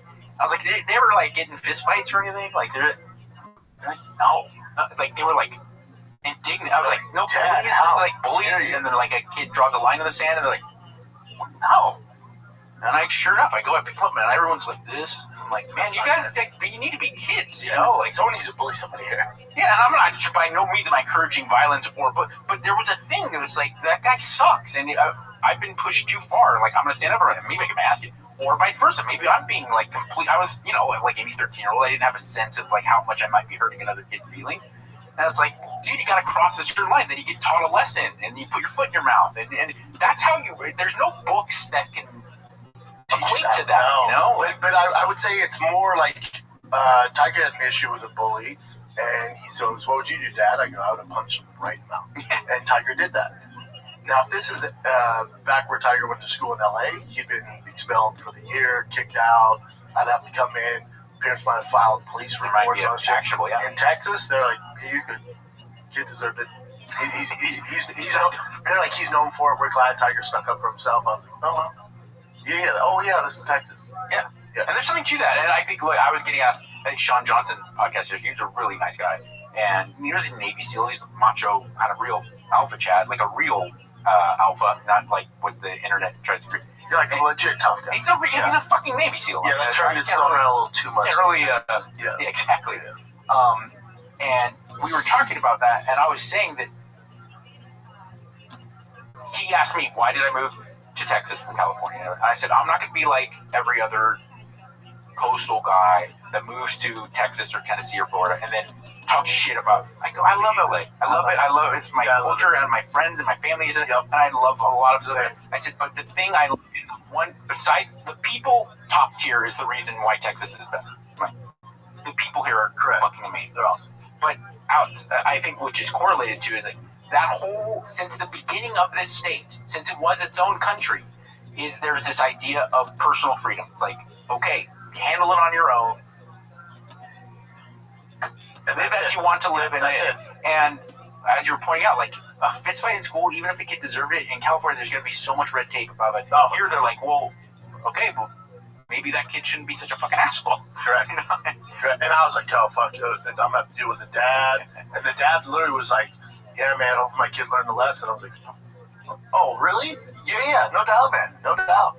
I have the best example of how, now granted, where I moved from in Los Angeles was a very exaggerated, cartoonish environment. I lived in Venice, and you're very familiar. It's like Venice is there's nothing. It's insane. It's an insane. It's a special place. There's like Berkeley, Venice Beach, California, and there's these little spots. Boise's becoming like it's just this weird.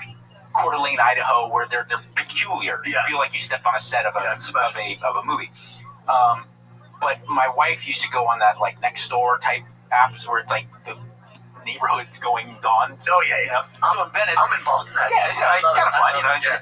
But my wife would almost on a daily basis. I'd come home from whatever I was doing, and my wife would be like, "Oh, there's a neighbor on Dell or in Rose. There's a lurker and the suspicious character, and the girls are talking about maybe they need to call the police." And the week we moved to Texas, my wife was on a Facebook group that the neighbors who welcomed us, they came and they welcomed us, like, welcome to the neighborhood, blah, blah, blah, like local farms.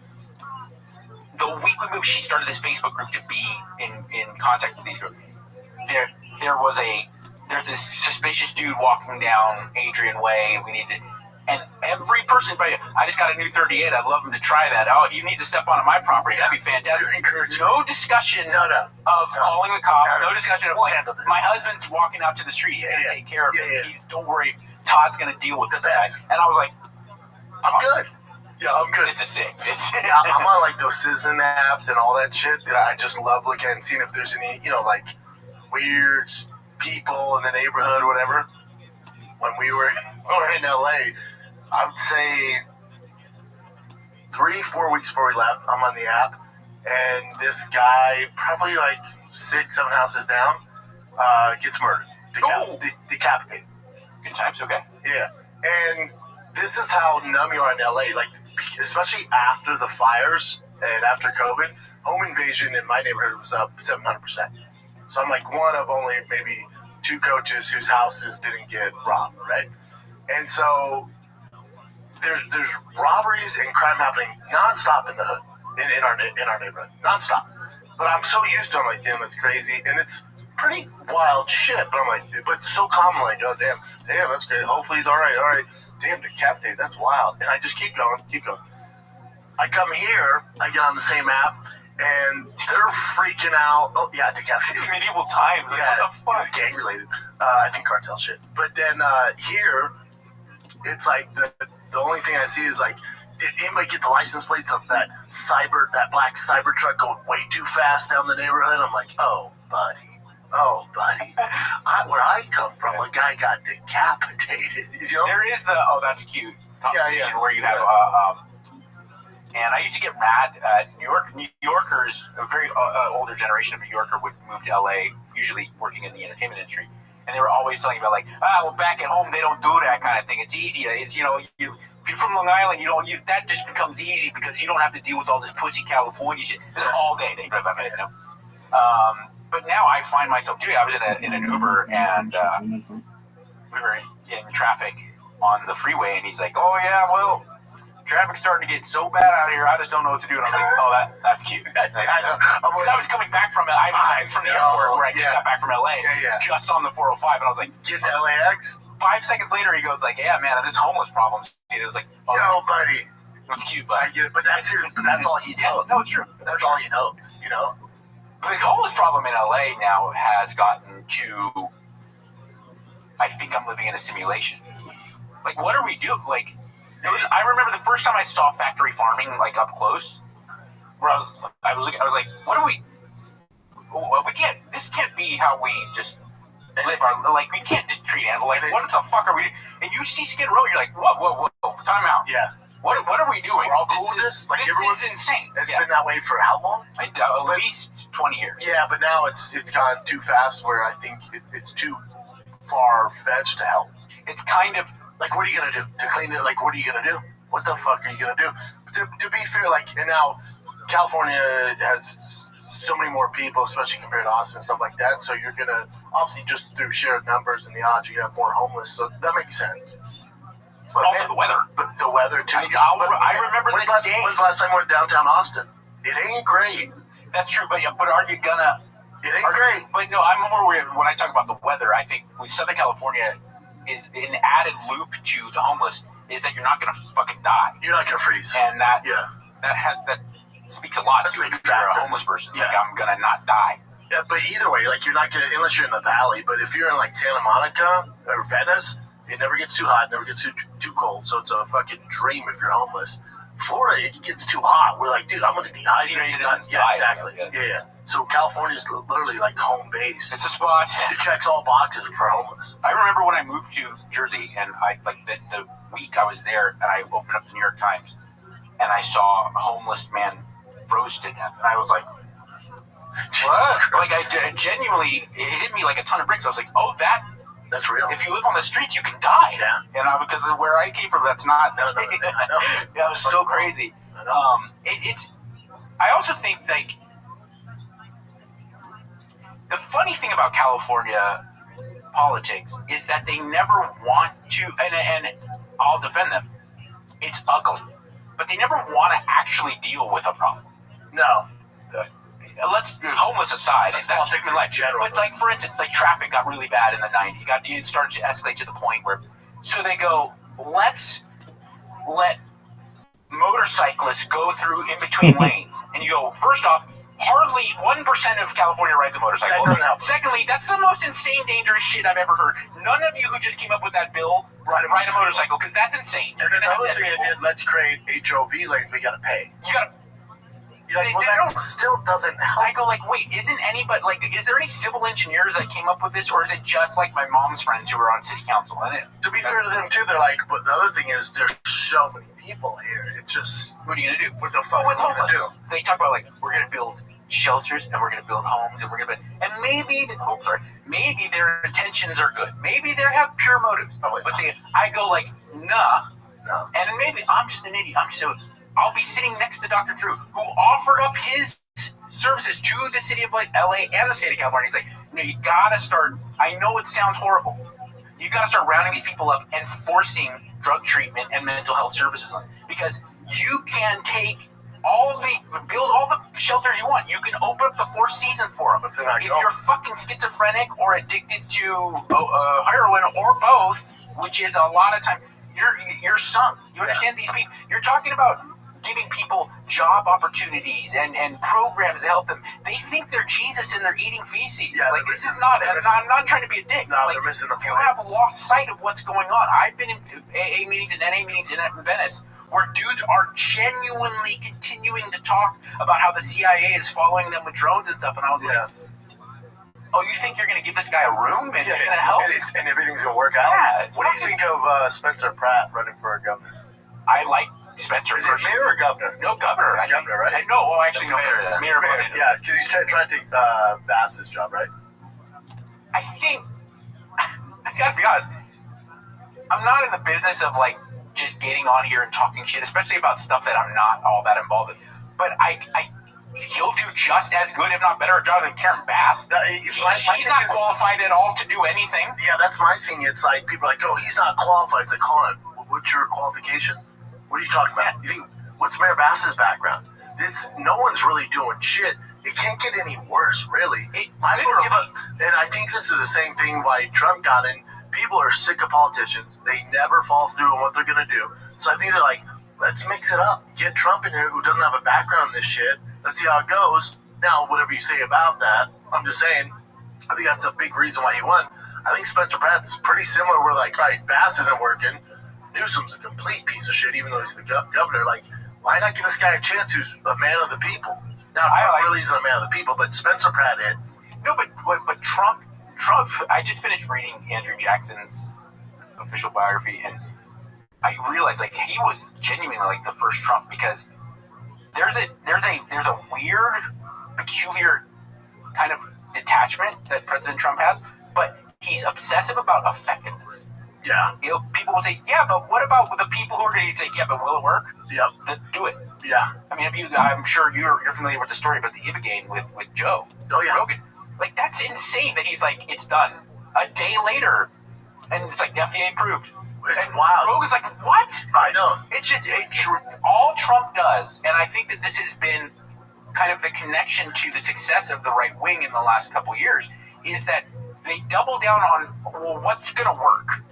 Let's just try to do things that we can safely say this is going to be effective.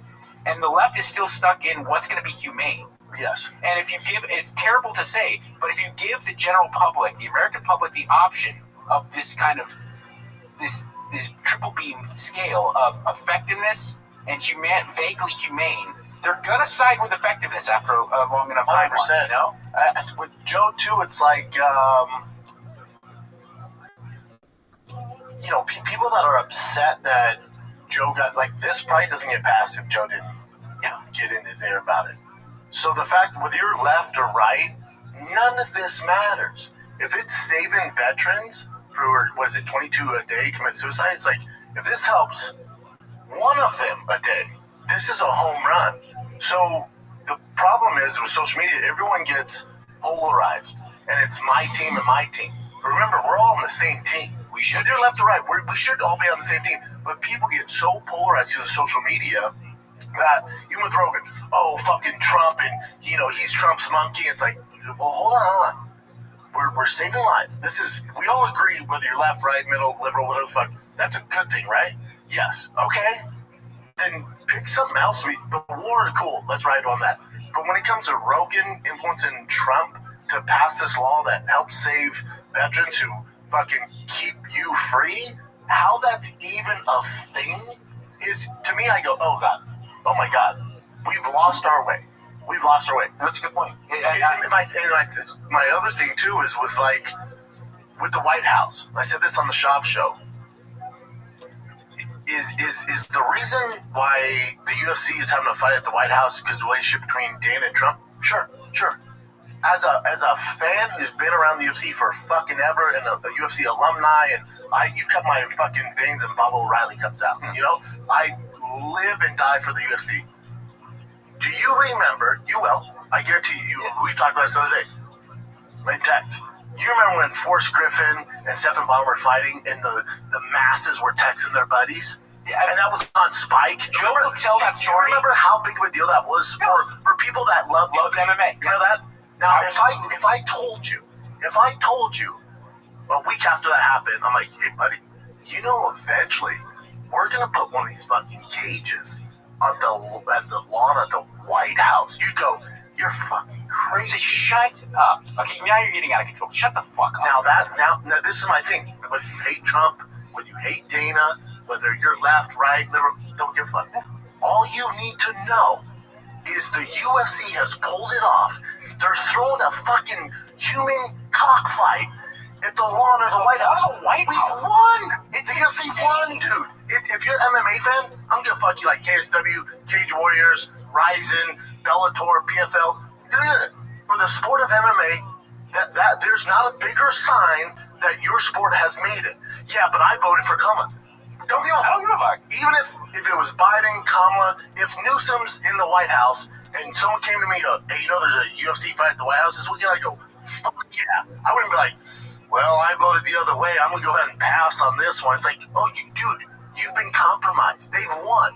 Because now your favorite sport in the world, you're so upset that the UFC aligns with Trump that you're going to miss this huge opportunity for you. For you.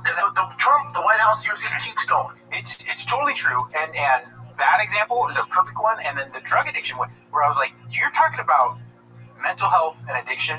You can't. It's really grossly irresponsible in this country to introduce your political feelings, because that is the worst problem we have is mental health and addiction. By far, doesn't matter if you're the far left woke, the most extreme liberal, if you're a fucking MAGA guy, like that should be all hands on deck. Whatever it is. Because addiction doesn't care if you voted left, right, doesn't give liberal, data, Bernie. You're missing the point. I love that. I love that aspect of it. Not only addiction, but recovery itself is like, I've shared rooms with insanely famous celebrities that people bow down and throw rose petals at their feet. I've been in there with plenty of homeless people, gangbangers, dudes who spent most of their life in jail, law enforcement, military, and big hippies, and it's like it doesn't drugs and alcohol, they don't give a fuck. They don't care who you vote for. And it's pretty, the color of your skin, your religion, how much money you make, none of that matters. And it goes the opposite direction too. If your kid has a problem, like, he's gonna die unless you get him help, regardless of who he voted for. 100%. And it's like, people need to get past that. Because we're on these teams and the system has won. That's what they want. They want us divided.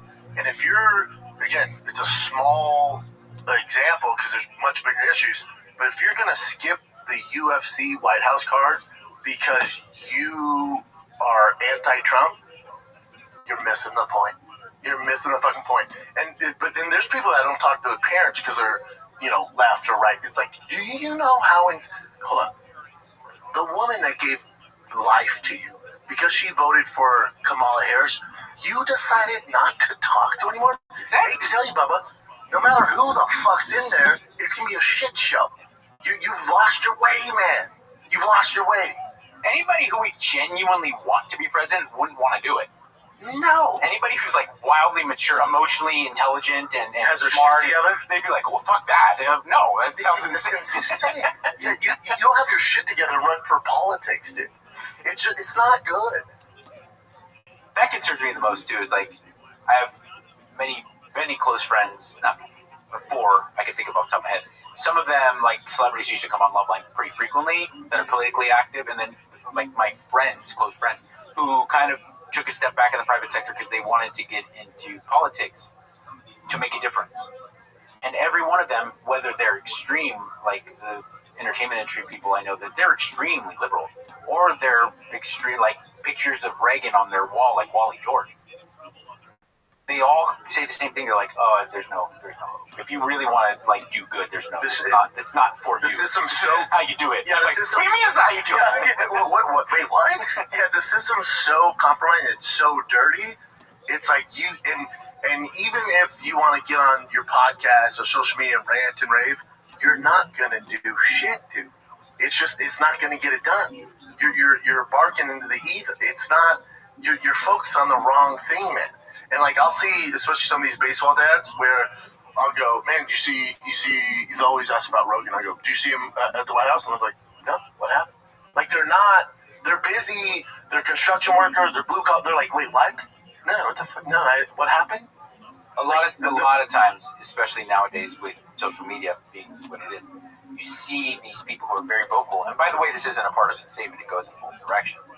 The people who are so adamant and vocal and putting up 55 posts on their Facebook page or their TikTok, and then you see these people getting assaulted at college campuses. It's like 19-year-old kids or people with no life. But because people typically would like their own children or like jobs and like, you kind of can only get caught up in so much shit because the problem is the monetization of it. So, you know, on TikTok or if you're on YouTube and you're getting that dopamine release where you're getting all these views and interactions, not only that, which is going to make you down, just be more down and do more content, but then you're also making money off of it. That's getting attention. That's the problem. So no, hold on, like, and I get it. I'm not blaming these people. These people that do that stuff, I agree. You know, that are giving these hot takes and they're fucking posting 9 times a day, and it's Trump this or Kamala that. And all that. I get it, but it's also that's how they're making money. That's how they're staying relevant. And it's like we've created this monster, and then people are like, God, I can't believe someone would do that. They need to get a life. It's like, man, the system kind of set them up where they can make more money doing this than working their ass off at a construction site. And it's not good. Just like with the not going to parties and the college kids, all I ever did good in life was because I was so scared that wasn't scared. I knew I was a fucking loser. Yeah. And I was so scared that I was going to continue to be a loser. Yeah. And I had to do anything to not do that. Yeah. If I had a fucking phone with the internet and social media, and I could make something of myself where people would give me attention and a couple bucks, how can you not? By going, these woke idiots, and then clip farming and finding other people's clips, and then just sitting in my bedroom and doing that. That's all I would devote my life to is talking shit. And that's what's going on with the internet. It's like, you know, people do clips and they take things so out of context and all that, like horrible shit about me. And people send to me like, man, do you see this? And like, man, you should shut this down. I'm like, I get it. That's how that guy makes money. It's just, he's just part of the system that we've created where it's not good. And then on top of that, there's a very, very, very narrow margin of the creme de la creme who are actually really good at it. Who make like shit-talking videos, of whether it be comics or actors or woke celebrities or politicians. And I was like, bro, I mean, that's almost like artwork. You know? That's like that's art. Dude, with a lot of them, I'm like, clearly you have skills, Bubba. But if you go to them, you're like, man, just do something positive or give a take on this, because they clearly know how to edit and put it all together and the thumbnails and all this shit. I'm like, man, if you would just do this for good. But if you go to them, they're like, if it's something positive, I'm not making money. I make money through a good click. So I'm like, I get it. That's the game. I get it. And it's, by the way, because if it's something positive, you don't make money, you don't get attention. Totally true. But I think that tricks us into thinking if it's negative, that's more representative of how the world is. Yeah, it's not. No. Both mainstream media and social media is driven by negative stories because that's what intrigues us. And I'm guilty of it saying, I love, if I see a video, if there's a video of firefighter saves drowning, dog from drowning, and there's watch this one punch KO from fuck around and find out, guy gets knocked out, and I'm like, almost always I'm leaning towards the guy gets knocked out. But I think to your point too, it's like if your YouTube algorithm, I watch a lot of baseball shit. So if it says Ohtani, greatest player ever, I'm like, yeah, I know most of that shit. And then the next one pops up, and Ohtani, it's him, and he has like red eyes. It's like the dark history of Ohtani, why he's a piece of shit. I'm like, we'll check that out. And I know it's not. I know it's clickbaity and it's propaganda. But I'm like, let's just see what the fuck this is, because it's different and it's dark. You're totally right, and it's not good. But that tricks us into thinking that that's the way the world is. Correct. But do this for me. Any of you who are watching or listening, like really go back and think of when a stranger was genuinely outwardly mean to you. And very rare. Unless you're living at home, it's happened. But I can think of maybe like one hand worth of it. Now, if you really try to take notice on a day-to-day basis, how many times someone holds a door for you, how many some of the random strangers be like, "Oh, that's a nice shirt," or let you in when you're when someone.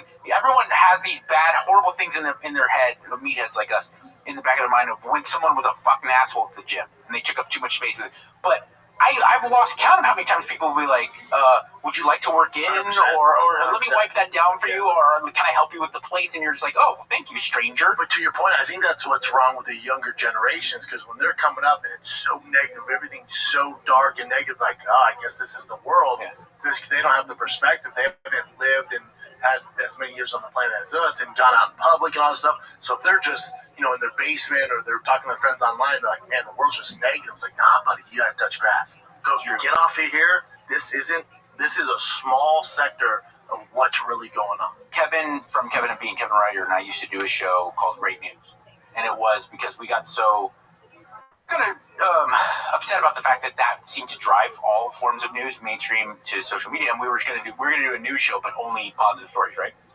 And of course, as what we mentioned before, doesn't drive a lot of engagement, so it didn't end up being very successful. But at the same time, there was something else that I noticed, that if you go online with the intention of searching happy, uplifting stories, there was literally too much. Like, if you do the work to get past what's on the front, I couldn't feasibly narrow down the stories to do one show because I had too many amazing stories. I was like, but I gotta tell the story about the guy who laid down on a broken bridge to save a senior citizen. No, I gotta do the person who walks around for free, like cleaning up disabled veterans' yards. But there's so many people doing it. So many people doing it. But I'm a victim of it too. It's like, I don't set the description of the thumbnails like on the shop show. We're doing this whole relaunch into the big round breakdown. I go back and doing all this extra stuff, and I go through the titles, and I'm looking, and it's all negative. It's like, the issue with Dana White, why Ronda should stop fighting. I'm like, the corruption of the UFC. Yeah, it's like the UFC has fallen, and I'm like, that wasn't my take. Like, maybe I brought attention to it, but overall the message is how great everything is. And then Nick, who does it, he's like, your views have never been higher. Like,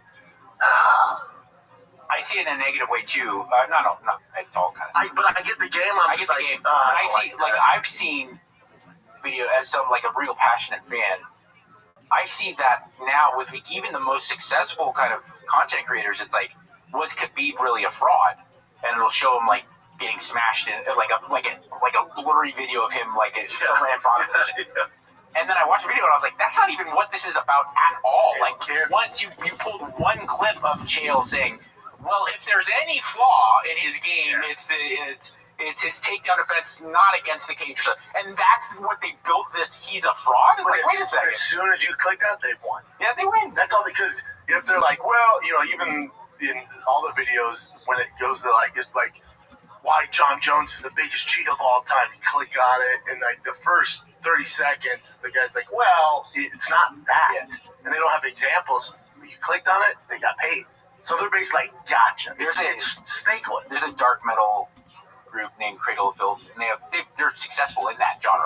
They're not the Foo Fighters, obviously, but Cradle of Filth is a successful band. I've heard of them. And they used to have a shirt that said Jesus is a cunt. Because the death metal, grindcore world, they all do the extreme logos and extreme. I heard the lead singer talk about it. He's like, I know that's probably the most offensive.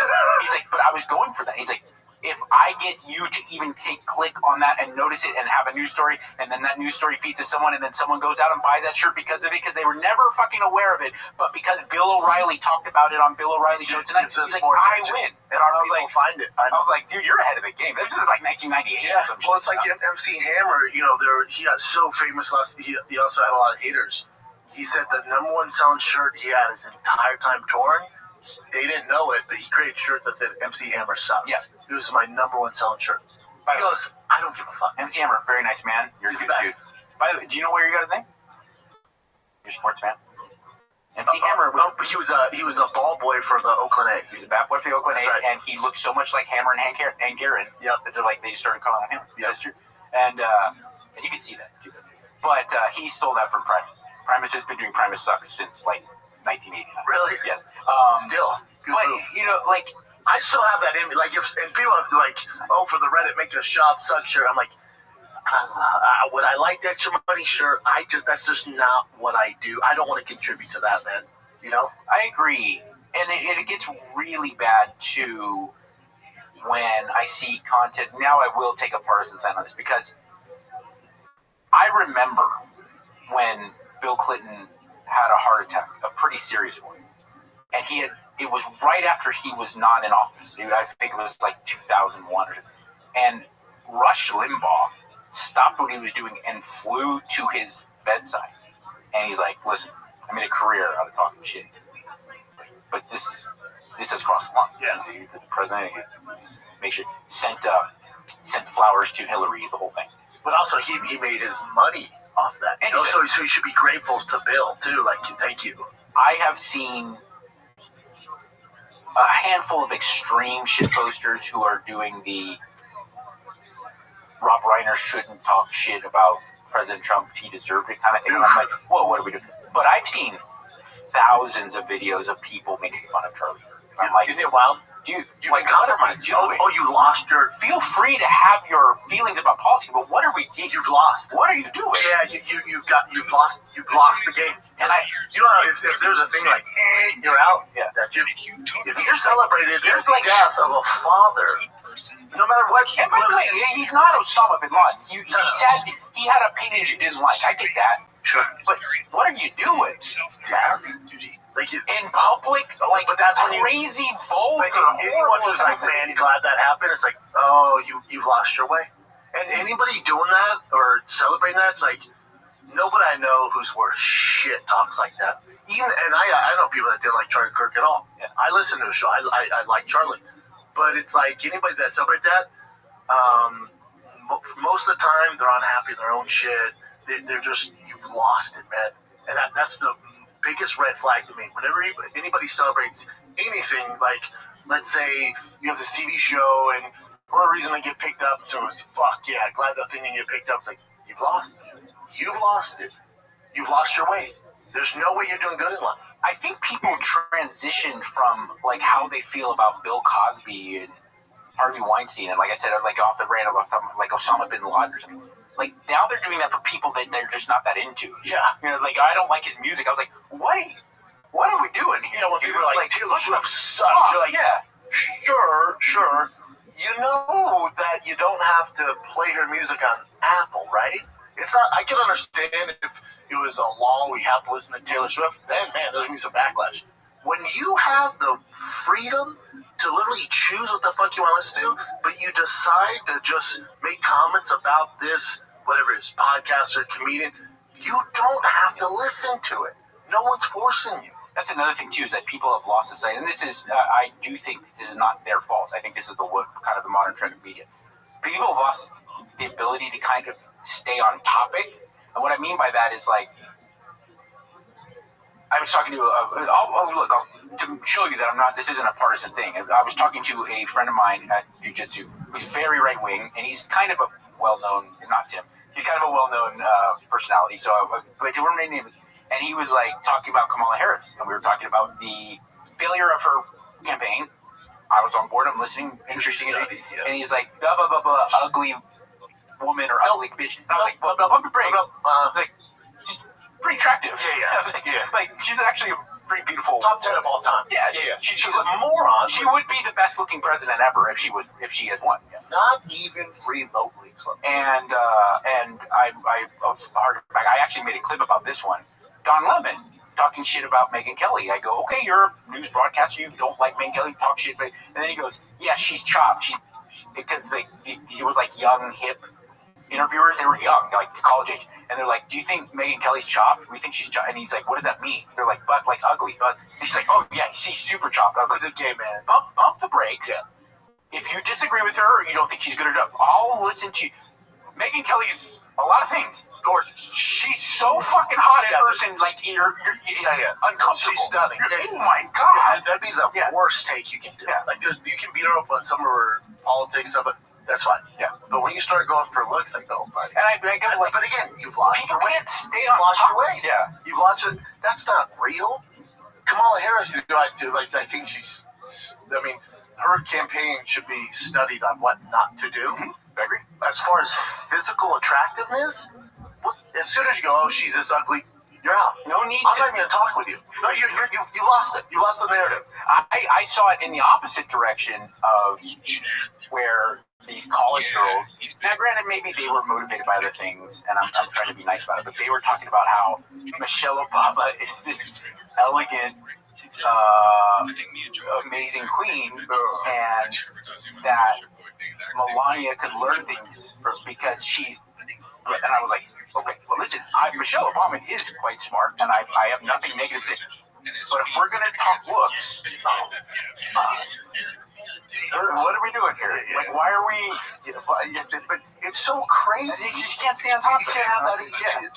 Oh wow! I can't talk. Oh wow! It's like we're playing Street Fighter 2, and I fucked you up. I just crushed you. I'm doing, I don't know, like quadruple all you can. And I was like, this is like how I fuck you up in the ring. Like, why do we have, like, why are you extrapolating to something like this doesn't apply, and that's not true. Like, I understand, Michelle Obama was much more charismatic and intelligent than Melania. And she's more beautiful, and you're like, whoa. This is where I get off the bus. Yeah, now this is where I get off the crazy. But it destroys everything else you just said, which might have been true. I know. You fucked up. Yeah. You fucked up. What do you got, Chinster? Alrighty. The first one is this marathon thing with Nike. Oh, Nike. So this is what they put on their stuff. This is their slogan for the marathon. Runners welcome, walkers tolerated. What is bad about that? People are upset about it, saying so remember like Nike when they came out the gate. Go to Nike's old running marketing. So this is very Nike how they came out, where it's like runners welcome, walkers tolerated. It's the Boston Marathon. It's the Super Bowl of marathons. Yeah, Boston is that's what marathon runners and so the people who join it just to walk are like, man, this is discrimination against walkers. You're making fuck off. So Nike took it down.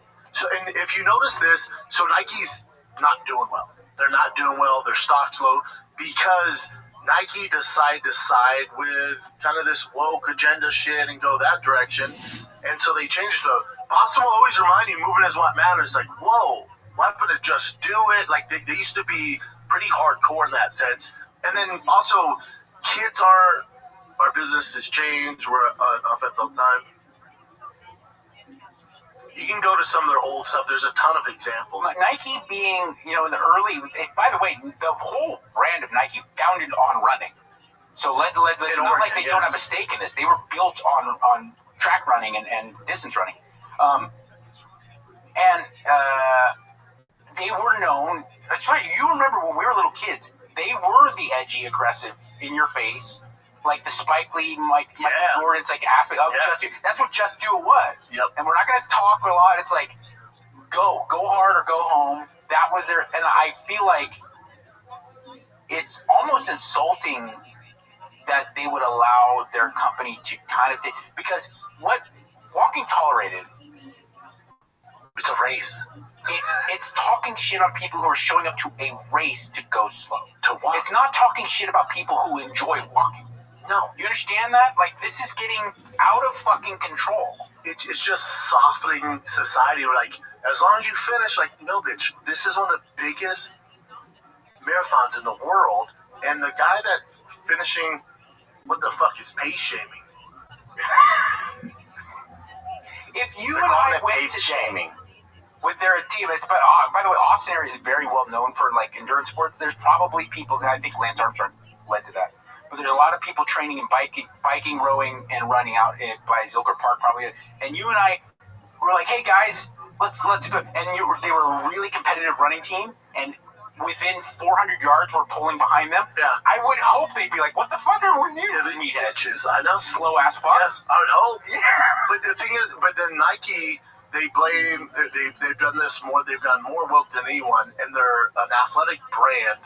Athletes in general. Hate to tell you guys, your favorite football player, baseball player, UFC athlete tend to lean more towards the right. Yeah. It just makes sense. So Nike went away from that. So you have less guys signing with Nike. You have more competition in the space with New Balance, all these other brands.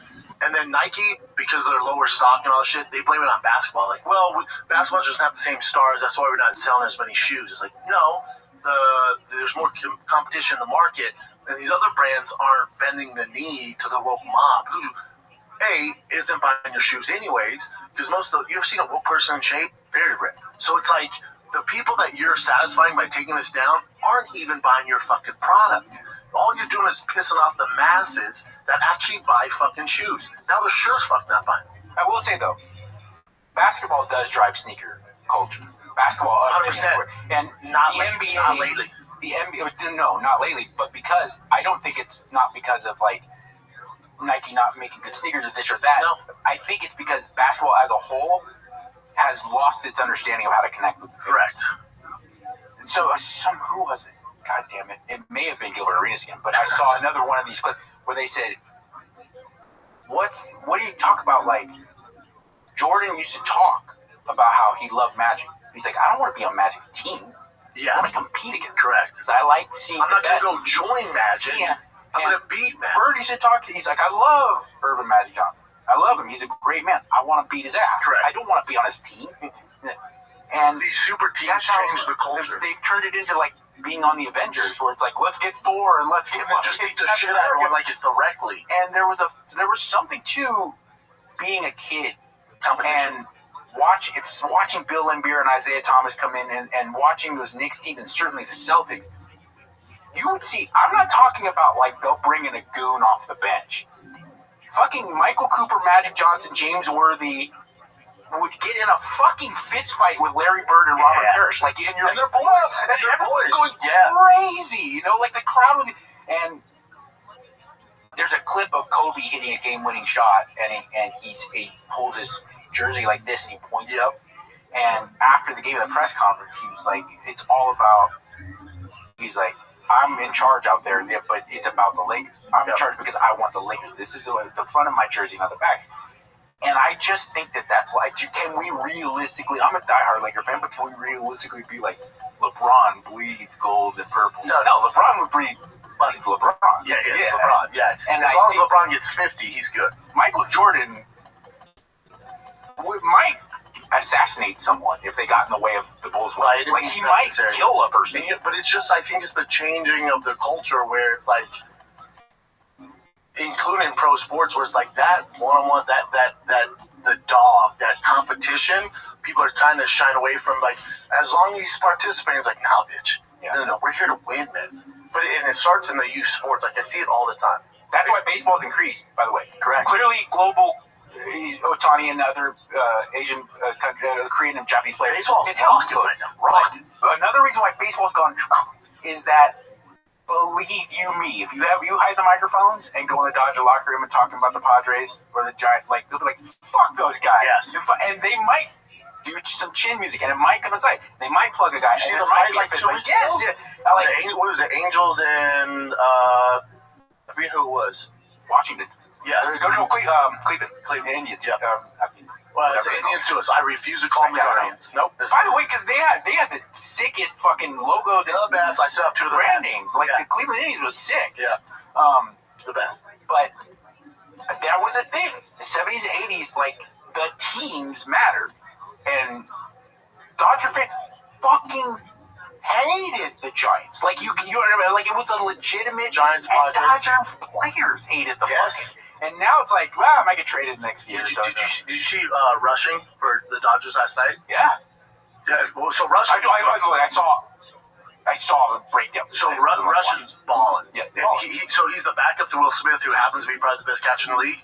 So offensively, for sure. Rushing's a beast. If I'm rushing, I think his salary, he's making like $750,000 a year. He's on a low salary. He could be a starter anywhere else and be a superstar. So they got to figure that out. He's such a good player. If you really go down the rabbit hole, look at that motherfucker lifting in college. You're like, holy shit, he's one of my faves. But last night, they lost 3-1. Yoshi, the first inning, gave up 3 runs. Unheard of. I was saying to my brother, I'm like, is it upside down day? Yeah, what the fuck is going on? world? They lit them up. I'm like, what the fuck? They shut it down, right? But and this is why I'm like, yes and no. Like me and my son watching the game, I'm like, yes and no. Like you need some of that talking you. Russian's a young, full of fucking vinegar player, balling right now. One of the guys slides in and gets hurt. And I think Russian tagged him out, and he walks out, and he looks back, and the guy's like holding his knee, goes, fuck him, and walks to the dugout. Now, bad sportsmanship? Sure. I listen to a podcast was right that now, meant Big to be Dog. heard for everyone? No. But if you want that motherfucker on is my point. And by the way, I told my son, he's like, Dad, what did he say? I go, he said, fuck them. Because they're in the middle of the game, dude. And by the way, it's fuck all of them, Bubba. Let me make this very clear. He didn't slide into second, cleats up, and take a guy out. No. And then he's like, fuck him.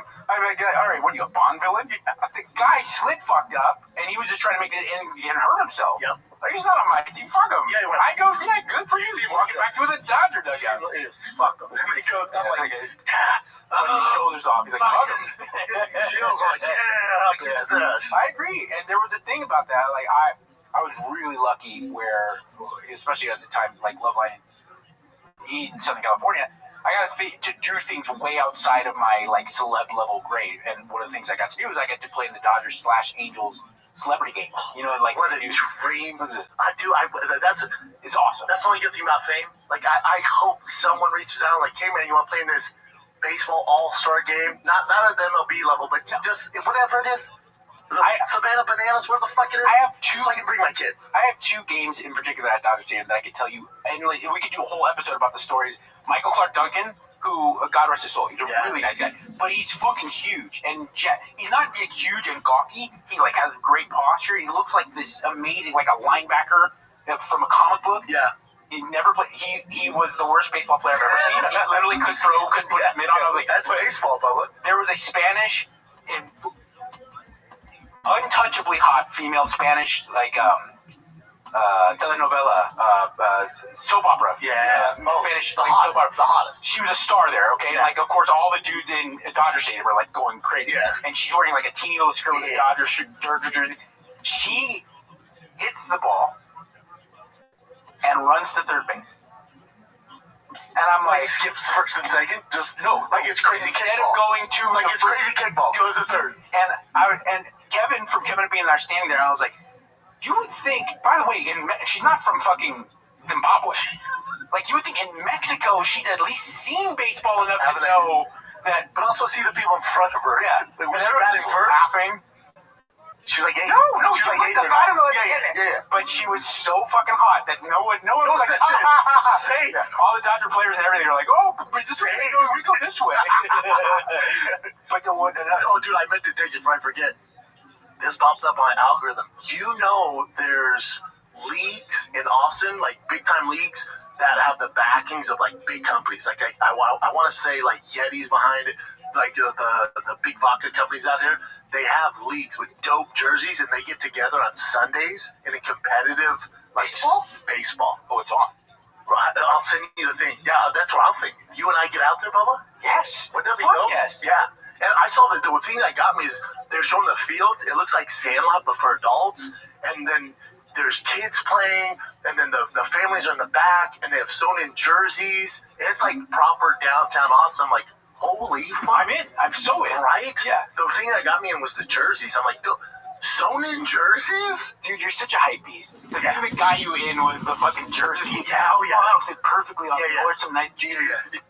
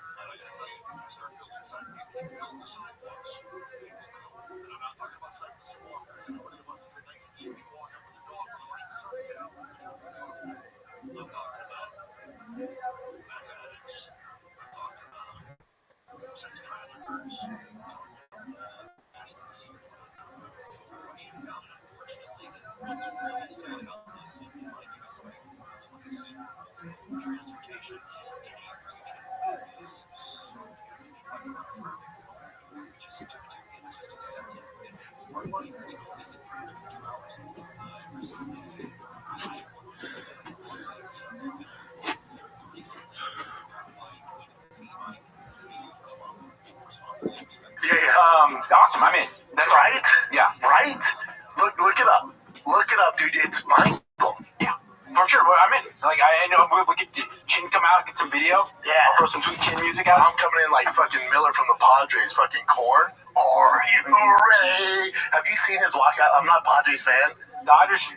What that homie's got mother from Danzig. It's also. But yeah, I mean. Oh, that's good. Yeah. Blind from Corn is buddy. Because the stadium, and how dominant he is. I've been at fucking Bananas concert. I've been to countless Slayers, Slipknot. I saw Dillinger Escape Plan. There's a video of Dillinger Escape Plan playing at Virgin Atlantic Records somewhere in the Eastern Seaboard. And I went to see them the night after at this small club, and I saw dudes getting their heads broken. I've been to wild shows. Korn hitting Blind at Woodstock 99. I don't know if I've ever. That looks AI, and it's not. That shit is off the chain. It is so like it gives me goosebumps. Like bring up Miller walking out to Corn for the Padres, dude. I mean Diaz for the Dodgers when he walks out, he's hurt, so he hasn't been blowing the doors off anybody. But Miller is dude. I don't think he's given up a run in 50 games. No, this guy's. Mason Miller is, he played Division III baseball, didn't get recruited, nothing, dude. His story's fucking bananas, dude. And I'll I know, maybe it's for the Patreon channel, I don't know.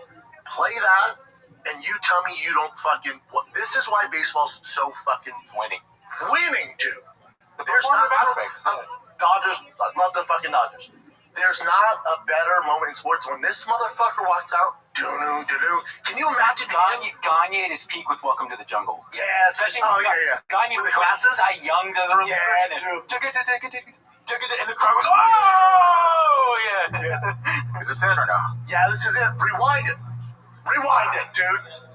Look at him warming up. Imagine him. He's ready to run through a wall. Bro, I'm ready to run through a fucking wall. Play this, Jay. You know what time it is? It's time for Mason Miller.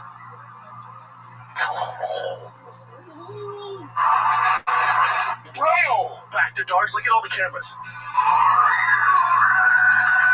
Bro! The crowd's just fucking he doesn't give up a fucking hit, He deals. Nothing in sports, buddy.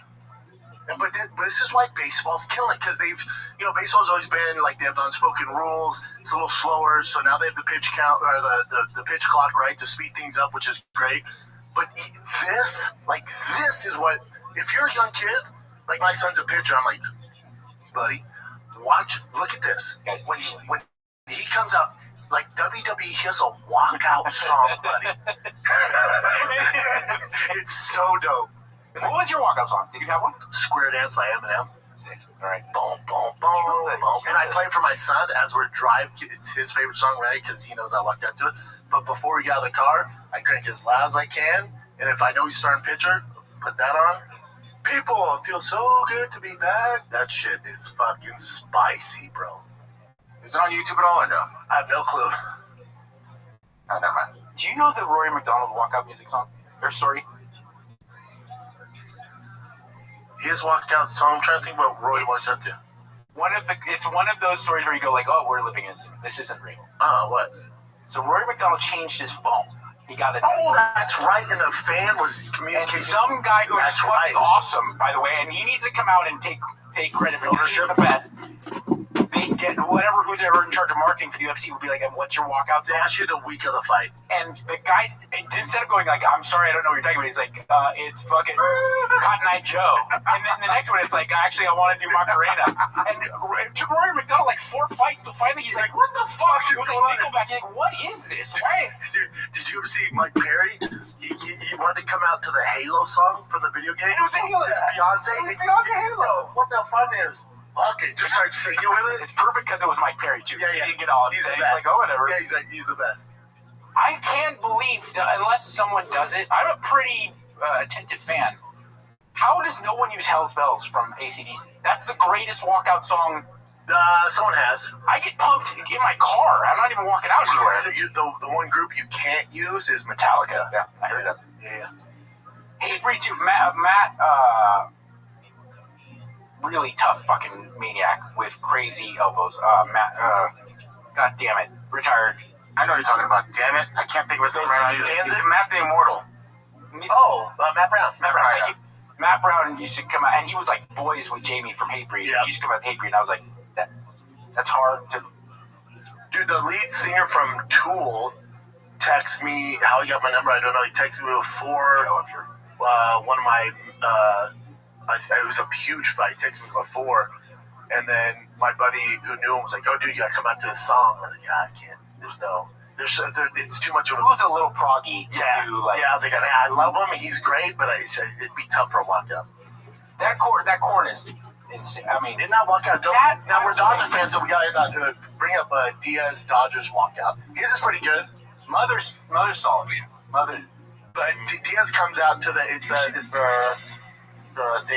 it trumpets? No. Oh no, yeah. Edwin Diaz? Yep, Edwin. He's hurt, but he'll come back. It's good. It's no, Mason Miller, but it's but you're playing to your crowd. Like, there's probably a lot of people. But here, this is the MLB. But Jin and I are going to come out to Hammer Smack Face by Cannibal Corpse. This is pretty gangster. Where the fuck is the trumpet lady? Here it goes. I think that was that trumpet through her tits. He's out by himself. He comes on her navel. She had to like move he's out of the way just to get the trumpet. Damn, son. It's pretty good. It is good. It's no Mason Miller core. And I want that for him, but it's just, as a Dodgers fan, it's just not as. But to your point, with MLB growing, it's like, this is walkout shit that, like, remember when Sinead O'Connor sang for Connor? Dude. Even my wife, who doesn't care, she was like, God, this is amazing. I was like, I know. Yeah, it's that delivery. It's like, it's making it special. Because these guys are special, man. The WWE's too, like, they're too controlling of their stuff, right? Because the glass-breaking Stone Cold music, that would be dope. That's next level.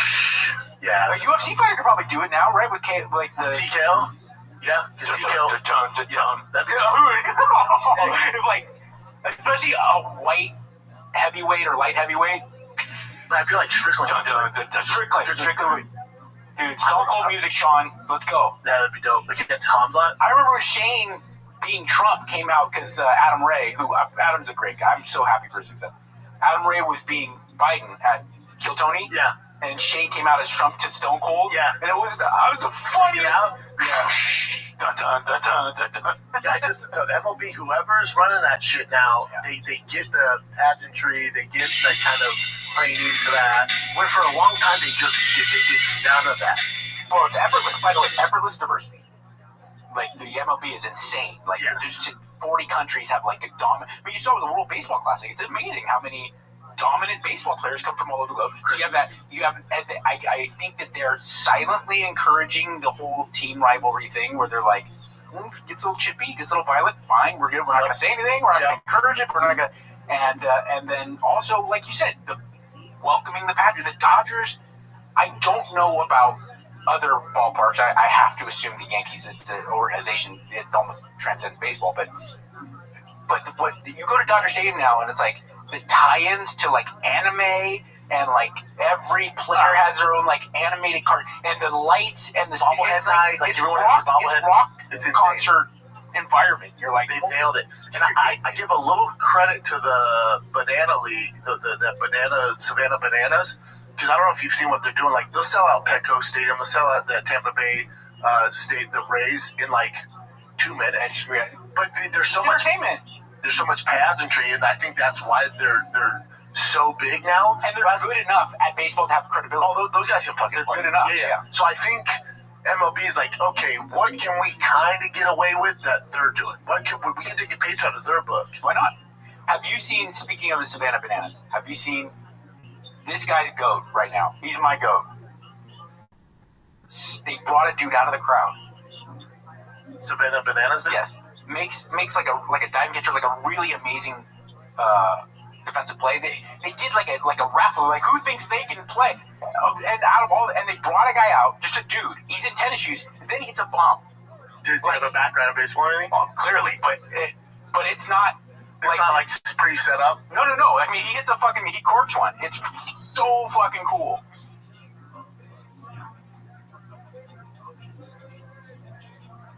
So I crowd was saying, no. See, put in Savannah Bananas fan hits homer or fan hits bomb. Bomb. Yeah, bomb. Fan catch leads epic Bananas comeback. Yeah, because it's an out for the Savannah Bananas if the crowd catches a ball, which is pretty cool. Yeah, that is cool. Yeah, pretty cool. You stay active. You'll be able to tell because he's literally in street clothes, and then he just hits a fucking like a corker too. Yeah, and like a no questions. He like flipped his bat and everything. I was like, oh, this guy's my man. Awesome. This guy's my fucking. Yeah, I don't see it, sorry, man. No problem. Fan out of crowd hits homer. Okay, let's just try one. Home run from the crowd. Home run. God damn it. Alright, I'm gonna find out in a second. Okay. Fan catches foul ball. No. If I find it, I'll put it in the episode. You're the man. Yeah, right. No worries.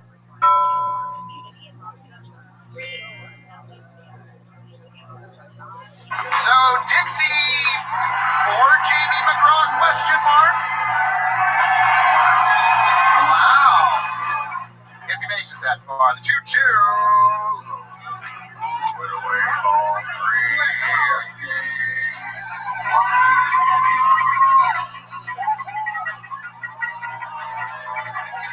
Hang on, pitch. High fly ball. Left center field. Are you kidding me? 4 letters, 1 word, all on God.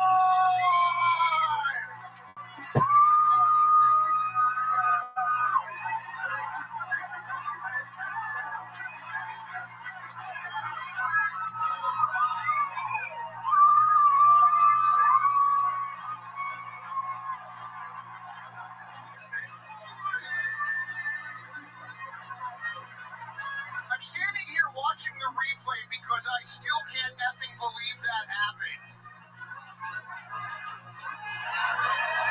Yeah, I was watching a thing where they had old school, like NFL players taking BP.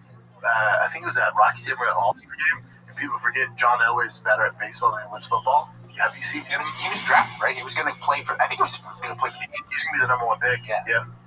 And wild, dude. That is wild. They show him taking BP, and you're like, oh shit, that is crazy. And also, like, have you seen? You were talking about earlier in the show. We were talking about how there's a special thing with baseball, and I agree completely. But have you seen the video of like NFL players trying to like hit off a tee? Yeah. Like, it's like if you don't have that thing, or if you're not just gonna be athletic, no. Jump up and start. And then there's video of like Mookie Betts like running routes and like dunking basketballs. You're like, oh well, yeah.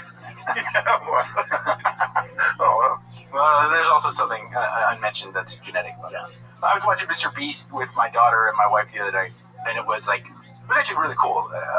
There was a bunch of other content creators, and they all competed to give away $1 million to one of their fans. That's cool. So yeah, it was really cool, and it was content creators from all over the world.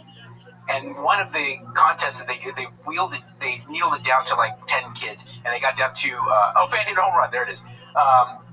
They whittled it down to like 10, 12 kids, and they got to a basketball competition. Okay, and there's 3 or 4 kids who are crushing. Let's just assume you know what they look like. Yeah. Okay. Yeah. But then the next one was baseball, and there was some kid from like Chile. Just these black guys who just got done fucking scorching people in basketball, and they were like, Aaron, and I was like, guys, not going to say much, but they're playing up to stereotypes right now. This is it, you found it? No, it's not showing anything. Oh, it's just the guy talking about it? I wonder if they scrubbed it for some reason, but it was. You saw him walk out from the crowd, then he makes a great play, and then just hit the fucking corker. It was awesome. It says Pickles intern? What's Pickles? That's not what we're talking about. I don't know then. Not yet. If I find it, I'll text it to you. Oh, yeah, please do. Yeah, it's just the guy talking, huh? Yeah. All right. Well, brother, I appreciate you coming on, big dog. Always my pleasure. You're the absolute best, man. I appreciate it. I love you. I want to ask real quick, Mike, have you been, since you have all these connections and stuff to the music place, and we have the same taste in music? Yes, we do. Have you been to any of the New Pantera tour at all? I got invited to go. Damn. This is tour, but when it first started, like 2 years ago, 1 year ago. And then they started touring Metallica too. Right, and I have some really close friends who are in like the marketing team for BLS, Black Label Society, and Zach World, who worked with Ozzy, and I wasn't able to make it. But bummer. I don't know. I don't know if I want to. You don't like because there's no Dimebag going. Not only not no Dimebag, but like and I, by the way, like I really like Charlie Benanti. I really like Zach, but I was like and I was really lucky. I saw the Pantera. Oh man! Like for Reinventing the Steel on that tour, and then for the Far Beyond Driven tour when I was like sophomore, and like you couldn't. I keep trying to tell people, even if you don't, not a metalhead, peak Pantera when they were really on before like Phil started to get super deep into drugs. Like you have no idea how good they were, how fucking tight. It's a bummer. Every 5-star, like Van Halen at their peak, it was the look, the songwriting, the performance, the technical ability. It was amazing. Yeah. At least you got to see that's the one band. Are you gonna go? You want to go to the new? Of course. You want to go to the new? I still want to do but they're touring like in Europe or something right now. But do they have plans to tour in the U.S.? They did. They already went to Austin like in 2025. We missed it. We weren't here. Yeah. They announced it yesterday at the Slayer show, special show. It's nowhere around here. It's but they're gonna play Rain and Blood beginning to end. Oh, sick. And Down and Suicidal Tendencies are open. Should have her for Down and a long ass time. And Suicidal too. That's badass. So I'm into that. Sick. Hell yeah. Well, Mike, we love you, brother. Thanks for coming in. Thanks for answering the bat signal. Thank you, guys. This is the Fighter in the Mic. We're out.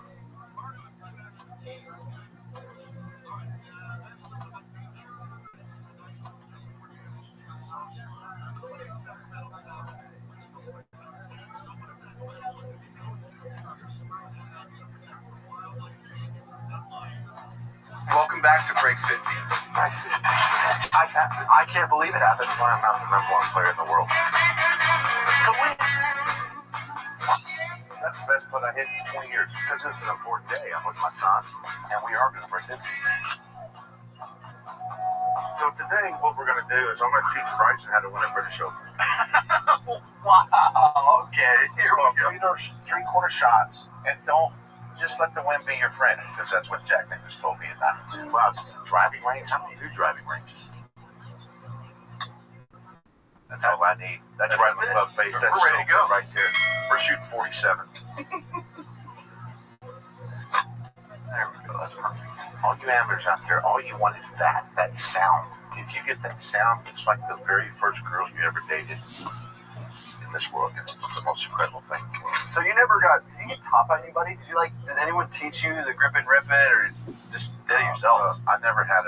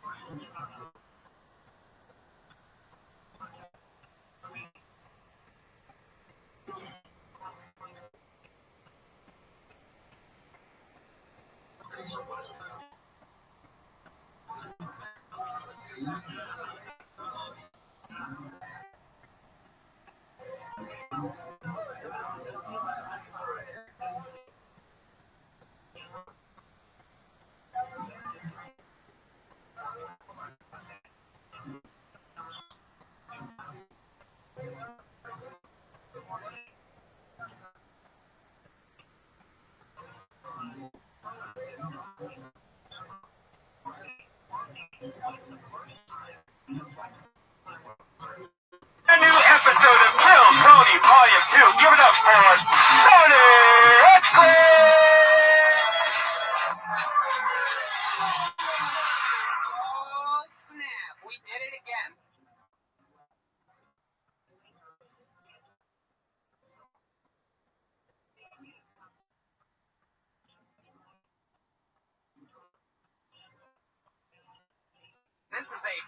Ass Monday Night Belly Room. What's up, everybody? That's right. You podcast listeners are really missing out on this one. We have more fun on Mondays than other people do. It's very exciting to be here. I am well rested. I didn't work on a TV show today for the first time in 6 episodes, which is great. I got to relax and run errands, go to the bank, and deposit many checks because things are going good. And I'm so glad you people are here. You had a fun weekend. You did the Death Squad tour, Grand Rapids, Columbus, Ohio, Indianapolis. And finish it off with Doug Loves Movies also. That's great. Sunday. If you're listening to this Death Squad Midwest, thank you so much for coming out. That, putting together a show last minute and having so many people come out, it's always great to see that. And Phoenix, Arizona, we're with you this Thursday, and Toronto, Canada, Kill Tony is selling out very quickly. We are doing a fucking giant theater there, and we are already almost sold out. It might be sold out by the time you hear this podcast. That's right. Try your best to get a ticket if you're listening anywhere near Toronto. I want to give a special shout out. Met a few fans today before the show. One from Scotland, Danny. Hello. Where are you? Yeah. All the way from Scotland, this motherfucker came wearing a Death Squad t-shirt. That's amazing. Oh, hey, what's up? There he is. Look at him. Look how Scottish he looks. We have my friend from Utah, Trevor, has signed up tonight. He started doing comedy thanks to Kill Tony. Met him when I did Wise Guys in Salt Lake City with Joe Rogan. Trevor's an awesome guy. And the great Heidi is here from Phoenix, everybody. We love Heidi. So glad that they're here. Guys, we only have one sponsor on this show, and she's sitting right over there. Her name is Elise Lane, everybody. She's the chef with a pan. That's right. Other sponsors give shows money. We don't want to annoy people by giving us money. But we do have a sponsor that cooks delicious meals for us every week. She is a recipe checker, which is a job in which professional chefs have to run their food by her. She makes sure that it's good enough so that they can put it in their book. That's an actual job that she has. So all you fat fucks out there drooling at the thought of having a job like that, Elise Lane has it. She's at The Girl with a Pan on Facebook and Instagram, and she's on Twitter at Elise Lane. Tonight she made delicious food. For the first couple weeks, I would always say what she cooked for us right off of this piece of paper here. It was always a lot of fun. Then I realized sometimes some words are hard to say. So why would I say it when we could have our producer that has a speech impediment, Josh Martin, say it, everybody? So Josh Martin, why don't you come on up here? Then after a week of doing that, after 1 week of having Josh say it, and he would take these long pauses in between words so that he could properly say the next word. So what we did for the next couple weeks after that, next few weeks after that, we made it a game where if Josh stops talking at any point or he stutters over a word, our pal Brian Redband here gets to pat him in the balls. That's not a pat, but that'd be interesting. Josh likes it rough. Josh, thanks for wearing your worst pants. Did you buy those like that, or was that an accident? Did you go down a slip and slide at Bleach or something? Like, what exactly, what happened here? Is this my daughter? Yeah, the monitor's all seems a little bit quiet. Can you guys hear me all right? You think it should be louder? It's a little soft. Yeah. Can you get a little louder? Little louder, little louder. I'm gonna have to go to the back. Good thing this isn't a live podcast. All right, Josh, you ready? No. I got hit in the balls really hard last week. Yeah, last week we did accidentally hit him a little bit too hard. So you said you had a little blood in your urine, so I don't want to do it that hard. So live audience, are you ready for stutter or ball tap? Guys, you can do better than that. Are you ready for stutter or ball tap? You can't ask questions. You better have told him the wrong word on purpose. Josh, go ahead. Tell us what Elise Lane cooked for us this week. She cooked grilled Melanie sirloin steak with blue cheese. that was my ball. He didn't even stutter. That was a ball. With blue cheesesteak, tart wilted. Oh, come on. With kales. Josh, you gotta say something. Cherry I think Josh She likes it. PG mushrooms and sesame soy tofu. Okay, there you go. Give me that. You started off so good. The first few times he never even stuttered over a word. Now I think he's gotten into the S&M. I kind of think he likes it. Because he kept on saying, like, I said, I'm sorry I hit you too hard last week. And he goes, that's okay. It's for the show. No, seriously, it's okay. He loves it. That's grilled Milanese sirloin steak with blue cheesecake tart, wilted Swiss chard kale, blistered cherry tomatoes, and sauteed beef shimiji mushrooms. And for Tony, sesame soy tofu. Elise Lane, everybody. Yeah, looks delicious. That looks amazing. Guys, every week we have a new head of security here on the show to keep us safe. It used to be a guy named the Iron Patriot, but then he got a little bit too big for his britches. He said that the show, he's not going to come back until it's picked up by a major network. And to show him how replaceable he was, we replaced him with a brand new Patriot each week after that. It's been a long time now. We've literally had over 40 people doing the job that one guy used to do. And this week's no different. Our head of security tonight, one of my old bestest buddies. We've done so much together, one of my funniest friends. It's Dan Madonia, everybody. Here he comes.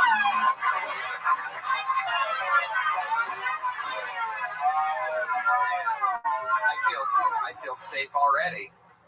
Dan, how you doing? I got this shit on lockdown. It's gonna keep us. Calm down, lady. Dan's gonna keep us safe, make sure everything goes well. Dan, how's everything going? We've had a lot of fun together. We've been doing stand-up together for what, 6 years? 6 years we've been together. And not a moment has gone by that I regretted. That's right. One time during a mushroom trip in San Diego, Dan caught me when I passed out. Brought him back to life. That's who's doing your security tonight. The fucking best. Only the best for this audience. I'm very excited to have you, Dan. Thanks for making it. You look fantastic. You're one of the few guys that suit actually fits. Up until it turns into high waters at the bottom, but I like that. You kept your pants on. Ballsy move. All right. Fuck yeah. Well, let's get into it, shall we? Tonight's guests, two of my favorites. It was originally supposed to be Ari Shafir was going to be here. He might swing through a little bit later, but unfortunately he had to do an unexpected fitting in Sherman Oaks for his brand new 1-hour special that's going to be shot here live at the Comedy Store in the original room at the end of October. There might still be tickets available for that if any of you are interested. And if you're a comedian, you can watch it in this room. It's going to be playing live on a big screen right here while it's happening live in the original room. Something cool for you comics to see is a Comedy Store born and bred machine running his 1-hour Comedy Central special live. So that's very exciting. He's going to say hello to us later. But I got a great replacement for you that you're absolutely going to love. And another first-time Kill Tony guest. However, they are two of my favorite, funniest pals in the world. Put your hands together for Court McCown and Sarah Tiana, everybody.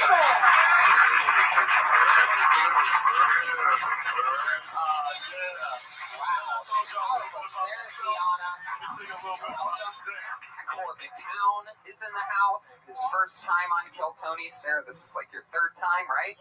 I'm a virgin. Well, welcome, Court. We're There's a happy to guy have you. outside that wanted to know if we needed a dancer in the show. Oh, some guy pitching to be the dancer. Yeah. If the stage was a little bit bigger, I'd totally have a dancer on the other side of the Patriot. But obviously the Patriot can do that himself. Patriot is good enough. He literally lights up the dance floor. Oh, yeah. All right, guys. Obviously you're not ready for home runs yet. Because I'm just hitting them with the batting cages over here. Guys, welcome. Good to be here, man. Court, are you happy that Ari couldn't make it? We get to sit with the beautiful Sarah Tiana. I love Sarah Tiana, man. She's the best. We went to Europe together. We spent a month. We went to Scotland. There's a guy here from we got Scotland. Scotland, yeah. Yeah, we just that guy right there that looks like a girl. Yeah, I remember that guy. Yeah. Nice to see you, man. Yeah. So no, I love Tiana. I mean, I can't believe the Jews over in Sherman Oaks getting another costume fitting. That's like it's one yarmulke, one size fits all. What's he fucking looking for? You know? It's true, and Ari shouldn't wear anything too nice because Well, I watched his special he did, the Comedy Central one, and he had a really nice suit that he had made in China. I don't know why he didn't just wear that. That was nice. It's true. I wonder if he's going to wear the glasses with the nose attached for this special that he always wears all the time. His nose is attached to those glasses, right? It's large. I think so, yeah. It's really large. It would be weird if it wasn't. Right. He should totally buy a bunch of those old Groucho Marx glasses and repackage them as Ari Shaffir glasses. You know, the one with the little mustache. Yeah, but they all smell like weed, though. That would be the best way to do it. Yeah. Because it would be like Ari. Right. Ari's got a beak, is what we're saying, everybody. He's our Jewish friend, and he one of the fun things that he's doing is on the deleted scenes of his special, he does one of my favorite things in the world called a Q&A, where people in the audience get to ask him questions about being Jewish, and he rolls with it. It's the funniest. It's my favorite thing in the world. So I'm actually going to be part of it, so you can catch me on the deleted scene, or on the, not the deleted scenes, the extras of Ari Shaffir's 1 hour special that he's shooting here in a month. I'll be asking extremely racist questions from the back of the room. It's a typical Tuesday for you. Right, exactly. Or Tuesday, as I now they're getting ready for the home runs. Sort of. I don't think they're really paying attention. It hits them like 5 seconds later. It's almost like there's an audio delay in here right now. Yeah, they're still trying to figure out why Ari's not here. Right. I don't blame them. No, it's true. But Ari's going to come say hello later, hopefully, if he makes it out of Sherman Oaks. You know, hopefully he will. You know, I don't know. There's a lot of Germans there. Takes them a long time to get up over the mountain. All right. Yeah, he's an interesting guy. Dan, do you have any questions for tonight's guest? Sarah, what was your favorite moment in comedy? My favorite moment in comedy? Yeah. Besides you asking me that question? Oh, man, I don't know. You mean, man, I don't know. That's a really tough question. You want to ask Cord this question? We'll come back to Sarah. Cord. Yeah? In Teen Wolf. In Teen Wolf. You were number 33 on the team. Correct. What position did you play? I have no fucking idea. Do you know? I don't know. Dan? No, I have no idea. That's what I wanted to know. You can't tell who's playing what, though. No, it was in like a real game, man.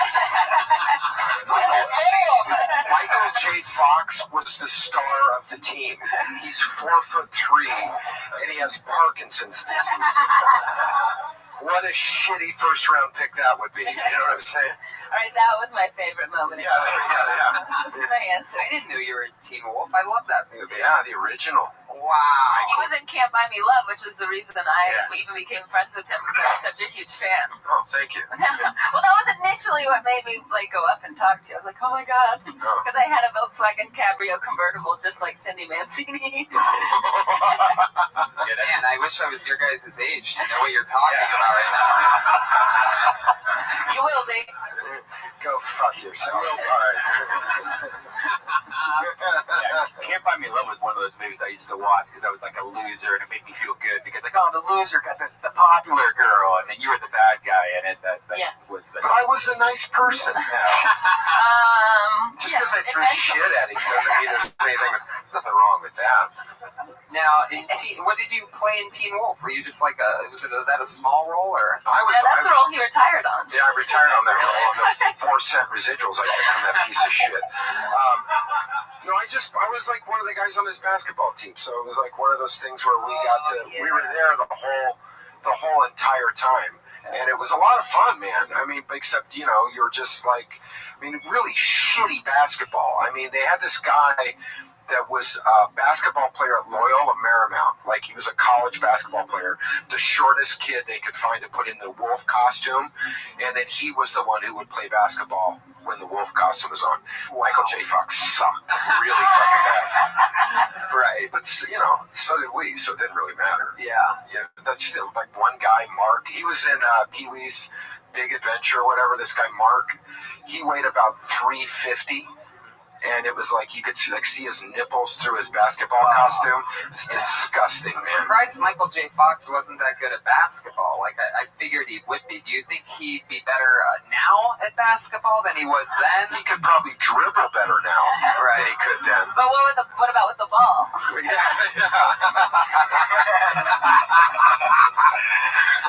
My favorite moment in comedy, right there. That's my favorite moment. All right, let's get into it, guys. This is Kill Tony 70-something, and we have over 30 comedians that signed up for the opportunity to do 1 minute here tonight. You know how the show works. Comedians, when your minute is up, you're going to hear the sound of a kitty. Aw, you can all barely hear it. Let's hear it again. Aw, there it is. That means your time's up. Wrap it up then, or else you're going to bring out the angry West Hollywood bear. Here it comes.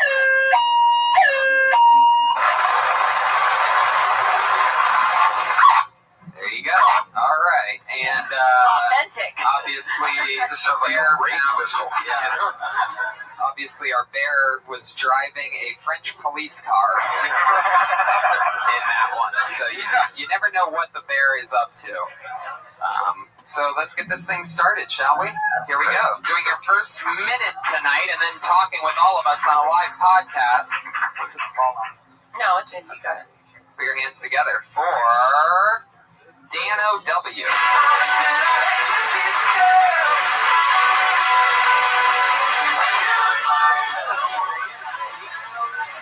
Everybody. How's it going tonight? Got a question. What do you guys think about ISIS, huh? Yeah, woo! I'm glad you're so opinionated on Egyptian deities. You'll have this next little bit then. My favorite deity has to be from Hinduism. His name's Ganesh. He had his head chopped off and replaced with the head of an elephant. I was thinking about what his first thought must have been, for me. What could this have happened to my dick instead? But, even Catholics, though. Catholics have some weird mythology, too, I don't know, you've probably heard of St. George. He actually became a saint for fucking killing a dragon. And so, I know, patron saint of bullshit, right? And so, people these days say it might have been a crocodile, but that's still a pretty fucking shitty miracle to get canonized for. And so, and the Catholic Church can never fucking admit it was a crocodile. They'd have to, canonize Steve Irwin and a bunch of fucking Cajuns from the South. And so, as it stands now, though, I think they pretty much have to make a saint out of whoever kills Bigfoot. There you go. Bigfoot and the chupacabra, whatever. Yeah, a lot of imaginary characters you talked about there, especially Jesus Christ.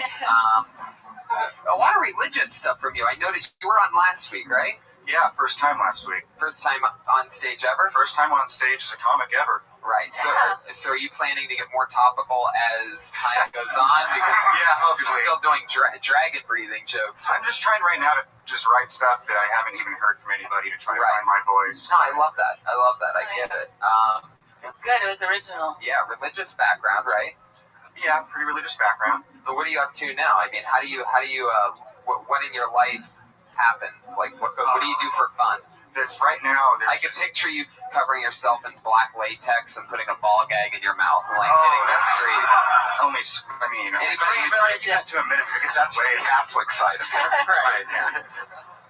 Yeah, it's really from just the No Life and Wikipedia wormhole, clicking on the link, reading some weird shit, and just trying to make something out of it. You're very Tom Hanksy. You should do some Tom Hanks stuff. Whoa, that's great advice, Brian. Brian said Tom Hollywood agent. Just say, Tom Hanksy. You should do more Tom Hanks stuff, like Academy Award winning film.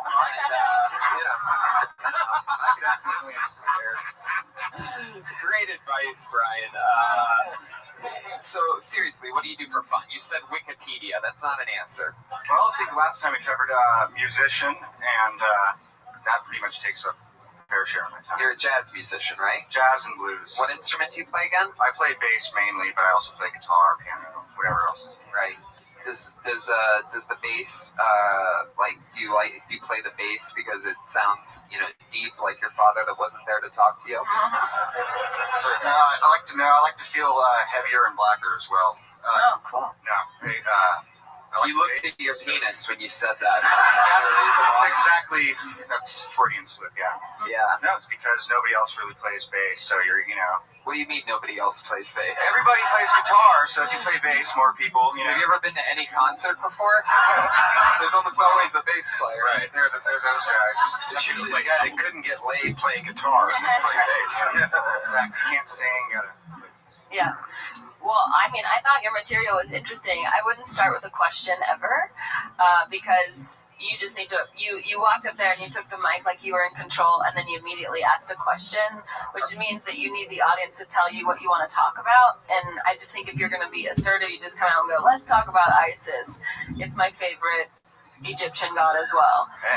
You know what I mean? Just like come right out and just start going. Yeah, the only thing I would tell you is that every time you say something, you step backwards, almost like you didn't want to own it. So just stand your ground. Yeah. Stand up there and you own your material.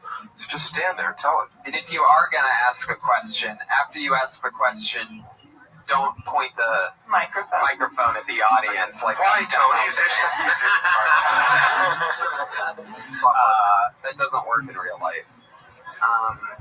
I think that it was a rhetorical question. I mean, what did you expect people to say when you asked, how do you feel about ISIS? I just wanted some reaction, really. Okay. Positive or negative. I just wanted to get to the opinion. Did you really think there was going to be a positive, like, slow clap in the back? I think there was. Yeah. Oh, yeah. Nice set. If they were going after, they could name themselves after Raw. It made themselves easier to cheer for. Whoa, what was that face you just made? The Canadian. I mean, I think if you had a little bit more confidence delivering your material, it would have gone better, because you're obviously still really nervous about it. But I think the idea is there, and I like the idea of Steve Irwin having to get canonized. You know what I mean? But we missed a lot of it because you were talking really fast and you were a little nervous. But that's just going to come with time. So I think it's good that you got it out the way you did. What's up with Dan O.W.? What's your real name? It's Daniel W. Why Daniel? Yeah. Because he plays bass, dude. Daniel, because I've been called that a lot throughout my life. I feel Dano, and you're just going with it. And just the initial W? W is from being in AA for a long time, just to have it. You're in AA? No, not really. Not really? Whatever, like a lead balloon. What do you? Are you in it? You're not in AA? Do you ever drink?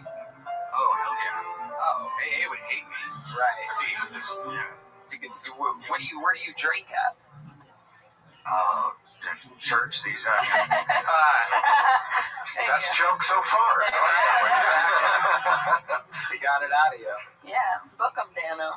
Do you really drink? Yeah, basically. At home? No. Where do you drink at? I'll drink probably now after this. All right, Dano. Wherever someone's paying for them, that's where he drinks. I have a lot in common. I like your style.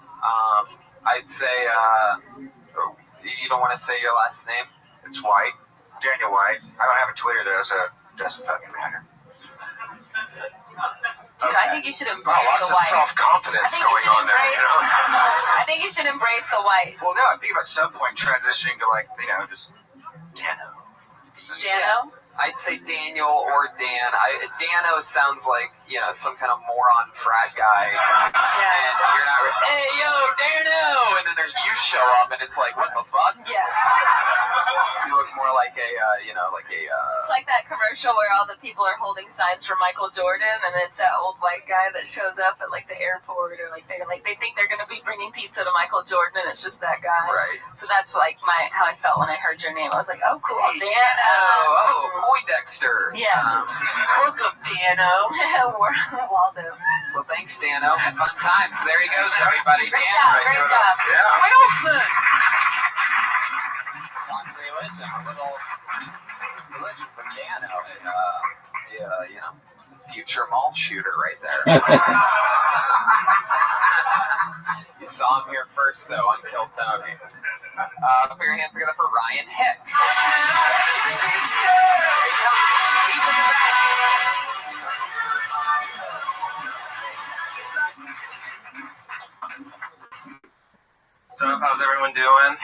good to be here. I'm in a weird place right now. I just found out that my girlfriend cheated on me with my sister's boyfriend, Todd. Yeah, I want revenge. So I'm gonna fuck Todd. Yeah, right in front of Karen. You know, see how she likes it, man. The punishment should fit the crime. That's all I'm saying. I'm a tense guy. I don't think I'm alone here. I hate traffic. Are you guys anything like me? Are you ever sitting in a traffic jam and you just think, go! How hard is it to merge? Just slow down. Let the other person in. Be considerate. What happened to the golden rule? Treating each other as we would want to be treated. You know, the government has pitted us against each other. We're divided on simple issues where we just realize we're all being fucked over equally. We can come together and put the right politicians in office. The ones that aren't corrupted by the corporations, so we can properly fund education and properly fund science and rebuild our infrastructure. Need bigger roads, then it wouldn't be so hard.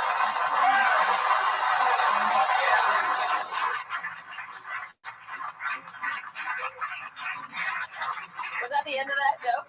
Do you guys ever think that in a traffic jam?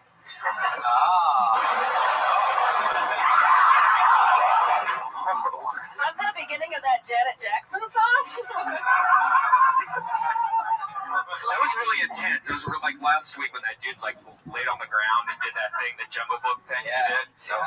That really makes the whole room kind of uncomfortable when you do that, I think. It was it's an interesting thing. You went from, the Todd thing I liked, and you had me, and then it was a lot of just performing. I get that, though. People are going to laugh at that because it's commitment. You committed hard. You definitely stuck with it. Thanks. Is that more along your style, or is the beginning more along your style? Yeah, the beginning. Right. Usually the yelling makes more sense in a longer set because that's the only one that I really do that aggressively. Yeah, definitely does. How long have you been doing stand-up? Almost a year and a half. Where are you from? San Diego. How long have you been up here? I come up every week. I've been coming up here every week for about a month or two. Probably moving up next year. Just kind of getting used to the city. Isn't there another guy named like Ryan Hicks or something like that in San Diego? No, that's me. I actually hosted for you at a comedy juice show. Oh, okay. That's right. That's why that sounds so familiar. First of all, I'm sorry. No worries. That's all right. It was memorable. I don't think you saw my set. I was okay. After you do that joke, can you come back from it? Like what's the joke after the screaming one usually, or is that your closer? He goes back to that thing that he said at the end. Yeah, I do. Do you guys ever think that in a traffic jam, and that usually gets a laugh, and then I can just kind of go back into the material? I've been trying to close with it though. Yeah, that would be a better if you were making a closer. Yeah, because I just. It seems like to me after when that was happening, I got the joke, but it was just like, oh my God, he's just screaming right now. Like, it took me out of it where to the point I was like, dude, this is fucking crazy. Right. I loved it. Thank you. I didn't think you were screaming because you weren't doing it in the microphone. If you were screaming into the microphone, I thought it would have been awkward. I thought maybe a cool way to end it would be to say, and that's why I don't own a convertible, or something, to where or that's why I'm not allowed to drive a motorcycle, or that's why I don't have a car right now, or something like that. But then also the Todd thing, I felt like it's kind of also a punishment to Todd. Oh, yeah. You know what I mean? So maybe there's just a little bit more exploring that you can do on that end of it. Like, I'm going to fuck Todd. Because I like how you said that, like, every action, what did you say? The punishment should fit the crime. The punishment should fit the crime. Right. And I think it takes me just a little bit of math to do that, because you're saying, like, it's my girlfriend fucked my sister's boyfriend. Todd. There's already... Or you could say the punishment should fit the crime, and the punishment is my dick, and the crime is his asshole. Yeah, I think just... And I'm going to make it fit. Yeah, I think spell it out, because for me, I'm, like, putting, like, all these people together in my mind and, like, figuring out who's who. Yeah. And so I just feel like, if you just spelled it out a little bit more... Or you could just say, I'm going to fuck my sister to get back at everybody. I thought of that when I was writing the joke. Sorry, I go to Todd's not into it, I'm going to punish him by fucking my sister. Yeah. You can I'm going to make him watch that. Yeah, you could go all day in that. Yeah. If Todd doesn't want to do that, I will fuck my sister. Because he should have to pay for not wanting to. Right. Yeah. He should be punished as well. But I didn't mind the screaming part. I liked it. I liked that it went somewhere. Yeah, that it wasn't just screaming, that you actually had it, you know, it kept going to a different place and kept getting deeper into, like, fucking crazy shit. Right. And, you know, where it's like you're crazier and crazier and crazier, and then it comes back to, and that's why. Yeah, I didn't mind it at all. I liked it. Yeah, I thought it was tangible evidence, and it was stuff that we always think in traffic, which I thought you were like really spelling out how we all really feel. But you were putting it in a much more articulate sense, so I thought it was cool. But if I were going to approach something about traffic, because it's like traffic and stuff like that, it's like a lot of people do it just because it's out there. Yeah. I would just simply say, have you ever been in traffic? And, you know, someone doesn't merge, as opposed to, like, saying, you know, how do you feel about traffic, you know? Right. You drive a lot from San Diego to here, right? Yeah, and a lot in San Diego, too. What kind of car do you have? I just got a Chevy Sonic. It's like a new... What the fuck? Yeah, it's like a little four-door. It's just like a Jeep. Good fuel Chevy efficient. Sonic. Yeah, it just looks like a car.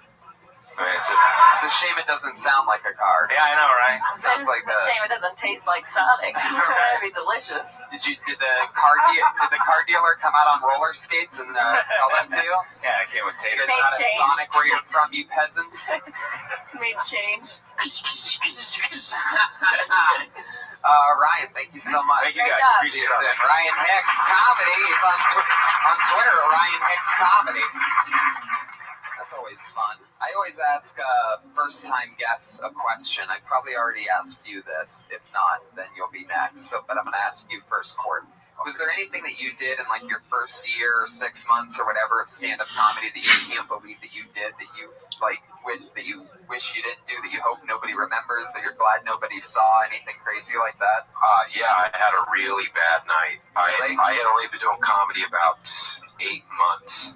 And I had all tit and dick jokes, as most people do when they first start out. And my friend had a Super Bowl party in San Diego, and Sinbad was the headliner. And he goes, "Do you want to open for Sinbad?" And I was like thinking, oh, Super Bowl party, people fucked up, drunk, everything. I go, yeah, sure, fuck, I'll do, 5-6 minutes, whatever. And then as we're walking to the venue, he goes, now you know that there's kids and parents and everything. Like it was like a family party. And I was like, have you seen my fucking material?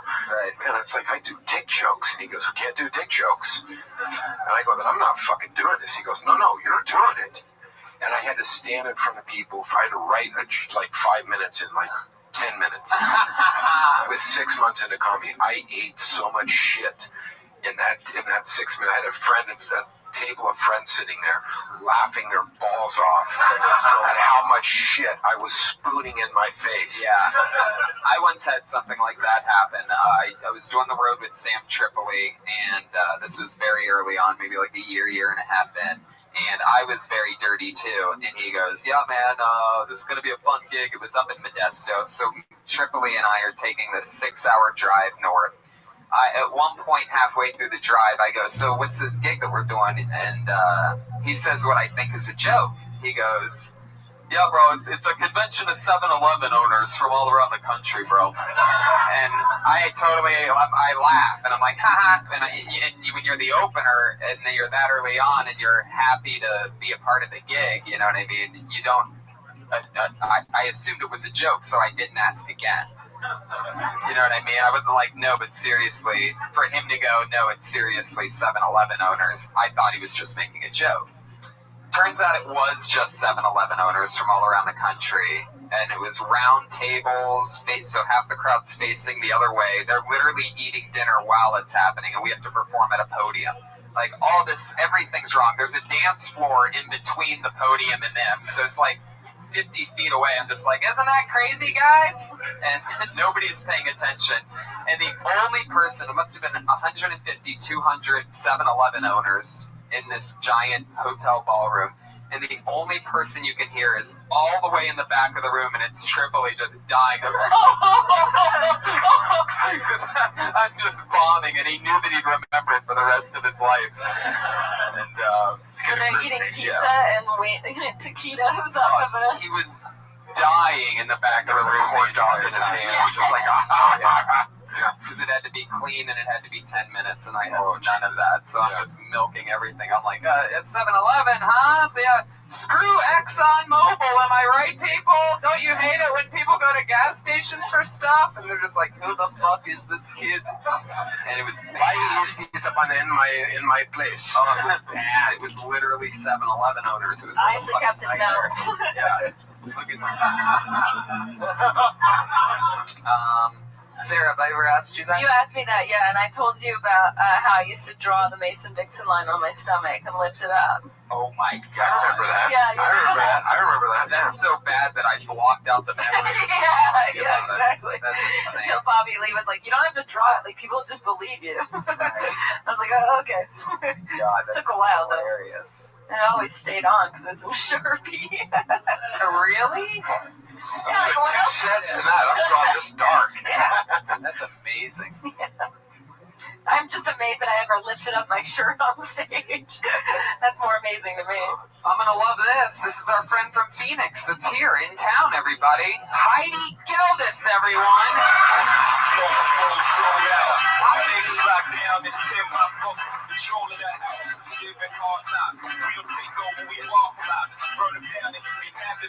You gotta put Heidi, everybody. Here she is. All right.